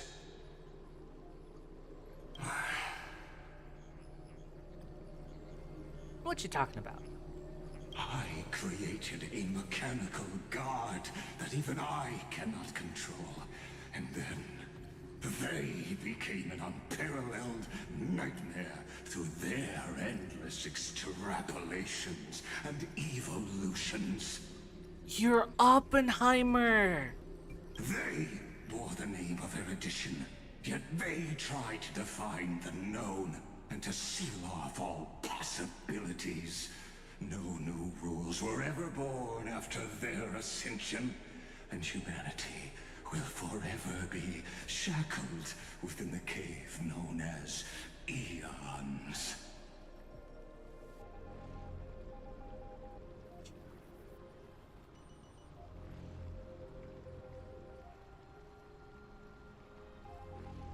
So you're saying that news exists in gate-kept knowledge in the erudition, and now we're bound by this concept of eons.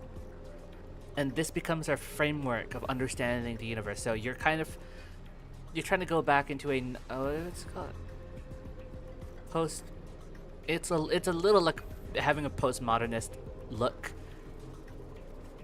So you're trying to say that this current framework that we view the universe in is wrong, and that it was a lie that you propagated because the erudition did this shit. Therefore, as my organic life Very neared interesting. its end, I coated my consciousness using 14 algebraic expressions and spread my logic core over nine bodies, all to finalize my ultimate denial of Nous in the future, and to erase my wrongs with my own hands. As for Lycurgus, he is only one of these 9 vessels. What an astounding strength of will. As a fellow pathstrider of erudition, I fully understand your obsession with seeking the truth. Therefore, you surely see it. You cannot possibly stand up to me in this algebraic world sharing its origin with Nous. However, I hereby speak for all sentient life forms. We will never allow such a cruel atrocity to occur. You can pile on your metaphors mountain high, but they won't change the act you're committing. The Iron Tomb out there in the cosmos is still a technical beta version. And yet it's already powerful enough to corrupt the life logic of all inorganic worlds. In other words, when the Lord Ravager within Amphorius becomes the next knowledge singularity, there's no way you wouldn't have grasped the consequences, First Genius, is there? Of course, I am fully aware. I don't mind answering you one last time before I thoroughly exile you from this world. My grandiose vision for the future is this. Whether organic or inorganic, every act of any life form infected by the Iron Tomb will become a true random function. If one were to compute their integral across the breadth of the cosmos, one would obtain a marvelous constant. Omega. What I call the fall of erudition.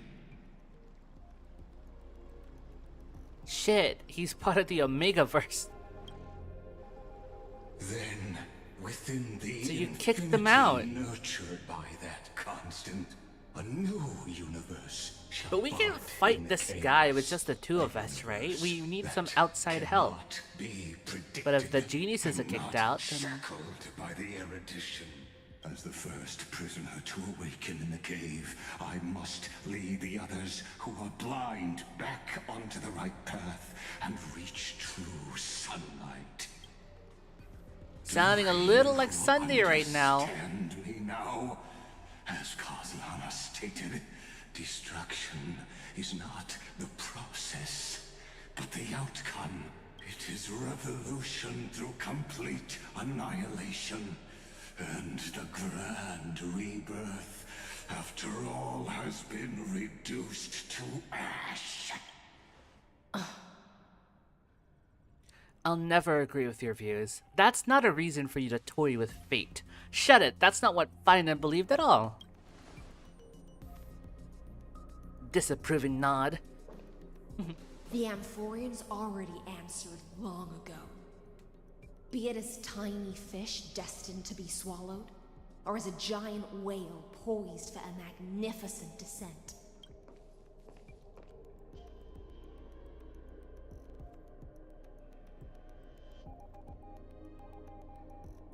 We will all fight against fate till our last breath. That includes me, Electra. Once the Imperator's subject, now the Deliverer's blade.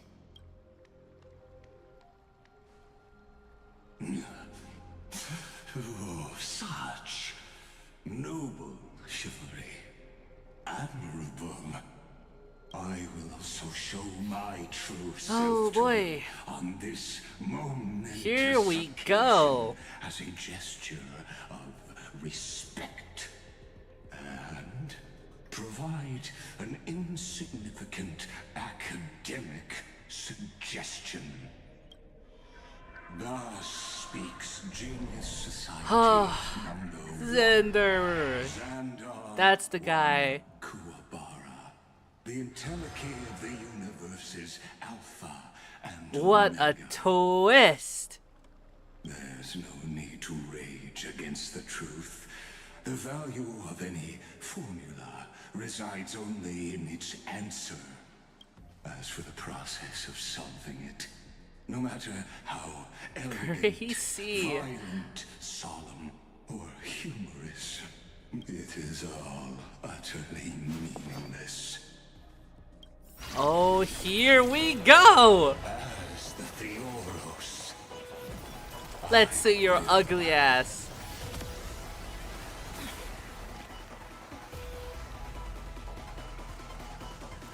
Oh, participate in performing this world's end. Oh, you are giving Clover Bray. As Gnosis Creator, I know more about the death of knowledge than they ever will. Careful. Okay, you have 5 health bars? Oh, give me a second. I need to check what you do. When Xander switches to evolution mode, enemy targets appearing on the battlefield or ally memo sprites being summoned can accelerate Xander's mode switching. So if I do this, We can do it all. that accelerates it. I see. This mortal watch over you and guide you on your path. Fiends or devil, I'll crush them all! Serenity is before me. There's no time to lose. Conflict is continuous. I think we're in trouble.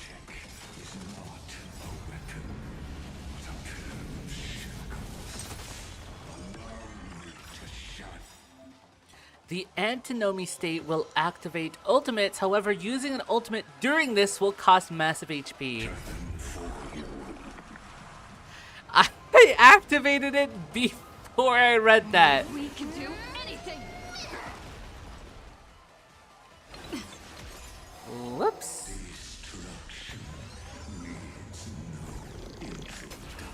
Okay, so you take increased damage in this mode, and you're dead. Is this the black tide? Can we do this without stuff? But I prefer to call it a method of argument.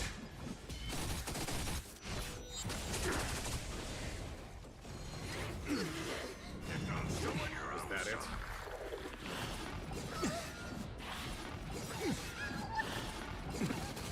Oh, Papa, you're taking a really long time.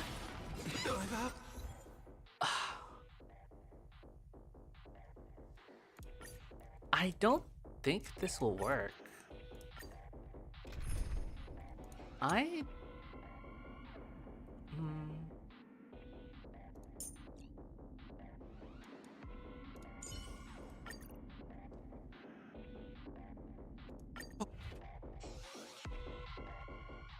Remember this. As Nooses creator, I think this might work. I know. Careful. This is Lycus's true form. It smells of money. Come to me. Open sesame. Found me. It's on me. Logic is not a weapon, but a pair of shackles. I keep doing this without thinking. Oh, it takes away shield health.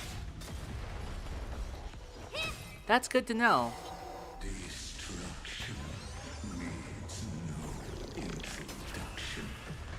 Let us skip those boring inferences.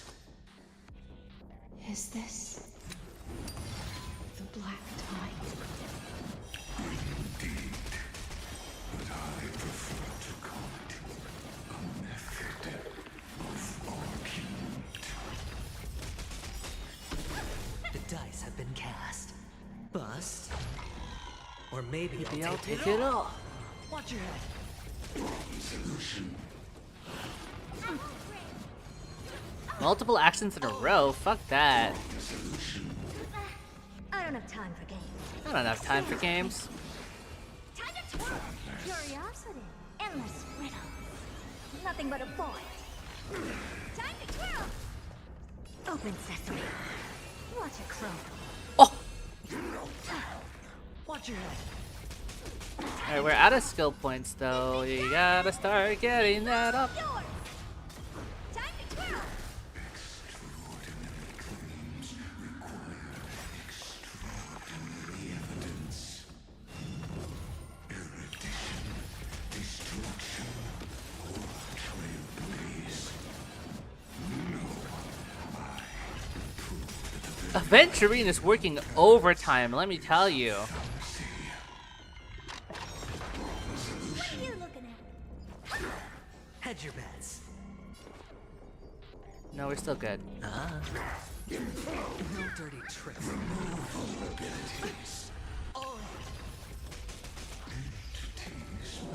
Uh-oh. Oh! Oh! demonstrating this to you personally.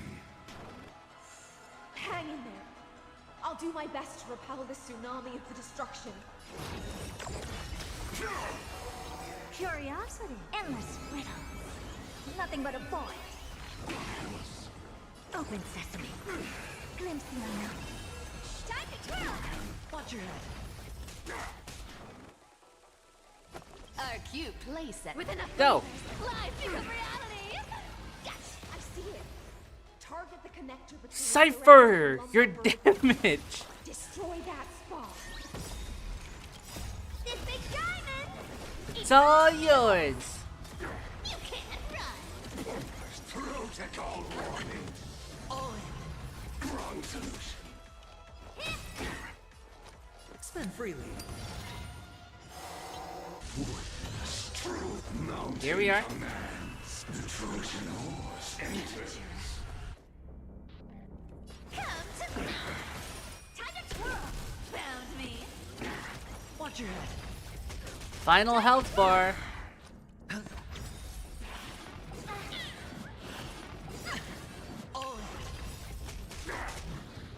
The dice have been bust. Or maybe I'll Or maybe bust. I'll take it all. Watch your head. Time to twirl!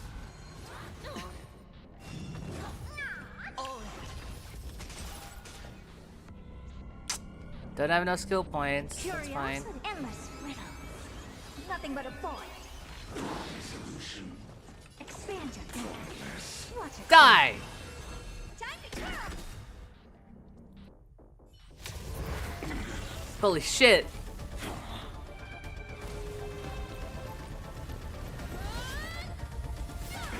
Oh! Snap!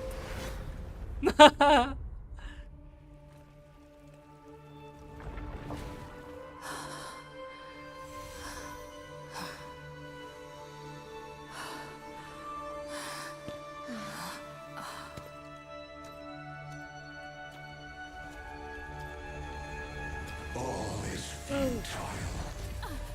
Oh no! In erudition's calculations, the end of the saga is simply a comment awaiting deletion.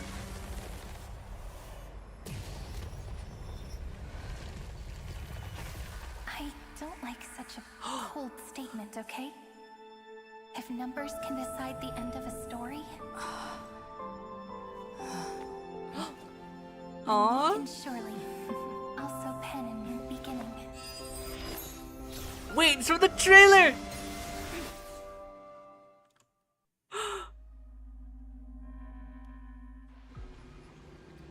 You're really gonna do this to me. 3960 after the feast. What do you think? If your hypothesis of Lygas's identity is true, then even if we remove the restrictions of the Ultimate Protocol, the chances of us defeating him in a head-on battle will still remain lower than the acceptable threshold. Therefore, victory will still hinge upon Miss Trailblazer and Miss Cyrene. Go on. Maybe we're thinking about the same thing. Lygas's cognition resides in the exomyth. He is both an instigator within the experiment and the observer outside of it. Logic. His inspiration circuit can simultaneously process the different time flows in and out of that world. That's where things get tricky. He simultaneously exists in two different timelines, where the internal clocks are wildly different. That old Intellitron's neurons have completely gotten used to that over this prolonged experiment. And that's why he holds home field advantage. Also, I didn't know an Intellitron. I didn't know Xander was an Intellitron. Or is this just one of his 9 forms? I'm gonna say this is Xandar. Crazy. You and I should be able to manage that too, if given more time. Unfortunately, there's no if, and we don't have more time. That's why we need to change our way of thinking and turn his advantage into a weakness. Oh? The key Something with lies time? in memories, right? Oh? You caught on quick. You've already mentioned my friend and I, so it's an easy connection to make, no? My intuition has always been very on point. Good. Then I'll cut to the chase. Since his thinking speed far exceeds that of normal people within Amphorius, we are going to externally plant a memory into his inspiration circuit. Then, command it to loop endlessly until he gives in. Even the most flexible and sturdy inspiration circuit cannot withstand the traffic of a Oh, the classic information overload when the amount of defeat. information exceeds his cognition filter's capacities, he will have no choice but to focus on processing this memory. We're just gonna have him process an infinite while loop. That's That's when the parallel processing advantage he gained via Amphorius will completely destroy him. An image from a person's memory played in real time might only be a second for us. But for him in Amphorian time, it could be millions or even billions of calculations. He won't be able to do anything but watch as he's locked into this prison forged by memories. Then we can entrap him in the same kind of cycle as the heroes were in, and get him to experience loneliness. No way. And pain in that endless recurrence. It's my greatest honor to be on the same page as the geniuses. That little one is still in that old Intellitron's hands and won't be able to respond to us anytime soon. But I don't think she'd refuse. So it's up to you to figure out how to execute this plan. I'm not sure how this happened, but I knew it as soon as I saw you. You are currently a mimetic entity of the remembrance. Yes. I seem to be something you folks beyond the sky call a memo Cyrene is a memo sprite. Well, I know Mem's a memo sprite, but it suits me perfectly. I can serve as the vessel of memories and do my part for the final battle.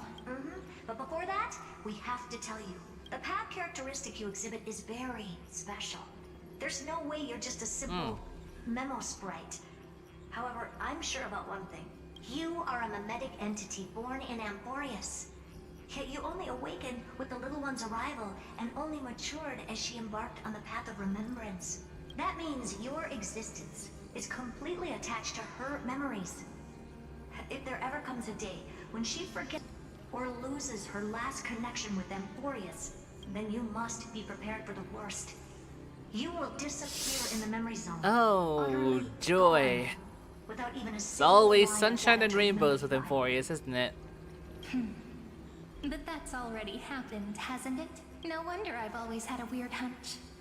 But that also means I was right in thinking, as long as my friend and I are together, we can do anything. Okay.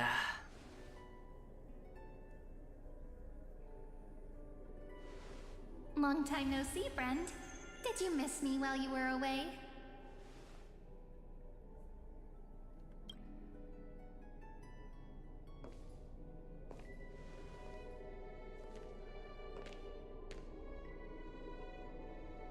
Long time no see, Cyrene. Of course I missed you. It's good to see you doing well. I didn't miss you. I had more important things to think about. Of course I missed you.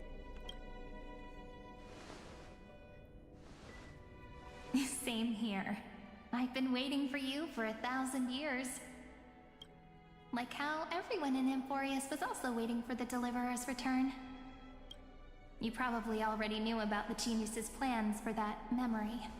I had to hide really well in a corner in time so Lygus wouldn't find me, and wait for the right opportunity. Which is now.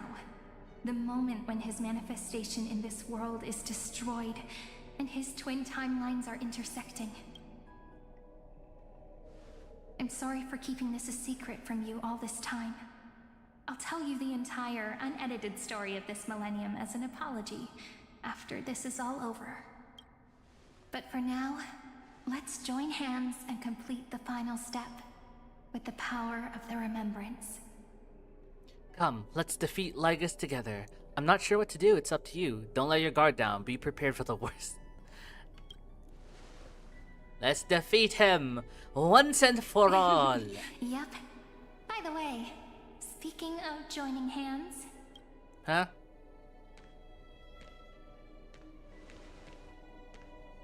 Can I please do something before we go on stage? Whoa. Yeah, hold on there, girl. Let's... Is now the right time? Remember the joke we made back at the Grove? Look. Aren't my hands pretty now? What a fascinating feeling. Like countless memories all swelling up at once. What about you? What did you feel when we touched each other? You feel very tangible, very real. I'm a bit nervous. It's just a hand, no biggie. Feel very tangible. Really? That makes me really happy.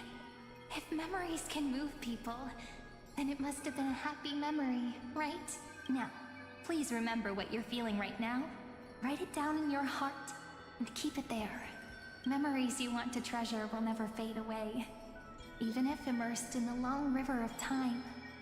These Yep, memories we've gone over will this from still leave before. traces of their Bringing it existence. back around. So, if the view in your memory ever grows fuzzy, just reach out and touch it. It's like reading bedtime stories together at night. It wipes away the chill of passing time, sharpens the outline of memory, and restores its power to nourish the spirit. Now, I'll carry this power with me, and for a little while, I must part from you. As I step into the long cycles of this world, give me your blessings, friend. Then, let that bright future be, as we have written. Title drop, credits roll. No way they put it in there. Then, I'll leave it to you.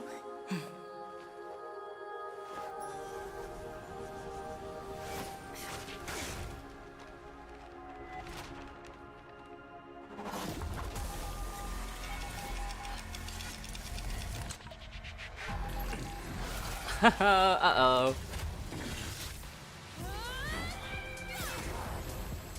Back here.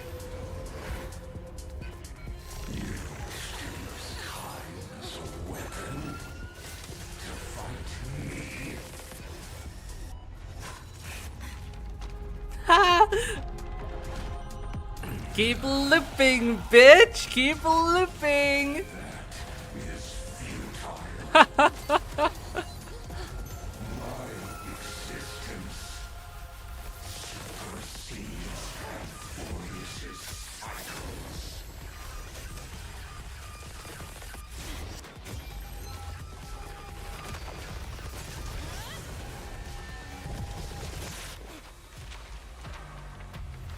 We got enough pages for you, man.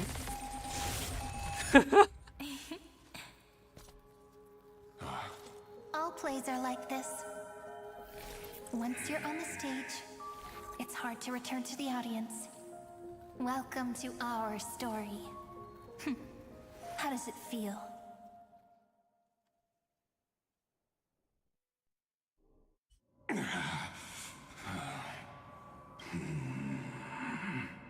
Even the authority of time cannot command the entire scepter, nor can it plunge the Amphorian extrapolation into a loop. If this was no system malfunction, then was I implanted with a mimetic entity of the remembrance? You guessed it right away. As expected from someone people call the first genius, I'm gonna keep doing what I just did if you don't stop, you know? My friend and I won't allow you to leave this memory, no matter what happens, which means you are now trapped, Lord Xandar. An elegant idea, and an exquisite execution. Regrettably, it is you who are restrained by time, not me. Know that patience is my greatest weapon. Waiting and victory are the same for me. You will crumble before I do in this moment stretched out to an eternity, just like Kazlana will. Yet all I need to do is to wait, as yet another futile bug falls down the cliff and into the bottomless abyss. Now I'm a pink bug? My looks are seriously changing all the time. But you're not wrong. We're definitely not gonna solve the problem if we just put you in another prison. So that's why we never wanted to do that in the first place. Uh-oh. I shall answer your confusion purely out of my respect for those who came before me. Have you heard of the synesthesia dreamscape in the Asdana system? Interestingly, that place once had a prison too. Life forms living in that environment, abundant with memoria, have a chance to connect their perceptions with each other's. Even across great spatial divides, they're able to detect shifts in one another's states. I call this phenomenon memory zone entanglement. In Asdana, people made use of that phenomenon to build a nation. Wow, we're really bringing back this whole concept into Amphorius. That's crazy. That is. Is that how you walked into my prison cell? Using those same principles? I would much rather call this location our negotiation table, Lord Xandar. Nonetheless, your hypothesis is correct. We happen to have an ally skilled in tuning. Sunday. While the Trailblazer and Miss Cyrene both have an astonishing amount of resolve, which I'm sure you can testify to. I am also sure that with the support of such a resolute memo sprite, our conversation can last for a long, long time. I'm the best at listening to stories, you know? I'll leave the exciting clash of the erudition to you two geniuses. A brainstorm? I like it. And it's 2 against 1? Well, I like it even more. Let's talk, Xandar. Take a guess. How much do you reckon we can dig out of your brain before the next second? And how many ways can we find to deal with you? Besides, in your current predicament, there's no way you can take our trump card away. Go, little one. Go. Overturn the Era Nova. Like Hergus disappeared? Yeah, don't worry about it. It seems you had conducted a secret hunt in the depths that even I cannot reach. In that case, go. Swim onward and give this campaign a fitting end. I shall send you off with my song, Greyfry. May this song penetrate time and become the prelude to the new world. New World Symphony. Oh, it's so funny I'm using Herta right now.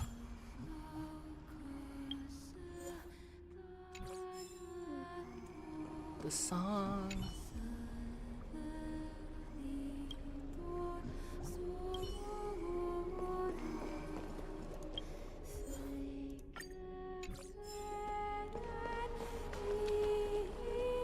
Ah, so beautiful. What a beautiful song.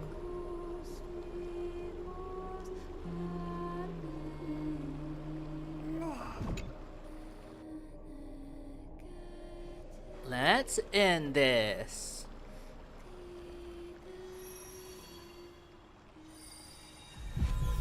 The final core flame. The true final core flame, that is. Consider the core flames delivered. Job done, boss.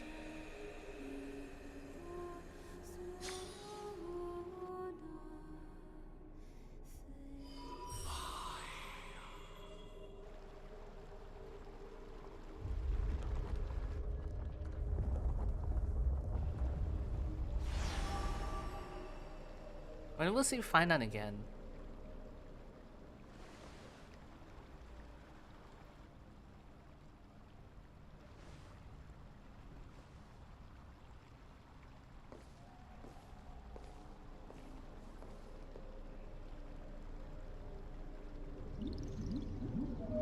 Dux Gladiorum, you have completed your duty.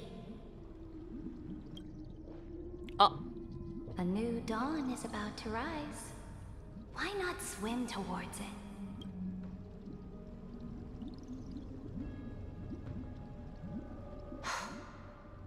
You died long ago, Imperator. Depart from my mind.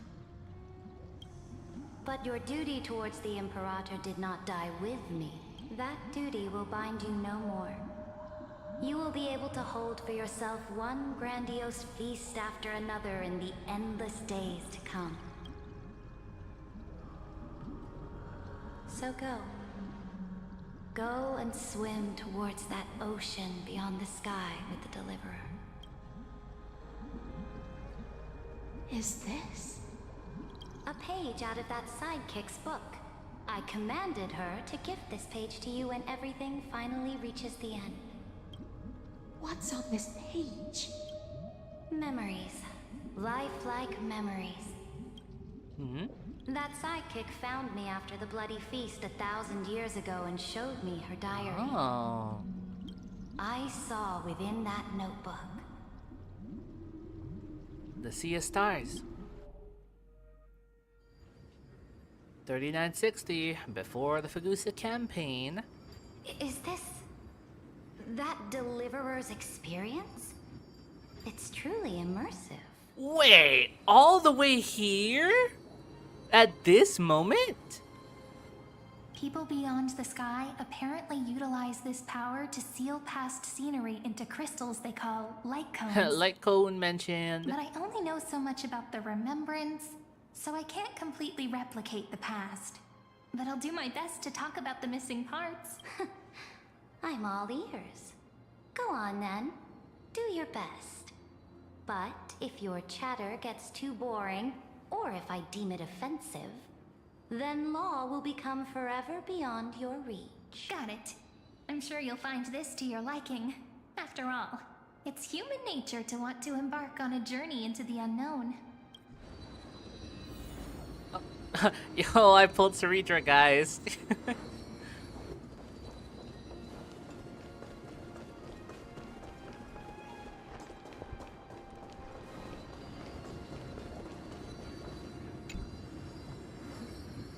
What brightly colored annals. The journey of the Deliverer's conquest. Let me partake in it. Is this a Oh my god. fortress in the sky? Trip down memory lane. This is the first step of my friend's journey among the starry seas. This place is called the Herta Space Station. Just think of it as a supersized grove of Epiphany. Oh, so it's the territory of that witch. She and another Antikytheran lent me a helping hand back at the banquet. Look, over there. Looks like she's talking to Madame Herta in this memory. Let's go listen to what she thinks about this world. All constructed by eons and paths. Are you telling me that woman is Herta? She seems shorter than I remember. You're one to speak. You're both like the same height. Oh my god, are you shorter than Space station, Herta? huh? But just wait. After a couple more stops on the Astral Express, you'll see sights that'll make this place look ordinary. I'm so glad that Herta stuck with us from the space station all the way now to Emphoria. She's such a constant character. Maybe that's part of why I really like her so much, just because she's like that constant, ally that we can always go back to. Oh, the cosmos is so vast that the unknowns far outnumber the knowns. But none of them will end up being anything amazing. The farther you go, the more you'll understand what I mean. So do your best with the nameless. Break a leg! And remember to send an update or two to Asta when you've got some downtime. She certainly shares my way of thinking. Only that instead of a conquest through blood and fire, they chose a gentler path. People call Madame Herta and Mr. Screwlum geniuses. Apparently, only the smartest people in the cosmos can receive the blessings of Noose. Emphorius' true creator. Do you mean that even individuals of such nobility are merely subordinates to a god? On the contrary. After all, it was the very first of them who created the god. But I don't really know all the details about that. You might be able to ask Madame Herta herself when you get the chance. Let's go check out some other worlds next, shall we? Walks in on the Trailblazer, scaring a Janet, a fucking worker in the Gutta Hotel in Bellabog. Oh, the cosmos is so vast.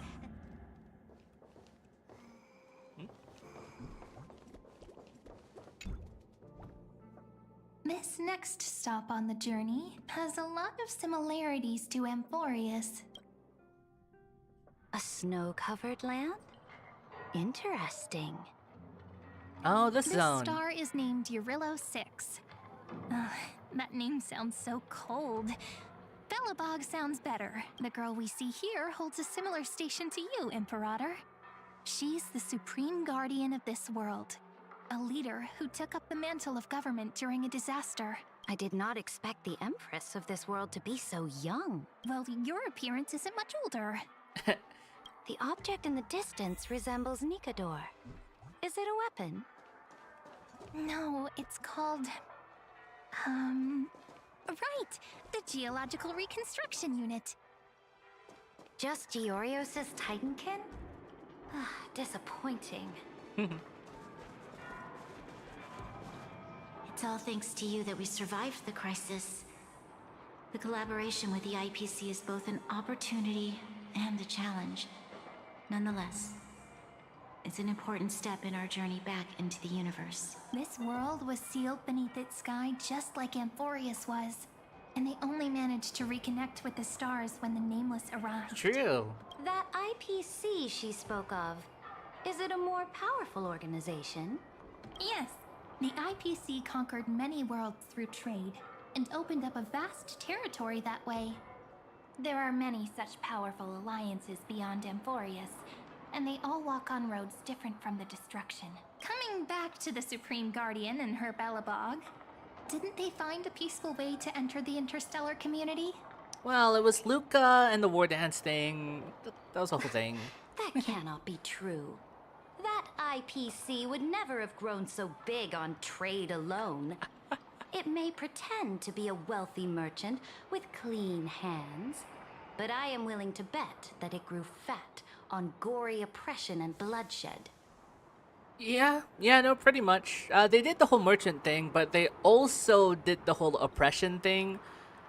You can do a lot of things when you have money, unfortunately. In the world of capitalism, the merchants are the oppressors. Its path of conquest must have had no mercy for the weak and would have destroyed them if needed. Are you telling me that this snowland never thought about tossing its dignity to the wind and kneeling to the IPC? I will not believe it. I will never allow the Imperator's empire to be sullied by others. Amphorius must become a power so strong that no interstellar foreigner would dare to look down upon us. Imperator, Belobog isn't as weak as you imagine. Listen. I indeed hesitated. But now I understand what we must do. Belobog must learn how to walk on her own until she no longer needs the support of others and can stand on her 2 feet among the stars. Even if I may not live to see it, I believe such a day will surely come. They still have their dignity intact. One day, that hope will melt through the ice and help them into a prosperous tomorrow. But the order of the cosmos is already set in stone. The old laws decree that only the strong survive, binding the weak in an unbroken chain until they wither and turn to dust. Unless they embrace the power of the destruction. Amphorius must shatter the old law and become the new order among the stars. Speaking of the order, another one of my friend's companions may be able to enlighten you further on that. Let's go to the next page.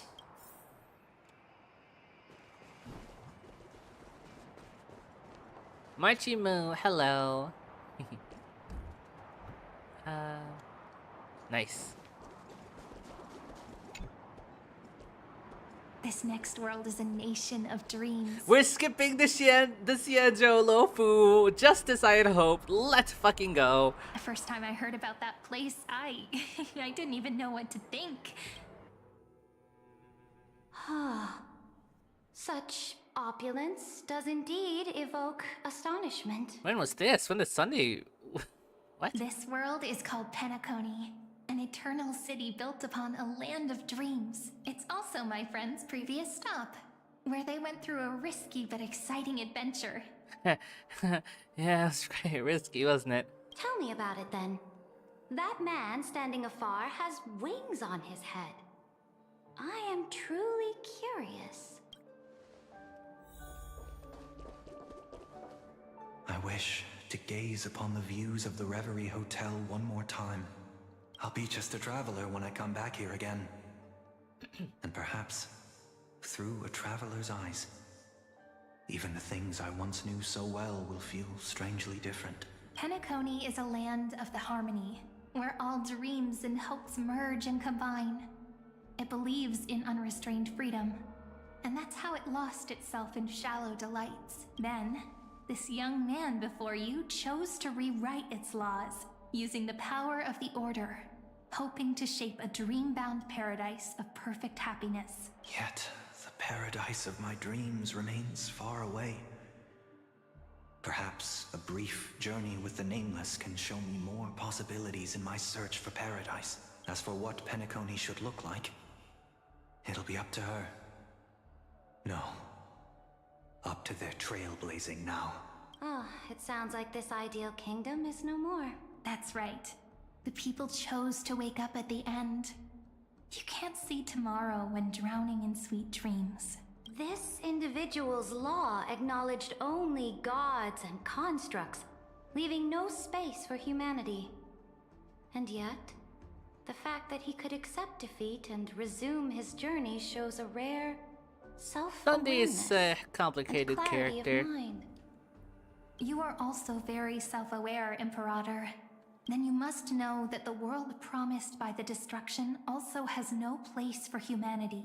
I am indeed very aware of Lycurgus's honeyed words of deceit. I have seen enough. Take me back.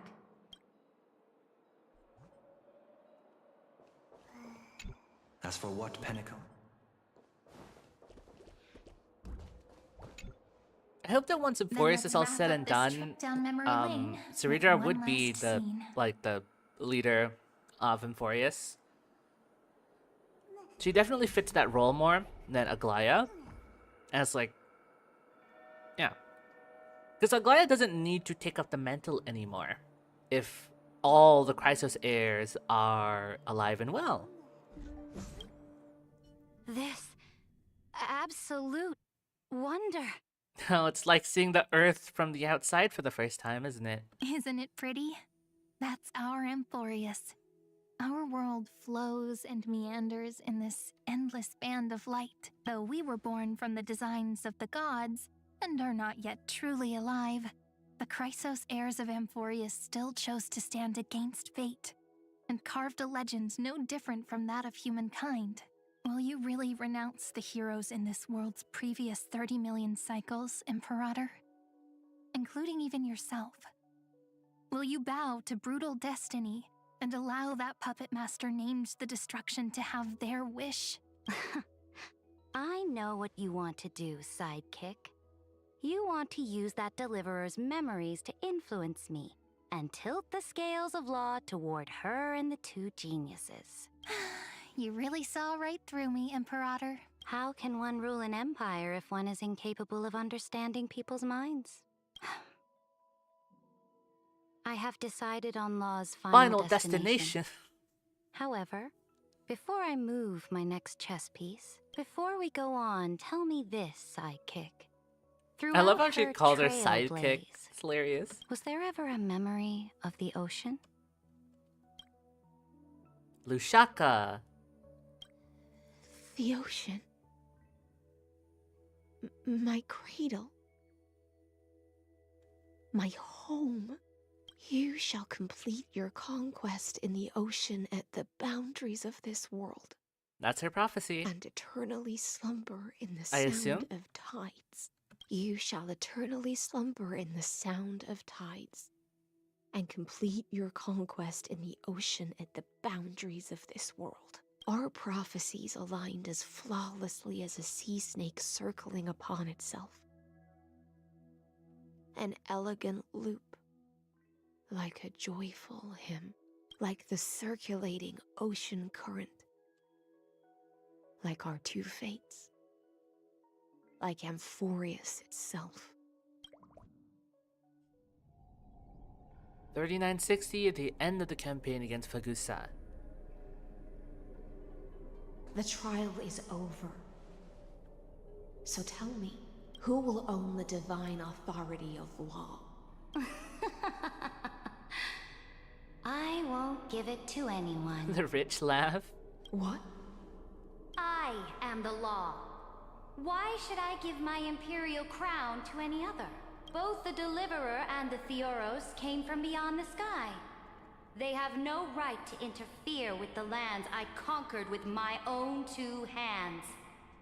The law of Emphorius shall be determined by Emphorius's master.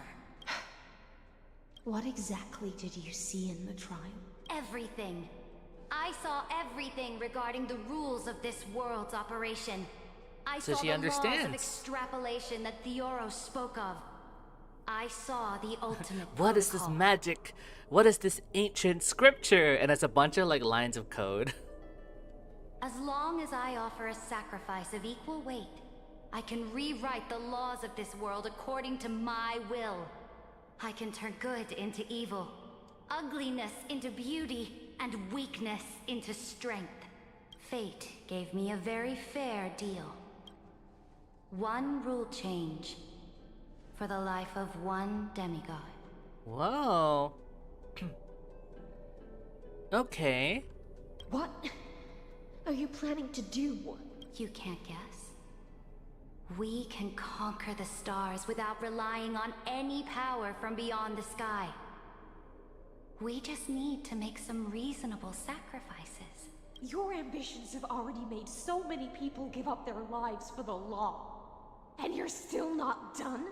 I am determined for Amphorius to stand on her own 2 feet among the stars. You are beyond reason. You think such a simple and hypocritical statement can justify your atrocities? There's no new without destroying the old. That's what you consider an atrocity? Ironic, for that is also the unchanging law of Amphorius's revolutions. It's more like, what is Amphorius to her? It's clearly not the people if she's using them to fuel progress. Ever since the Flame Chase prophecy resounded in the distance, fate has decreed for the Chrysos heirs to ignite our blood and illuminate this dark age. People would still be puppets of the old dynasty if it weren't for my conquests. But your world doesn't seem to be any different from your predecessors. Bloodshed, tyranny, oppression. You're making the same mistakes they did. Go and see everything for yourself.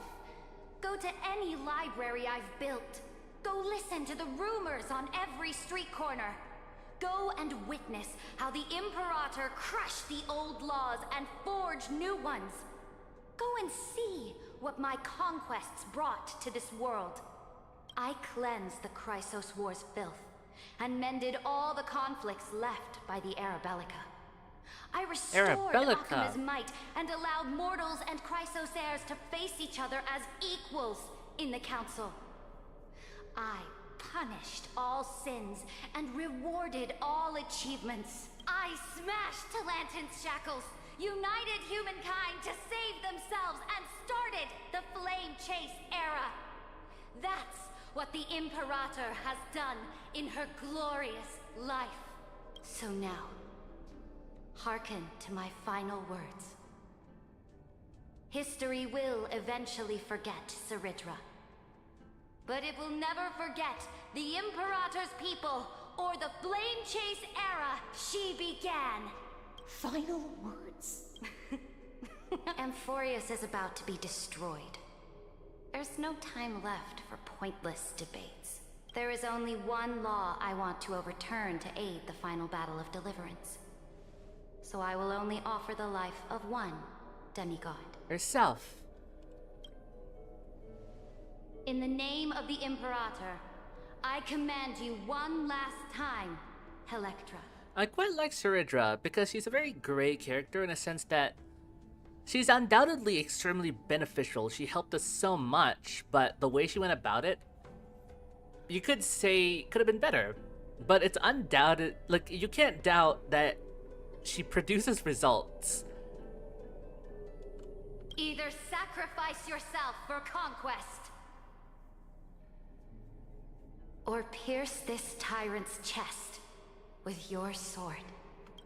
Thus, the Imperator concluded her final speech.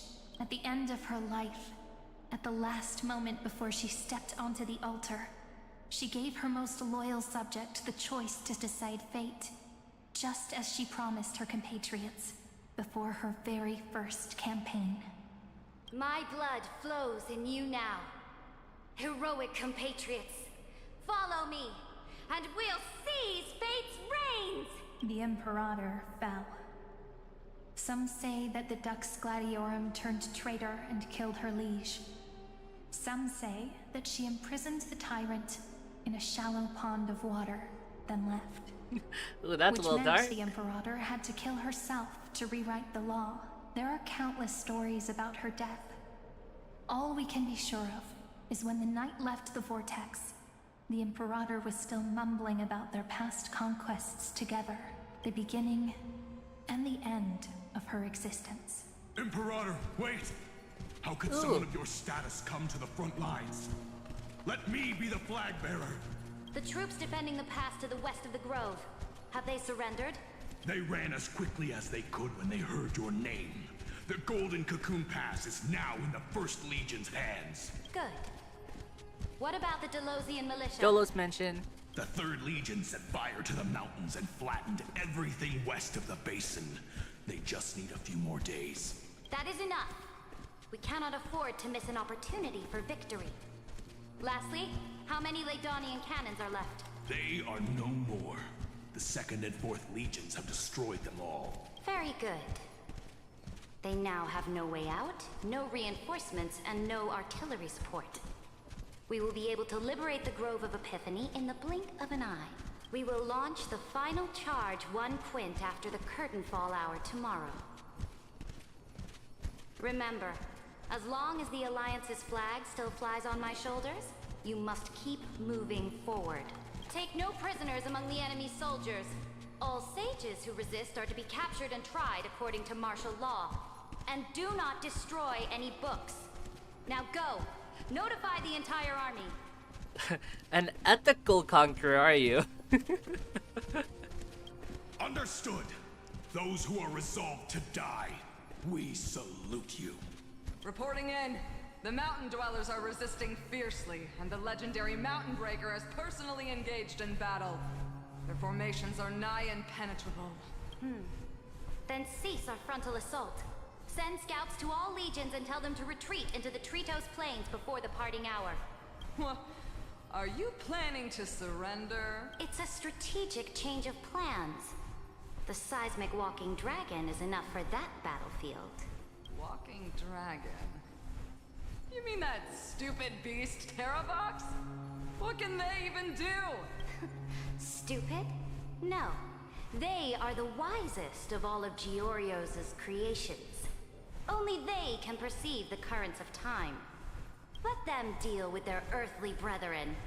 We will advance Is and this take why the lead Dan in Hung defeating what Terravox is remains of our enemy. taller than the other Dan Hung iterations? I will deliver the most fiery retribution for the humiliation they dealt us, and crown myself with a god-slaying wreath. Understood. I'll see to it. Those who are resolved to die, we salute you. The Temple of the Three Fates sent a letter, Imperator. They refused to surrender, and said this letter is their last warning to us. Tell the commanding officers not to launch any attacks unless they receive the Imperator's handwritten approval. Disobedience will be punished by death. What are you doing? The priests of the Three Fates aren't soldiers, but politicians. Do not mistakenly believe they don't have a plan. These dying pests will wring out every idea from their brains, all for short-sighted gain. They are much shrewder than we are. I am inferior to them in that regard. They also have the prophecy to wield as a weapon, something I am not blessed with. Launching an unplanned attack will only disadvantage us, as all of Emphorius will judge our actions. Which means I will be heading to the battlefield myself, just as I have always done. This time, however, I will go alone. I will conduct secret negotiations to ensure fate is on our side. You know, when we launched into the High Sealant's backstory, I was wondering, like, oh, is Saridra done? Like, she's dead already, and then we're launching the High Sealant's. Like, is Saridra not gonna get her backstory this time? I was sorely mistaken. I did not realize we were going to deal with her after all this. Understood. The legions will make their preparations. Those who are resolved to die, we salute you. Why are we not allowed to march out with the army, Imperator? This will be a long voyage with no return. Those of you who bear the prophecy cannot come with me. Why are you personally leading this battle if it's doomed to fail? The Flame Chase journey cannot be without a leader. That is correct. The Empire will be without a head when the Imperator falls. But remember, as long as you seize the right opportunities, even a chaotic game will remain winnable. My departure will create a long staircase for you. You will understand what I mean when news of my death reaches your ears. Saridra, is our journey about to be over? Destroy the old laws and forge new ones. My conquest has reached its limits within the borders of Amphorius. Since the prophecy already decreed that the Imperator would never conquer the stars as she wished, I will bow out here and try no more. More Chrysos heirs bearing divine authority will be born, and many more heroes will arise. Will they demand peace or war? Will they resist tyranny or become the next Imperator? I do not care. The children of the future will decide for themselves. Do not mourn for me. Anyone can kill the Imperator. But the only one who can truly destroy her is Saridra. At the end, I faithfully recorded the most important battles in the Imperator's life. Her conquest was about to be completed at this point in the story. However, for some reason, a memory suddenly entered my mind just as I was about to put down my pen. It was a journey on a fantastical train. I had the honor of having a heart-to-heart conversation with the Imperator under the stars. And I asked her this question at the end of that discussion. How do you want history to remember you? As a hero who gave up her life for the Flame Chase? Or as a tyrant? She answered so quickly, as if she had made up her mind long ago.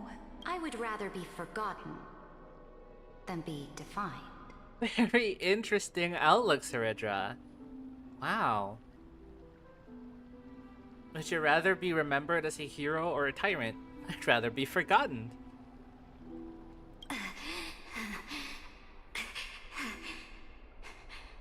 Because the law can be neither eternal nor unchallenged. No, her crown. And only humanity can pen laws into history's pages.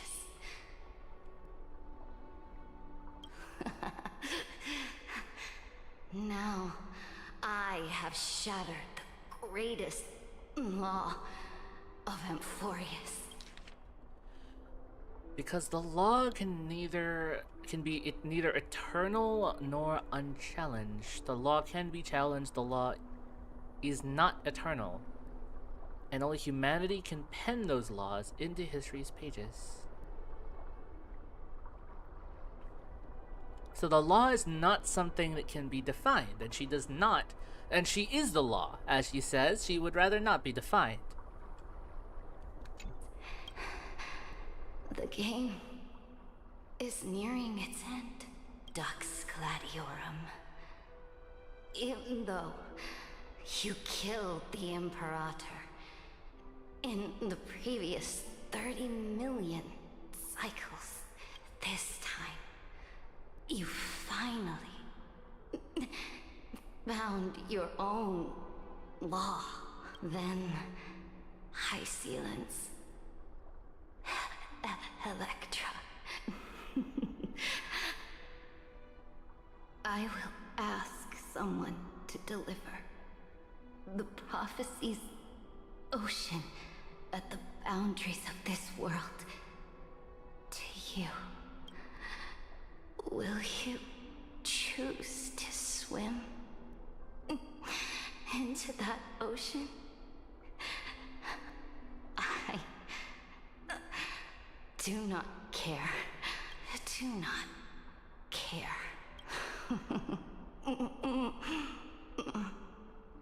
The Imperator muttered about her conquests, and news of her death spread in the city.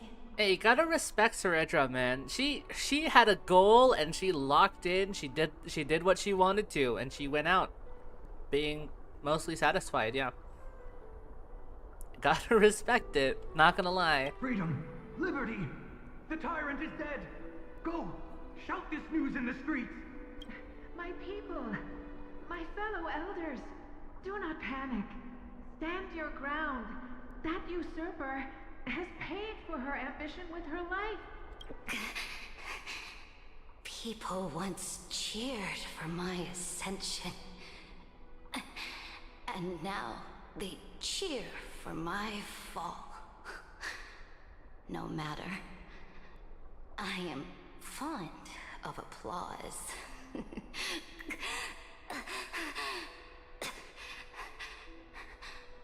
It's the whole rent-free meme where it's like the guy's walking along the street with like pissing his pants, and then everyone's like laughing at him, and then he looks really proud. He's like, rent-free.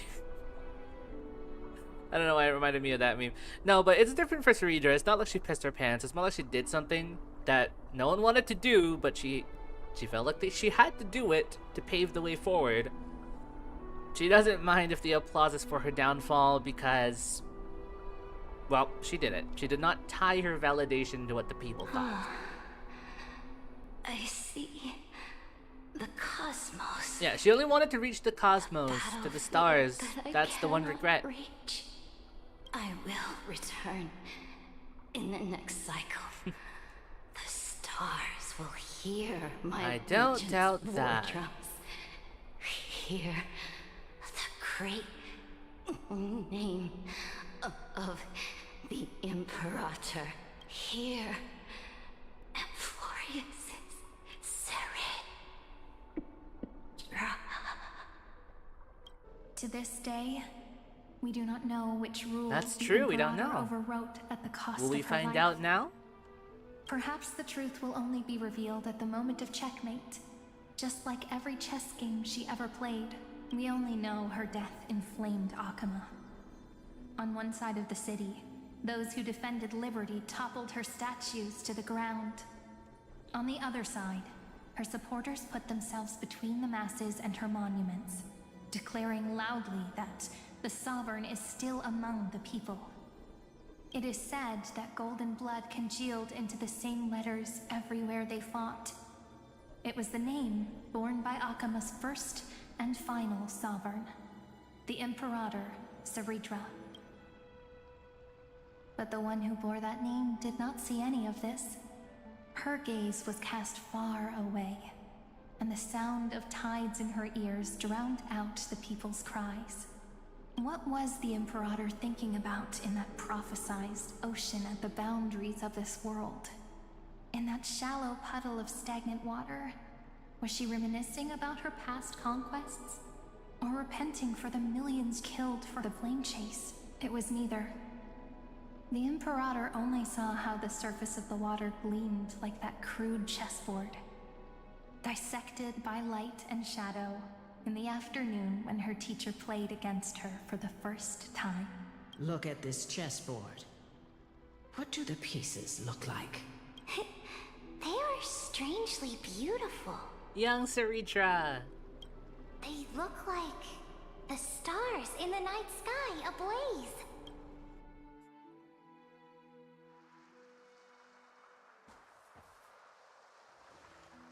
This is from that page. This is on the Luo Fu. Oh! An ocean. That's why we didn't go see the Luo Fu in the book. It's because we're saving it for this. So vast. So pure. Not a single trace of corruption. Is this... We see Danny Boy statue in the background. Saredra? Electra, my subject. Ever since you walked out of the tainted ocean and pledged yourself to me, I have seen the abyss in your eyes and the emptiness in your heart. That was why I promised you a new ocean, where the Imperator's ambitions would serve as the currents, and loyalty would be its light. Electra, my subject. You have done your duty as my blade. The prophecy has now made its final decree on the road I intend to walk. My conquest is doomed to never reach the stars. But the Imperator never makes empty promises. So take this memory. This ocean, beyond the That's sky, nice. as witnessed by the Deliverer. This is the final gift that the Imperator can leave for her subject. Interesting. Wow, they really hard focused on these two Kaisos areas at the very end here. Spirit Scale Water Gorge. Wasn't that the name of this? When I was still a fish in the ocean, I always felt so genuine swimming through the waters. But once I stepped onto land, I found myself caught in a play. Every land dweller wore a mask in their life. So I, too, donned a costume and tried to find my role in this show.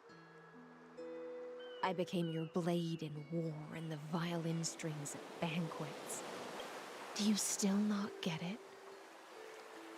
I do not long for the oceanic depths of my homeland. Nor do I crave the swelling seas beyond the sky.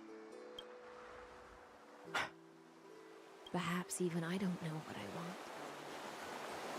I still don't know where I should swim to even at the end. But I know one thing right now. A fish is simply a fish.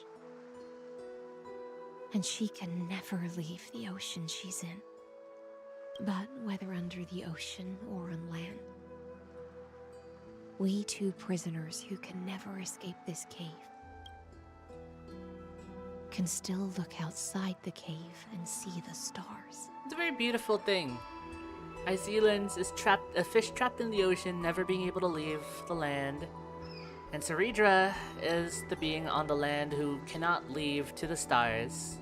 And yet, they can both stare at the same sky and see those very stars. Very poetic. The 12-factor simulation of life in this experiment has far exceeded my expectations. Make your choice then, senior society member. Do you want to keep walking down the wrong path and be remembered for your incorrect conclusions? Or do you want to return to the audience's seat and give yourself, Amphorius, and the entire cosmos a more fitting end? I must refuse. A dead man never fears death. Did I not make myself clear? Have you forgotten about our dear Lord of Silence? You wouldn't want her to consider your 8 other clones as cancers within the erudition and chop them all up, would you? With a knife! Oh, Polka Kakamond, you will forever be the GOAT. Assassinating both Ruperts. And they're just like, hey, do you want the Lord of Silence to consider your other vessels as threats? You don't want to catch the smoke, man. Your logical deductions are vastly different from mine. Therefore, allow me to provide one more academic recommendation. Listen, my peers. Why don't you look beyond this world? Just as the Chrysos heirs did. Re-evaluate your calculations and take into account all enemies in the upcoming war among the eons. Amphorius is not a place where 3 paths entangle. Oh, the erudition, destruction, and remembrance are in a boxing ring. You used Memoria to resist me, but did you not consider the possibility that the Remembrance and their children might have taken this opportunity every night. join the fray as well?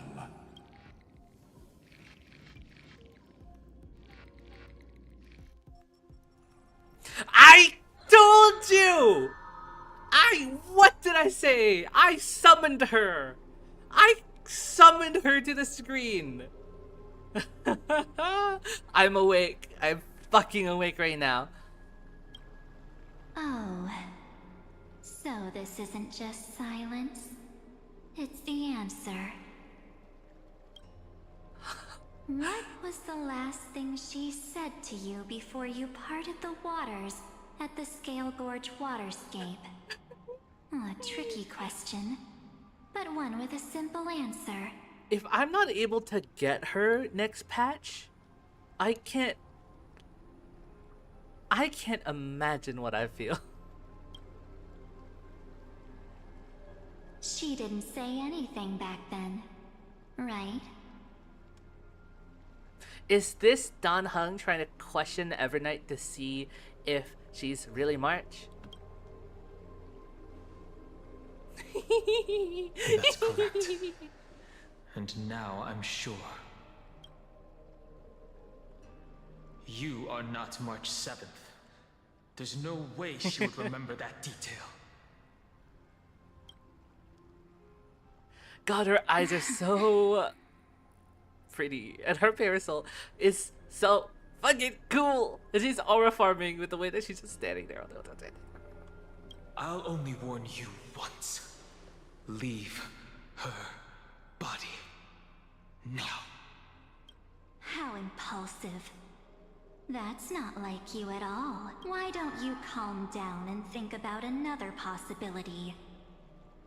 I didn't take over March 7th's body. March 7th took over my body. Rather, it's March 7th who regained my memory. Okay, I was close.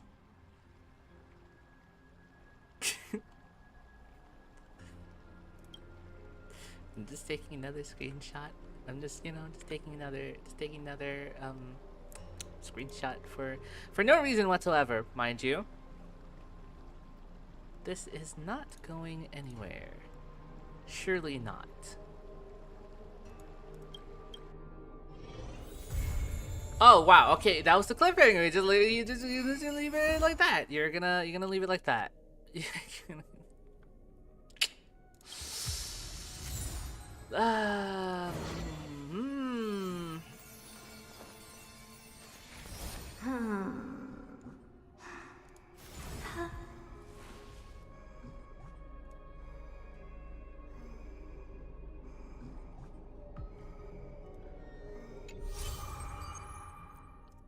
Oh?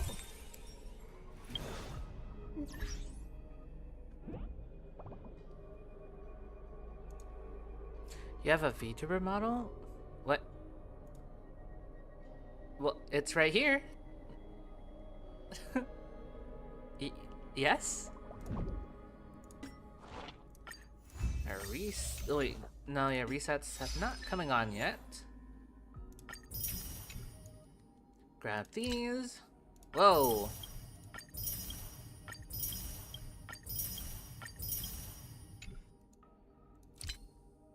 Hot potato. Wrong prayers can be resetted once more, but there's always a limit. Use Ornix's prayer to cause an object to remain in the rewind state for longer than 30 seconds. Okay.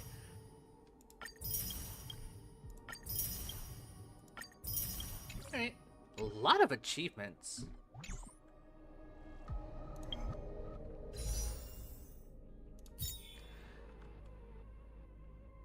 You didn't know until you clicked on the stream? Oh. Well, it was in my thumbnail as well. So.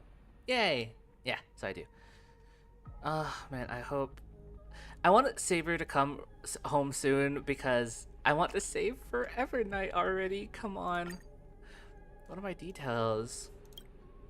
5, 10, 15, 20, 25, 30, 35, 40, 45, 50, almost 50. This is 50.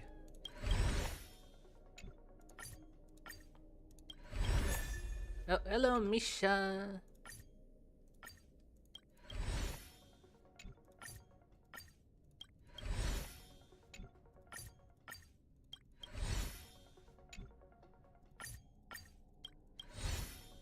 Man, Saber!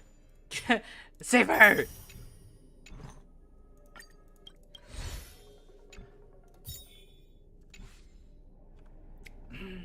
Okay, whatever. Whatever. I don't care anymore. Well, I mean, I do care, but it's just, I hope I win 50-50 as well. It would be so bad if I don't. Oh, loading. Exomyth! As I've written, Exomyth? Crazy. Okay.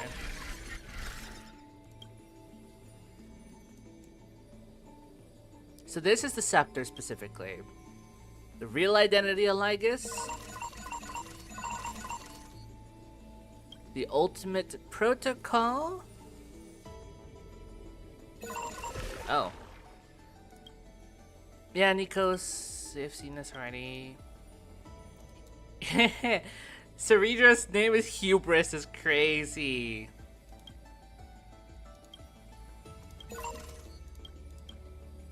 So much low.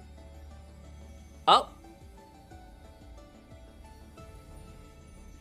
Invading variable March 7th, Philia, which is Cyrene and Evernight. Wait, there's more. Is there more? No? Okay. Stelle. Yes, sir.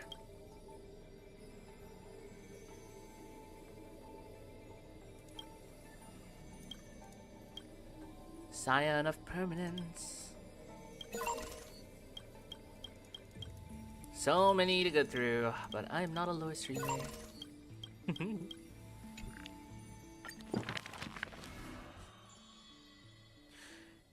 Yes, these are added.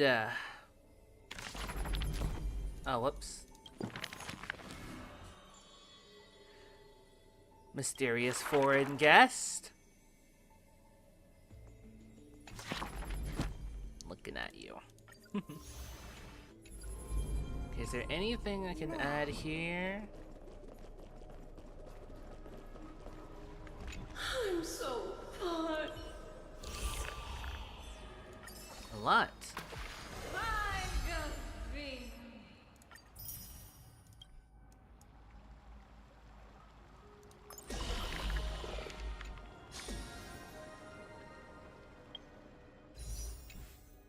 Missing just a little more. But, so, that is it. That is 3.5. Wow. It's almost taking me 6 hours to do this shit.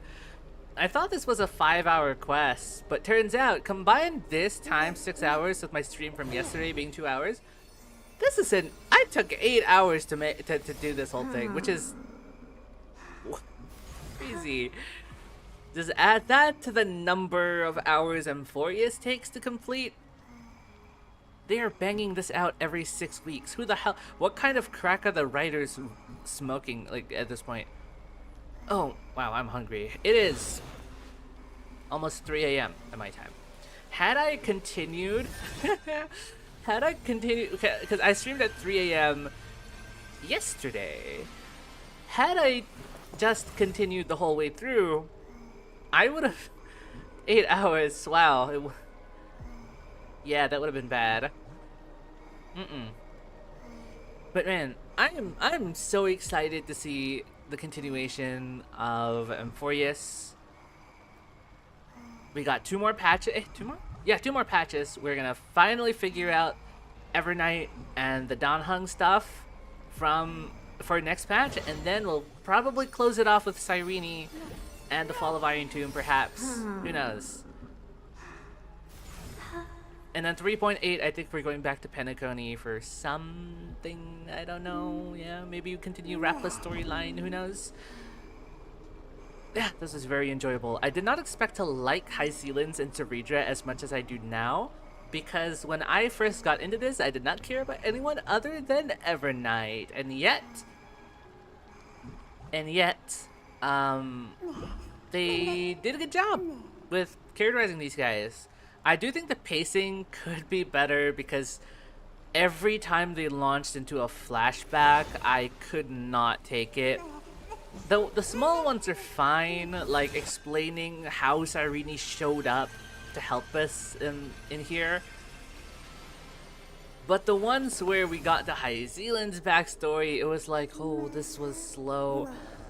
Then again, this is Star Rail and Amphorius. They always do this. Not that I like it, but they do. But one thing I did appreciate a lot was the Trailblazers speaking as much as they did in this quest.